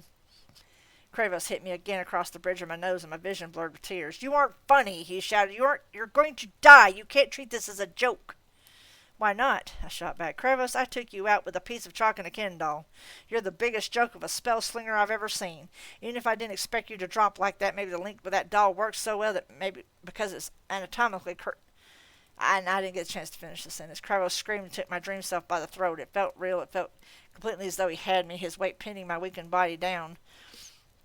His fingers crushing into my windpipe, my head pounded. I struggled against him, futile and reflexive motions, but to no avail. He kept on choking me, the pressure increasing. Blackness covered my dream vision. I knew he would hold until he was sure I was dead. People who have near-death experiences often talk about moving toward the light at the end of the tunnel, or ascending toward the light, or flying, floating, or falling. I didn't get that. I'm not sure what that says about the state of my soul. There was no light, no kindly beckoning voice, no lake of fire to fall into. There was only silence, deep and timeless, where not even the beating of my heart thudded in my ears. I felt an odd pressure against my skin, my face, as though I'd pressed into and through a wall of plastic wrap. I felt a dull thud on top of my chest and sudden lessening of the burning in my lungs. There was another thud, more easing on my lungs, and then more bloods to my chest. My heart lurched back into motion with a hesitant thunder, and I felt myself taking a wheezing breath. The plastic wrap sensation tugged at me for a moment, then lifted away. I shuddered and struggled to open my eyes again. When I did, Kravos, still holding my throat, blinked his eyes in shock. No, he snarled. You're dead. You're dead. Susan's giving his real body CPR, someone said behind him. Kravos whipped his head around to look, just in time to catch a stiff cross to the tip of his chin. He cried out in startled fear and fell off of me. I sucked in a deliberate breath and sat up. Hell's bells, I guessed it worked. Kravos struggled to his feet and backed away, staring, his eyes flying open wide as they looked back and forth between me and my savior. My savior was me, too, or rather something that looked like a great deal like me. It was my shape and coloring, and had bruises and scratches mixed with a few burns all over it. His hair was a wild mess, his eyes sunken over circles of black, and a pale, sickly face. My double peered at me and said, You know, we really look like hell. What's this? Hissed Kravos. What trick is this? I offered myself a hand up, and so I took it. It took me a moment to balance, but I said, Hey, hell, Kravos, as flexible as the boundaries between here and the spirit world have been, I would have expected you to figure it out by now. Kravos looked at the two of us and bared his teeth. You're ghost, he hissed. Technically, my ghost said. Harry actually died for a minute. Don't you remember how ghosts are made? Normally there wouldn't be enough latent energy to create an impression like me, but with him being a wizard, a real wizard, not a petty fake like you, and with the Board of the Never Never in such a state of flux, it was pretty much inevitable. That was very well said, I told my ghost. Well, just be glad your theory worked. I wouldn't be very good at this solo. Well, thank Kravos here. It was him and Bianca and Mavra who stirred things up to make this possible. We looked at Kravos. You aren't getting to sneak attack me while I'm doped unconscious, bub. It isn't going to be like last time. Any questions? Kravos hurled himself at me in a fury. He overpowered me and bore down on me, far too strong for me to overcome directly. I thrust a thumb into his eye. He screamed and bit at my hand. Then my ghost came in. He wrapped his arm around Kravos' neck and leaned back hard, tugging the man's body into a bow. Kravos strained and struggled, his arms flailing, strong as any maddened beast. My ghost was a little stronger than I, but he wouldn't be able to hold Kravos for long. Harry, my ghost said, now! I gripped Kravos by the throat, letting all the frustration and fury inside well up. I held up my left hand, and my dream self's nails lengthened into glittering claws. My Kravos stared at me in shock. You think you're the only one who can play in dreams, Kravos? If I had been ready for this for you the last time, you'd have never been able to do to me what you did. My face twisted, mouth extending into a muzzle. This time I'm ready. You're in my dream now, and I'm taking back what's mine. I tore into his guts. I ripped him open with my claws and wolfed down into his vitals, just as he had to me. Bits of him flew free, dream blood splashing, dream vitals steaming. I tore and worried and gulped down bloody meat. He screamed and fought, but he couldn't get away. I tore him to pieces and devoured him, the blood a hot, sweet rush upon my tongue, his ghost flesh hot and good, easing the ache of emptiness inside me. I ate all of him up. As I did, I felt power, surety, confidence all rushing back into me. My stolen magic came raging back into me, filling me like silver lightning, a tingling, almost painful rush as I took back what was mine. But it didn't stop there. My ghost fell away as I kept going, kept tearing Kravis apart and gulping down the pieces. I got to his own power when I ate his heart, red, livid power, vital and primitive and dangerous. Kravis's magic had been for nothing but causing harm. I took it. I had plenty of harm to start causing. By the time I'd finished tearing him to shreds, the pieces were vanishing like the remnants of any foul dream. I crouched on the dream floor as they did, shaking with the rushing energy inside of me. I felt a hand on my shoulder and looked up. I must have looked feral. My ghost took a step back and lifted both hands. Easy, easy, he said. I think you got him. I got him, I said quietly. He was a ghost, my ghost said. He wasn't really a person anymore, and even as ghosts go, he was a bad egg. You don't have anything to regret. Easy for you to say, I said. You don't have to live with me. True, my ghost answered. He glanced at himself. His bruised limbs already started growing slowly translucent, and he began vanishing. That's the only bad thing about this gig as a ghost. Once you accomplish whatever you caused to get created, you're done. Kravos, the real Kravos, is already gone, just as Shell stayed behind, and this would have happened to him, too, if he'd killed you. Do unto others before they do unto you, I said. Thanks. It was your plan, my ghost said. I feel like hell anyway. I know. I guess you do. Try not to get killed again, okay? Working on it. He waved one hand and faded away. I blinked open my eyes. Susan knelt before me, striking my face with her hand. I felt wretched, but that wasn't all. My body almost buzzed with energy I held, my skin tingling as though I hadn't used a whit of magic in weeks. She struck me twice more before I let a strangled groan and lifted my hand to intercept hers. Harry, she demanded. Harry, are you awake? I blinked my eyes. Yeah, I said. I'm up. Kravos, she hissed. I pushed his buttons and he lost control. He got me, I said. Then I got him. You did it just right. Susan sat back on her heels, trembling. God, when you stopped breathing, I almost screamed. If you hadn't told me to expect it, I don't know what I would have done. You did fine, I said. I rolled over and pushed myself to my feet. Though my body groaned in protest, the pain felt like something happening very far away to someone else. It wasn't relevant to me. The energy coursing through me, that was relevant. I had to release some of it sooner or I'd explode. Susan started to help me and then sat back staring at me. Harry, what happened? I got something back. I said, it's a high. I still hurt, but that doesn't seem important. I stretched my arms out over my head. Then I stalked over to the dirty laundry and found a pair of boxers that fit me, more or less. I gave Susan a self-conscious glance and slipped into them. Get something on Justine and we're out of here. I tried. She won't come out from behind the washing machine. I clenched my jaw, irritated, and snapped my fingers while saying, Ventus Servatus. There was an abrupt surge of moving air, and Justine came tumbling out from behind the washing machine with a yelp. She lay there for a moment, naked and stunned, staring up at me with wide, dark eyes. Justine, I said, we're leaving. I don't care how crazy you are, you're coming with me. Leaving, Justine stammered. Susan helped her sit up, and wrapped the red cloak around her shoulders. It fell to mid-thigh on the girl, who rose trembling like a deer before headlights. But we're going to die. Were, I said. Past tense. I turned back to the door and reached into all that energy glittering through me, pointing my finger and shouted, Ventus Servatus! With another roar of wind, the door exploded outwards into a large empty room, splinters flying everywhere and shattering one of the two light bulbs illuminating the room beyond. I said, voice crackling with tension and anger, get behind me, both of you. Don't get in front of me unless you want to get hurt. I took a step toward the doorway. An arm shot around the edge of the door, followed swiftly by Kyle Hamilton's body in its masquerade costume. His flesh mask back into place, he got me by the throat, whirling me in a half circle to slam me against the wall. Harry, Susan shouted. Got you, Kyle purred, pinning me into place with supernatural force. Behind him, Kelly followed him in, her once pretty face twisting and bulging beneath her flesh mask, as though she could barely contain the creature inside her. Her face was warped, twisted, distorted, as though whatever was beneath it had been so horribly mangled that not even a vampire's powers of masquerade could wholly conceal its hideousness. Come along, sister, Kyle said. Tainted or not, we shall tear open his heart and see what a wizard's blood tastes like. Chapter 37. Fury surged through me before fear or anxiety, a fury so scarlet and bright that I could scarcely believe it was mine. Maybe it was, and after all, you are what you eat, even if you are a wizard. Let go, Kyle, I grated. You've got one chance to live through this. Walk away, right now. Kyle laughed, letting his fangs extend. No more bluffs, wizard, he purred. No more illusions. Take him, sister. Kelly came at me in a rush, but I'd been waiting for that. I lifted my right hand and snarled, Ventus Servatus! A furious column of wind slammed into her like a bag of sand, catching her in midair and driving her across the room into the wall.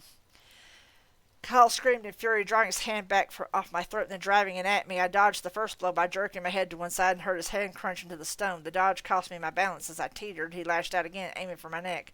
All I could do was watch it come.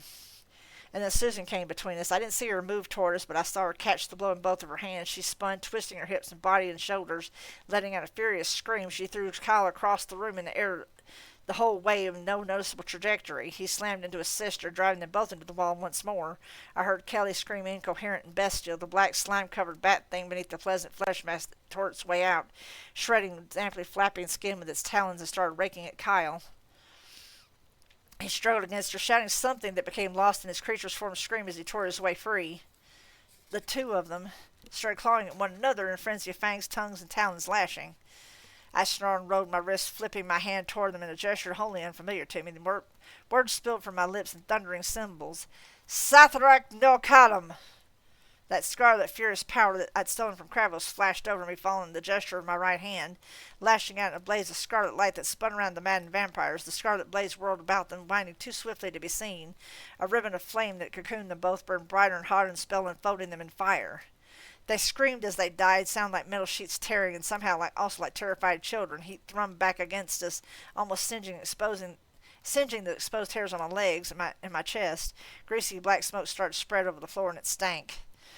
I watched as they burned, though I could see nothing beneath the blazing flame cocoon. Part of me wanted to dance in malicious glee, to throw my arms up there and crow my defiance and scorn to my enemies while they died, and to roll through their ashes when they cooled.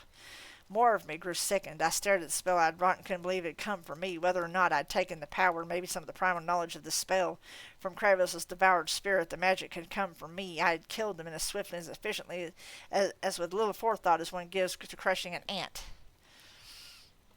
They were vampires, some part of me said. They had it coming. They were monsters. I glanced aside at Susan, who stood panting, her white shirt stained with dark brown with blood. She stared at the fire, her eyes dark and wide, the whites filled in with black. I watched her shudder and close her eyes. When she opened them again, they were normal once more, blurred with tears. Within the confines of my spell, the screams stopped. Now there were only cracklings, poppings, the sounds of overheated marrow boiling, bursting out of bone. I turned away toward the door and said, "Let's go." Susan and Justine followed me.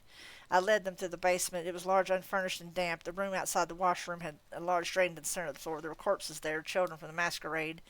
Others, dressed in rags and cast-off clothes, the missing street people. I stopped long enough to send my senses questing out over them, but there was no stirring of breath, no faint pulse of heartbeat. The corpses showed no lividity at all. The floor lay damp beneath our feet, and hose still ran a trickle of water to one side. Dinner had already been served. "I hate them," I said.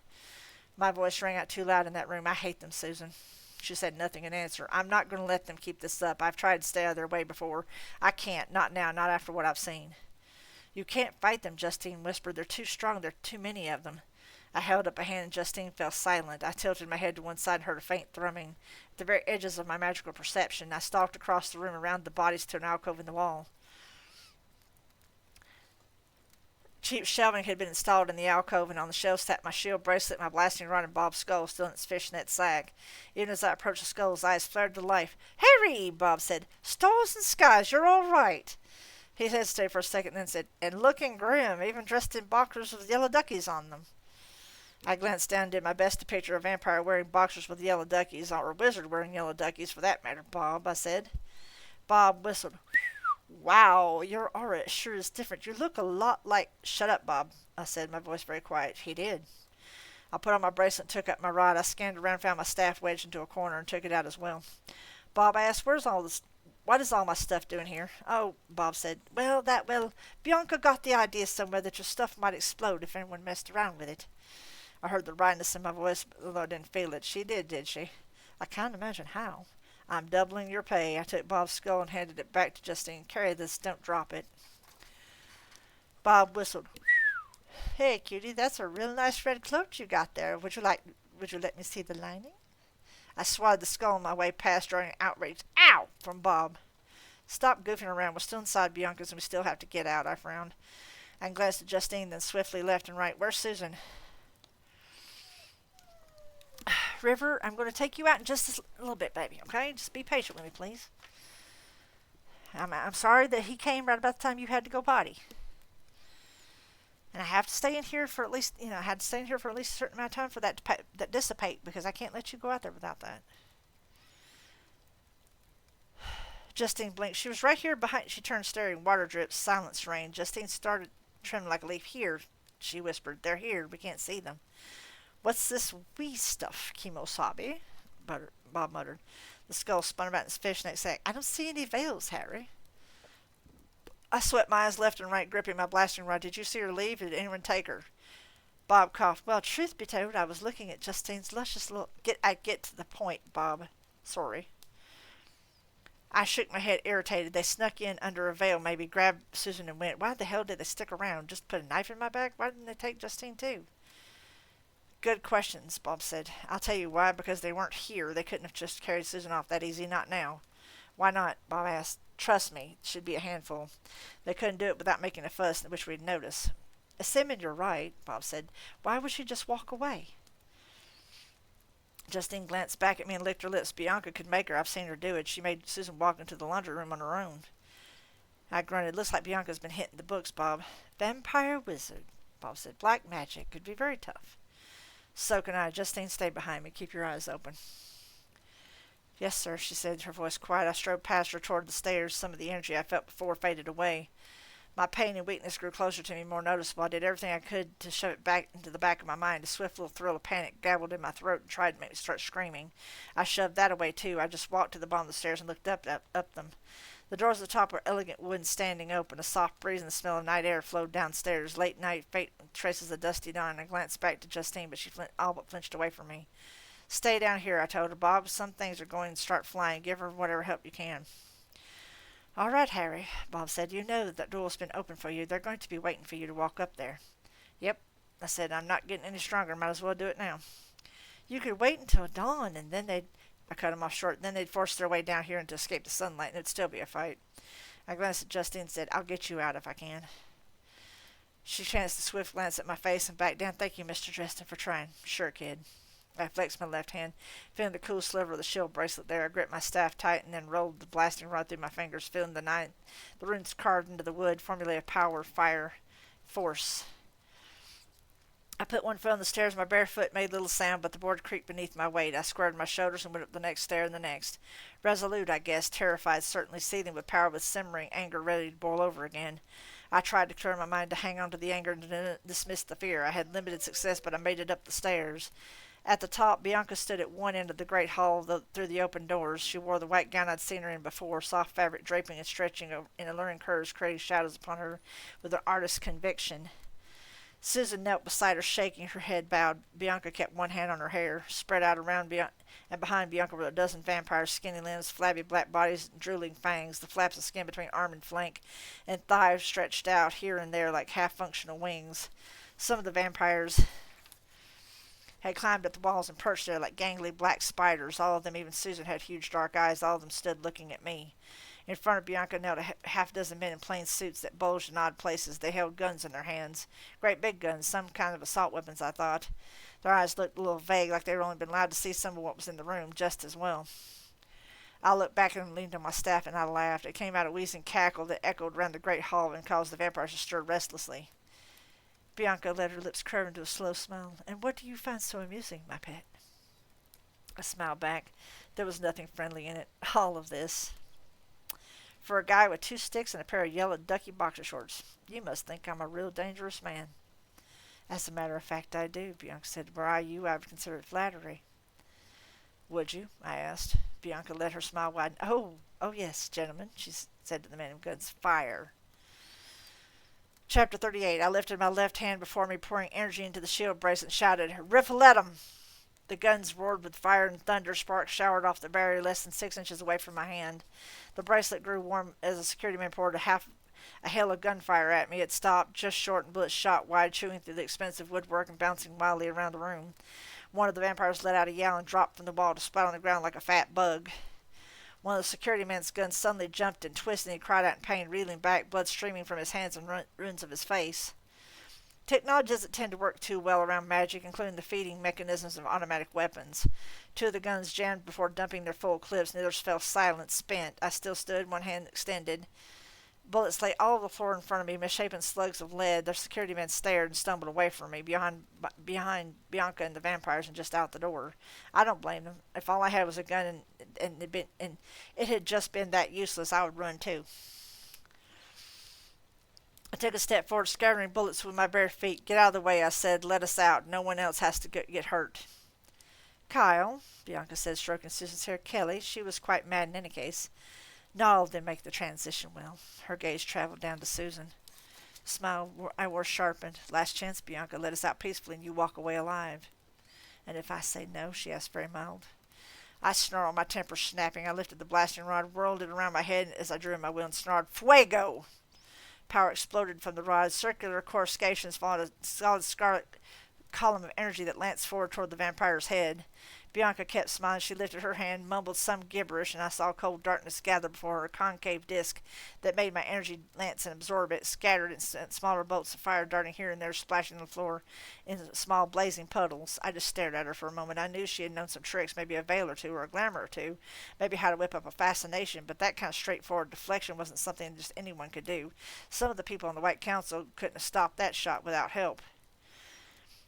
Bianca smiled at me and lowered her hand. The vampires laughed, hissing in human laughter. The hairs on the back of my neck stood up, and a cold shudder glided gleefully up and down my spine.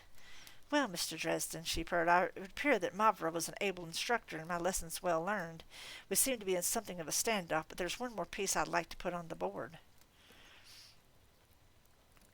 She clapped her hands and gestured to one side. One of the vampires opened a door. Standing behind it, both hands on a stylish cane, stood a medium-sized man, dark of hair and coloring, brawny to the chest and shoulders. He wore a tailored suit of dark gray and immaculate cut. He made me think of native South Americans with a sturdy jaw and broad, strong features. Nice suit, I told him. He looked me up and down. Nice ducks. Okay, I said, I'll bite. Who's that? My name, the man said, is Ortega, Don Paulo Ortega of the Red Court. Hiya, Don, I said. I'd like to lodge a complaint. He smiled, a show of broad white teeth. I'm sure you would, Mr. Dresden, but I have been monitoring the situation here, and the Baroness, he nodded to Bianca, has broken none of the accords, nor has she violated the laws of hospitality, nor her own given word. Oh, come on, I said. She has broken the spirit of all of them. Ortega tisk. Alas, that in the accords it was agreed that there is no spirit in the law between our kinds, Mr. Dresden, only its letter, and the Baroness Bianca has strictly adhered to its letter. You have instigated multiple combats in her home, murdered her sworn bondsman, inflicted damage to her property and her reputation, and now you stand here prepared to continue your grievance with her in a most unlawful and cavalier fashion. I believe that is what you do, is sometimes referred to as cowboy justice. If there's a point in here somewhere, I said, get to it. Ortega's eyes glittered. I am present as a witness to the Red King and the vampire courts at large. That is all. I am merely a witness. Bianca turned her eyes back to me. A witness who will carry word of your treacherous attack and intrusion back to the courts, she said. It will mean war between our kindred and the White Council. War between the vampires and the White Council. Son of a bitch. It was unthinkable. Such a conflict hadn't happened in millennia, not in living memory, and some wizards live a damn long time. I had to swallow. I had to hide the fact that I just gulped. Well, since he isn't running off to tell right this second, I can only assume that you're about to offer me a deal. I never thought you were slow on the uptake, Mr. Dresden, Bianca said. Will you hear my offer? I ached with every moment that went by. My body was failing. I had ridden the rush of magic through the last several moments, but I had spent a lot of power and it would not come back, but I was running on batteries. I was running the batteries down. It would come back, but I was running the batteries down, and the more I did it, the more I couldn't ignore my weakness, my dizziness.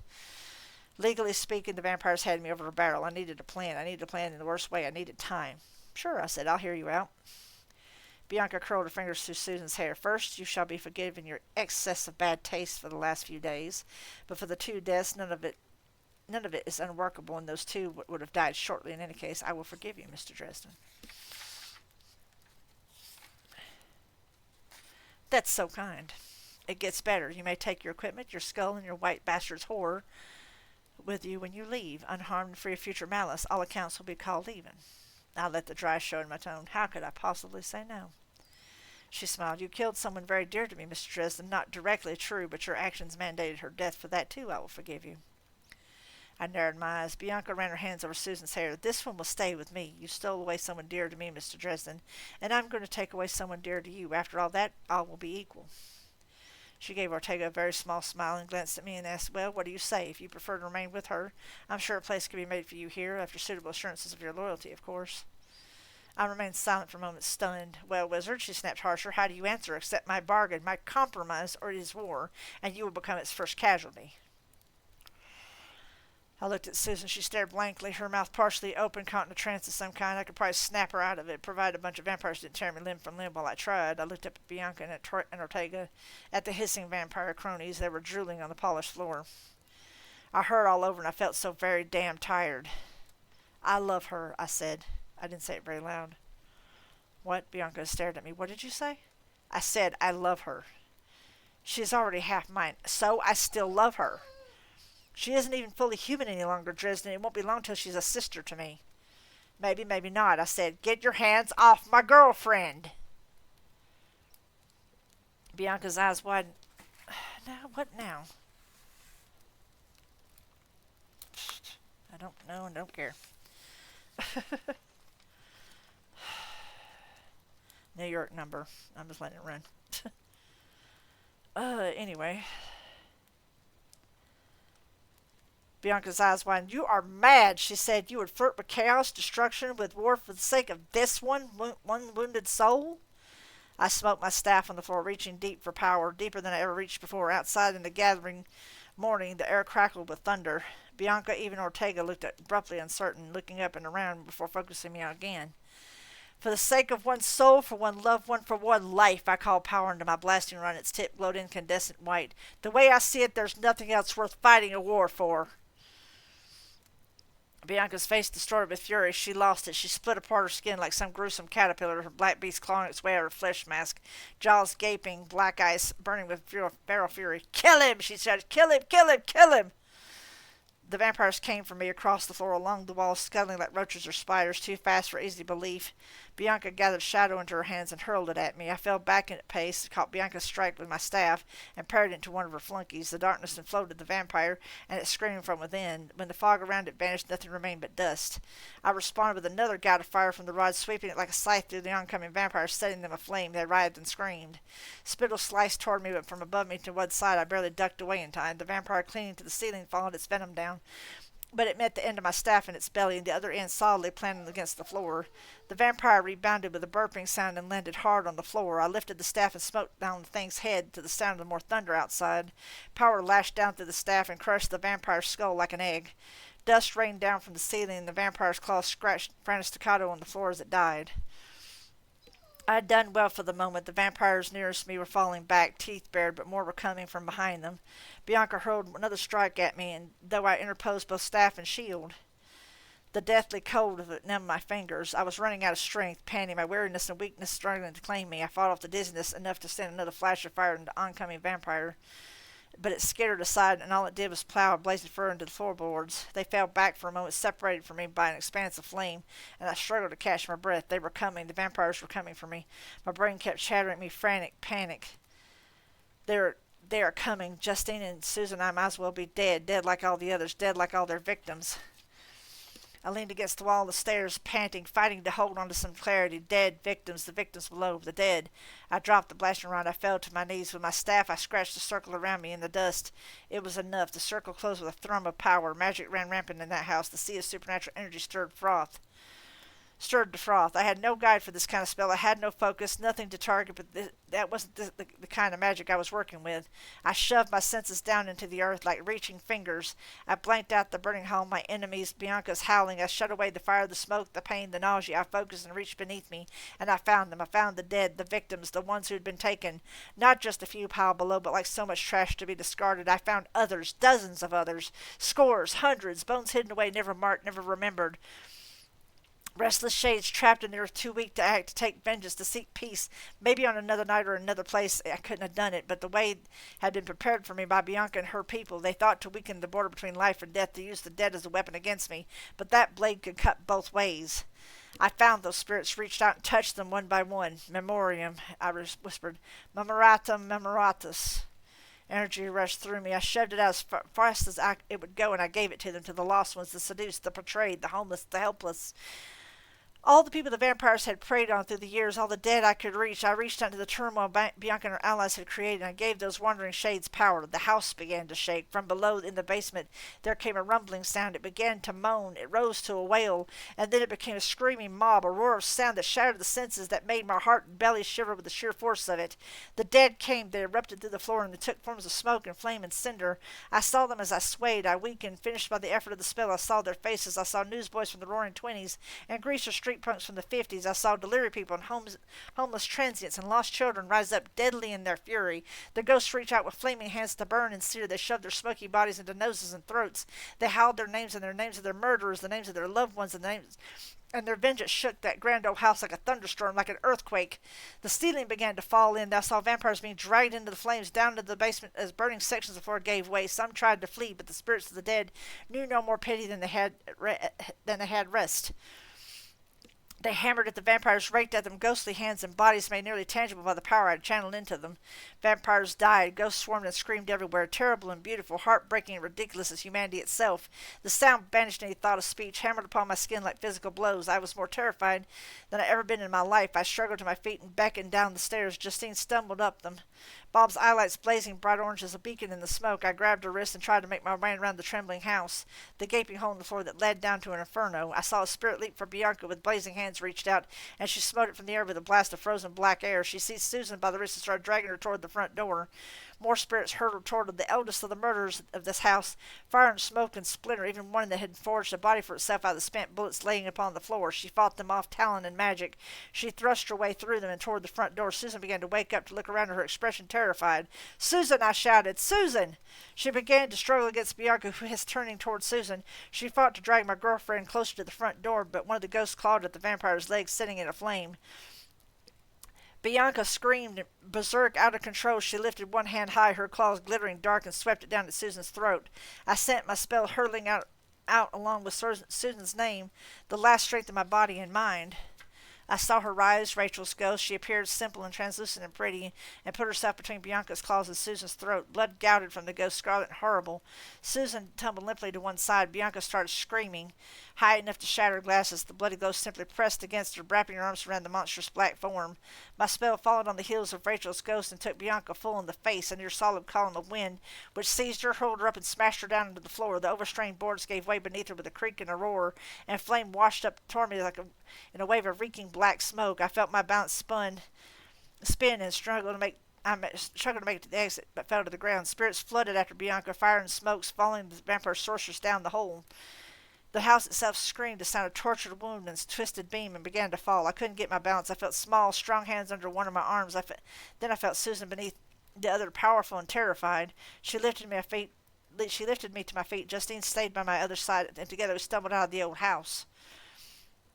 We had gone no more than a dozen paces when it collapsed with a roar. We turned and saw the house drawing in upon itself, sucked down into the earth into an inferno of flame.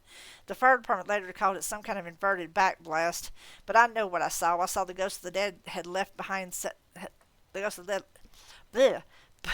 I saw the ghost the dead had left behind settle the score. "I love you," I said, and tried to say to Susan, "I love you." She pressed her mouth to mine. I think she was crying. "Hush," she said. "Harry, hush. I love you too."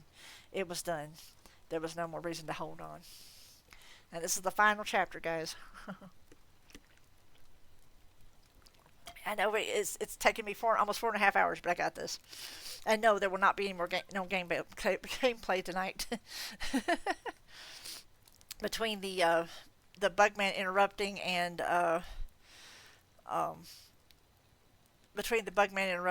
the pauses I've had to take, there's not going to be any gameplay tonight, unfortunately. Chapter 39. I regarded as one of the last sadistic jibe of whatever power had decided to make my life a living hell that the burn ward was full, and I was given a room to share with Charity Carpenter. She had recovered in spirit, not in body. And she started in on me the moment I awoke. That woman's tongue was sharper than any sword, even Apparatchius. I smiled through most of it. Michael would have been proud.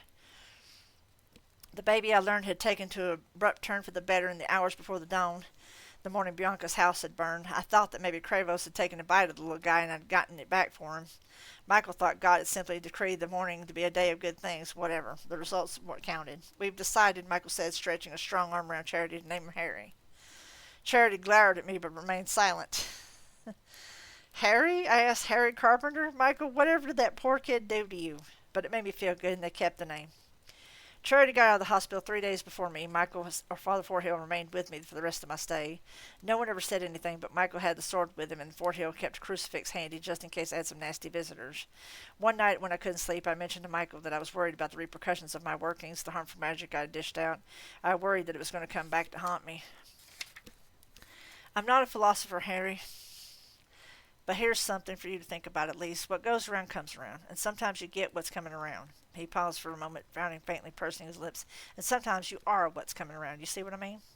I did. I was able to get back to sleep. Michael explained that he and Thomas had escaped the fight at the bridge only a few moments after it had begun, but time had stretched oddly between the Never Never and Chicago, and they hadn't emerged till 2 o'clock the following afternoon. Thomas brought us out into this flesh pit, Michael said. I'm not a wizard, Thomas pointed out. I can only get in and out of the Never Never at points close to my heart. A house of sin, Michael said, his expression stern. A gentleman's club, Thomas protested, and one of the nicest ones in town. I kept my mouth shut. Who says I never grow any wiser? Murphy came out of the sleeping spell a couple days later. I had to go in a wheelchair, but I went to Kravos' funeral with her. She pushed me through a drizzling rain to the gravesite. There was a city official there who signed off on some papers and left. And there was just us and the gravediggers, shovels whispering on the earth. Murphy watched the proceedings in complete silence. Her eyes sunk in the blue, faded out until they seemed almost gray. I didn't push, and she didn't talk till the hope was half filled in. I couldn't stop him, she said. I tried. But we beat him. That's why we're here, and he's there. You beat him, Murphy said. A lot of good I did you. He sucker punched you, and if you'd been a wizard, he'd have gotten to you, like he damn near did me. I shivered, remembering agony making the muscles of my belly tight. Karen, you can't blame yourself for that. I know, she said, but she didn't sound like she meant it. She was quiet for a long time. I finally figured out she wasn't talking because I'd hear the tears in her voice, the ones the rain hid from me. She didn't bow her head, though, and she didn't look away from the grave. I reached out and found her hand with mine. I squeezed. She squeezed back, silent and tight. We stayed there in the rain until the last bit of earth had been thrown over Kravos' coffin. On the way out, Murphy stopped my wheelchair, frowning at white headstone next to a waiting plot. He died doing the right thing, she read. She looked down at me. I shrugged and felt my mouth curl up on one side. Not yet. Not today. Michael and Forthill took care of Lydia for me. Her real name was Barbara something. They got her packed up and moved out of town.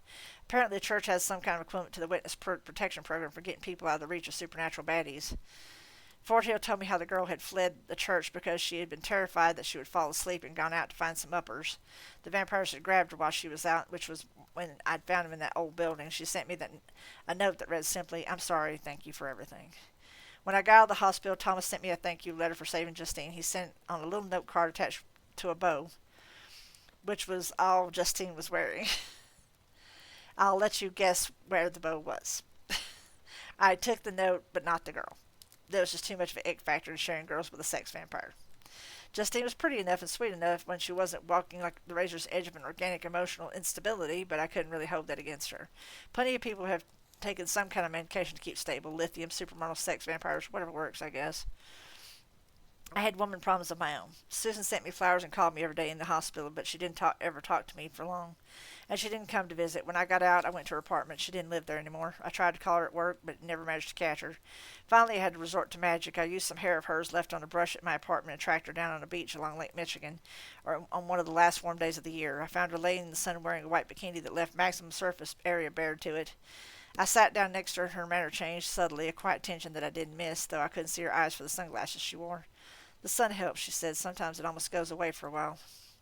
I've been trying to find you. I said, I want to talk to you. I know, she said. Harry, things have changed for me. In the daylight, it's not too bad, but at night, she shivered. I have to lock myself inside. I don't trust myself around people, Harry. I know, I said. You know what's happening? I talked to Thomas, she said, and Justine. They were nice enough, I guess. They explained things to me. I grimaced. Look, I said, I'm going to help you. I'll find some way to get you out of this. We can find a cure. I reached out and took her hand. Oh, hell's bells, Susan. I'm no good at this. I just fumbled the ring onto it, clumsy as you please. I don't want you far away. Marry me. She sat up and stared at her hand at the dinky ring I'd been able to afford, and then she leaned close to me and gave me a slow, heated kiss, her mouth melting warm, our tongues touched. Mine went numb. I got a little dizzy, and there's a slow throb of pleasure that I'd felt before coursed through me, a drug I'd craved without realizing it.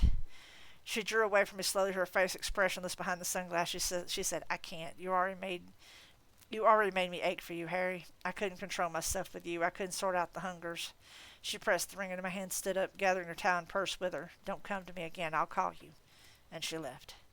I'd bragged to Krevos at the end that I'd been trained to demolish nightmares when I was younger. And to a certain extent, it was true. If something came into my head for a fight, I could put up a good one. But now I had nightmares that were all my own, a part of me. They were always the same, darkness trapped with the vampires all around me laughing their hissing laughter. I'd wake up screaming and crying. Mister curled against my legs would raise his head and rumble at me. But he wouldn't pad away. He would just settle down again, purring like a snowmobile's engine. I found it a comfort. And I slept with the light always close. Harry, Bob said one night, you haven't been working. You've barely left your apartment. The rent was due last week, and this vampire research is going nowhere fast. Shut up, Bob, I told him. This unguent isn't right. If we can find a way to convert it into a liquid, maybe we can work it into a supplement of some kind. Harry, Bob said. I looked up at the skull. Harry, the council sent a notice to you today. I stood up slowly. The vampires, the council's at war. I guess Paris and Berlin went to chaos almost a week ago. The council's calling a meeting. Here. The White Council's coming to Chicago, I mused.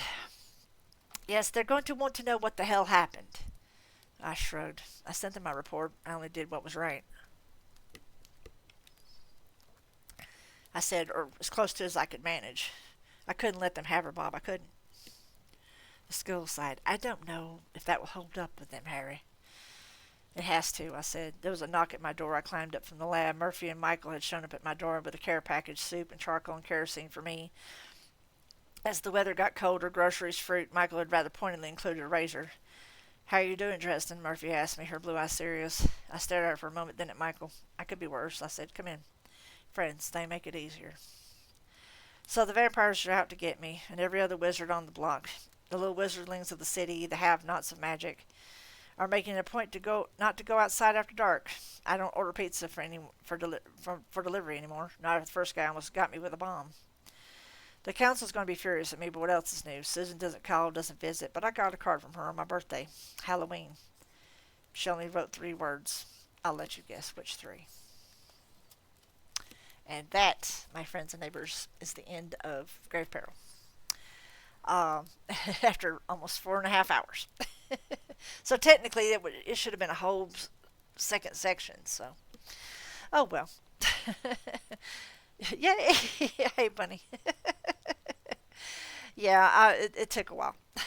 Although I will say this, it's probably more closer to 4 hours, minus about 20 minutes when the exterminator showed up in midst of the stream. So, um, you're quietly listening. Well, thank you. But yes, that is the end, but not the end of Harry Dresden by a long shot. I don't recall what the title of the next book is, but I will make sure I'll let you guys know in January when we come back to the Dresden Files. Uh, I will not be streaming next week. I will be streaming, however, on Friday. It will be a creative stream, so get ready for more cozy entertainment, if at all possible. When I come back in December after my week break, we will go back to our regular scheduled stuff, but will be Christmas stories. I'm thinking actually in terms of doing a Christmas Carol for the 2 or 3 weeks I'll be reading in December. So I think we're going to be doing that for our Christmas reading. I got to thinking about that while I was out and about. So thank you so much for joining me for this very long session of Storytime with Sin. I know my voice probably sounds like absolute crap right now. So hence no gameplay. I did start a little earlier than usual. So we're getting done about the same, about our regular time actually. Um, but and my eyes really need a rest. So I'm probably going to end up raiding and running when we do raid. But just to kind of let you guys know, this is a weekly installment of reading, and I do appreciate y'all being very patient with me and listening. I'm going to shift to the ending scene so we can actually do our outro. And I'm actually going to close that because I'm not going to need that either. I actually had the the the bot ready to roll for music actually. So um, anyway, guys, that's going to be it for me for today. I'm sorry there's no gameplay today, but 4.5 hours of reading really took its toll on me. Plus, I'm feeling a lot of external pressure right now that's kind of breaking the chill vibe that I'm trying to present. So, I don't want to get into that right now, guys. So, um, I will be back Friday for creative streams. I'm going to be doing some crocheting on stream, so it's going to be a very cozy vibe regardless. Um, we are going to raid out to Zan this evening. If you could give him a shout out, I'd really probably appreciate it. Because he is, I think, yes, he is currently playing Arc Raiders. He is back from his trip, so we're going to raid out to Zan tonight since it's a little different. And I really don't have a lot of time for a nice close up outro like I usually do because River has really been begging me to go out. Unfortunately, the bug guy came like a half hour for us to take her out, and I wanted to get the book done. Uh, there's all the linkies. Please make sure you follow me on YouTube, like, share, subscribe, and all that good shit. This content will be up on YouTube sometime next week because I'm going to do content creation stuff while I'm off. Um, and actually, I think that's going to be all for me. So, and as I always say before I sign off, all we have left at the end of the day is our stories. Please make them good ones. Be good to yourselves and other people.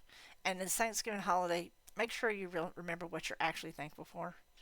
Because it has nothing to do with food or anything like that, or parades or football. It has everything to do with each other. So, and that's going to be all for me. I'll catch you guys on the flip side. Stay tuned for Zan, and we're raiding out. Thanks for you. Thanks. I appreciate that. See you later. Bye.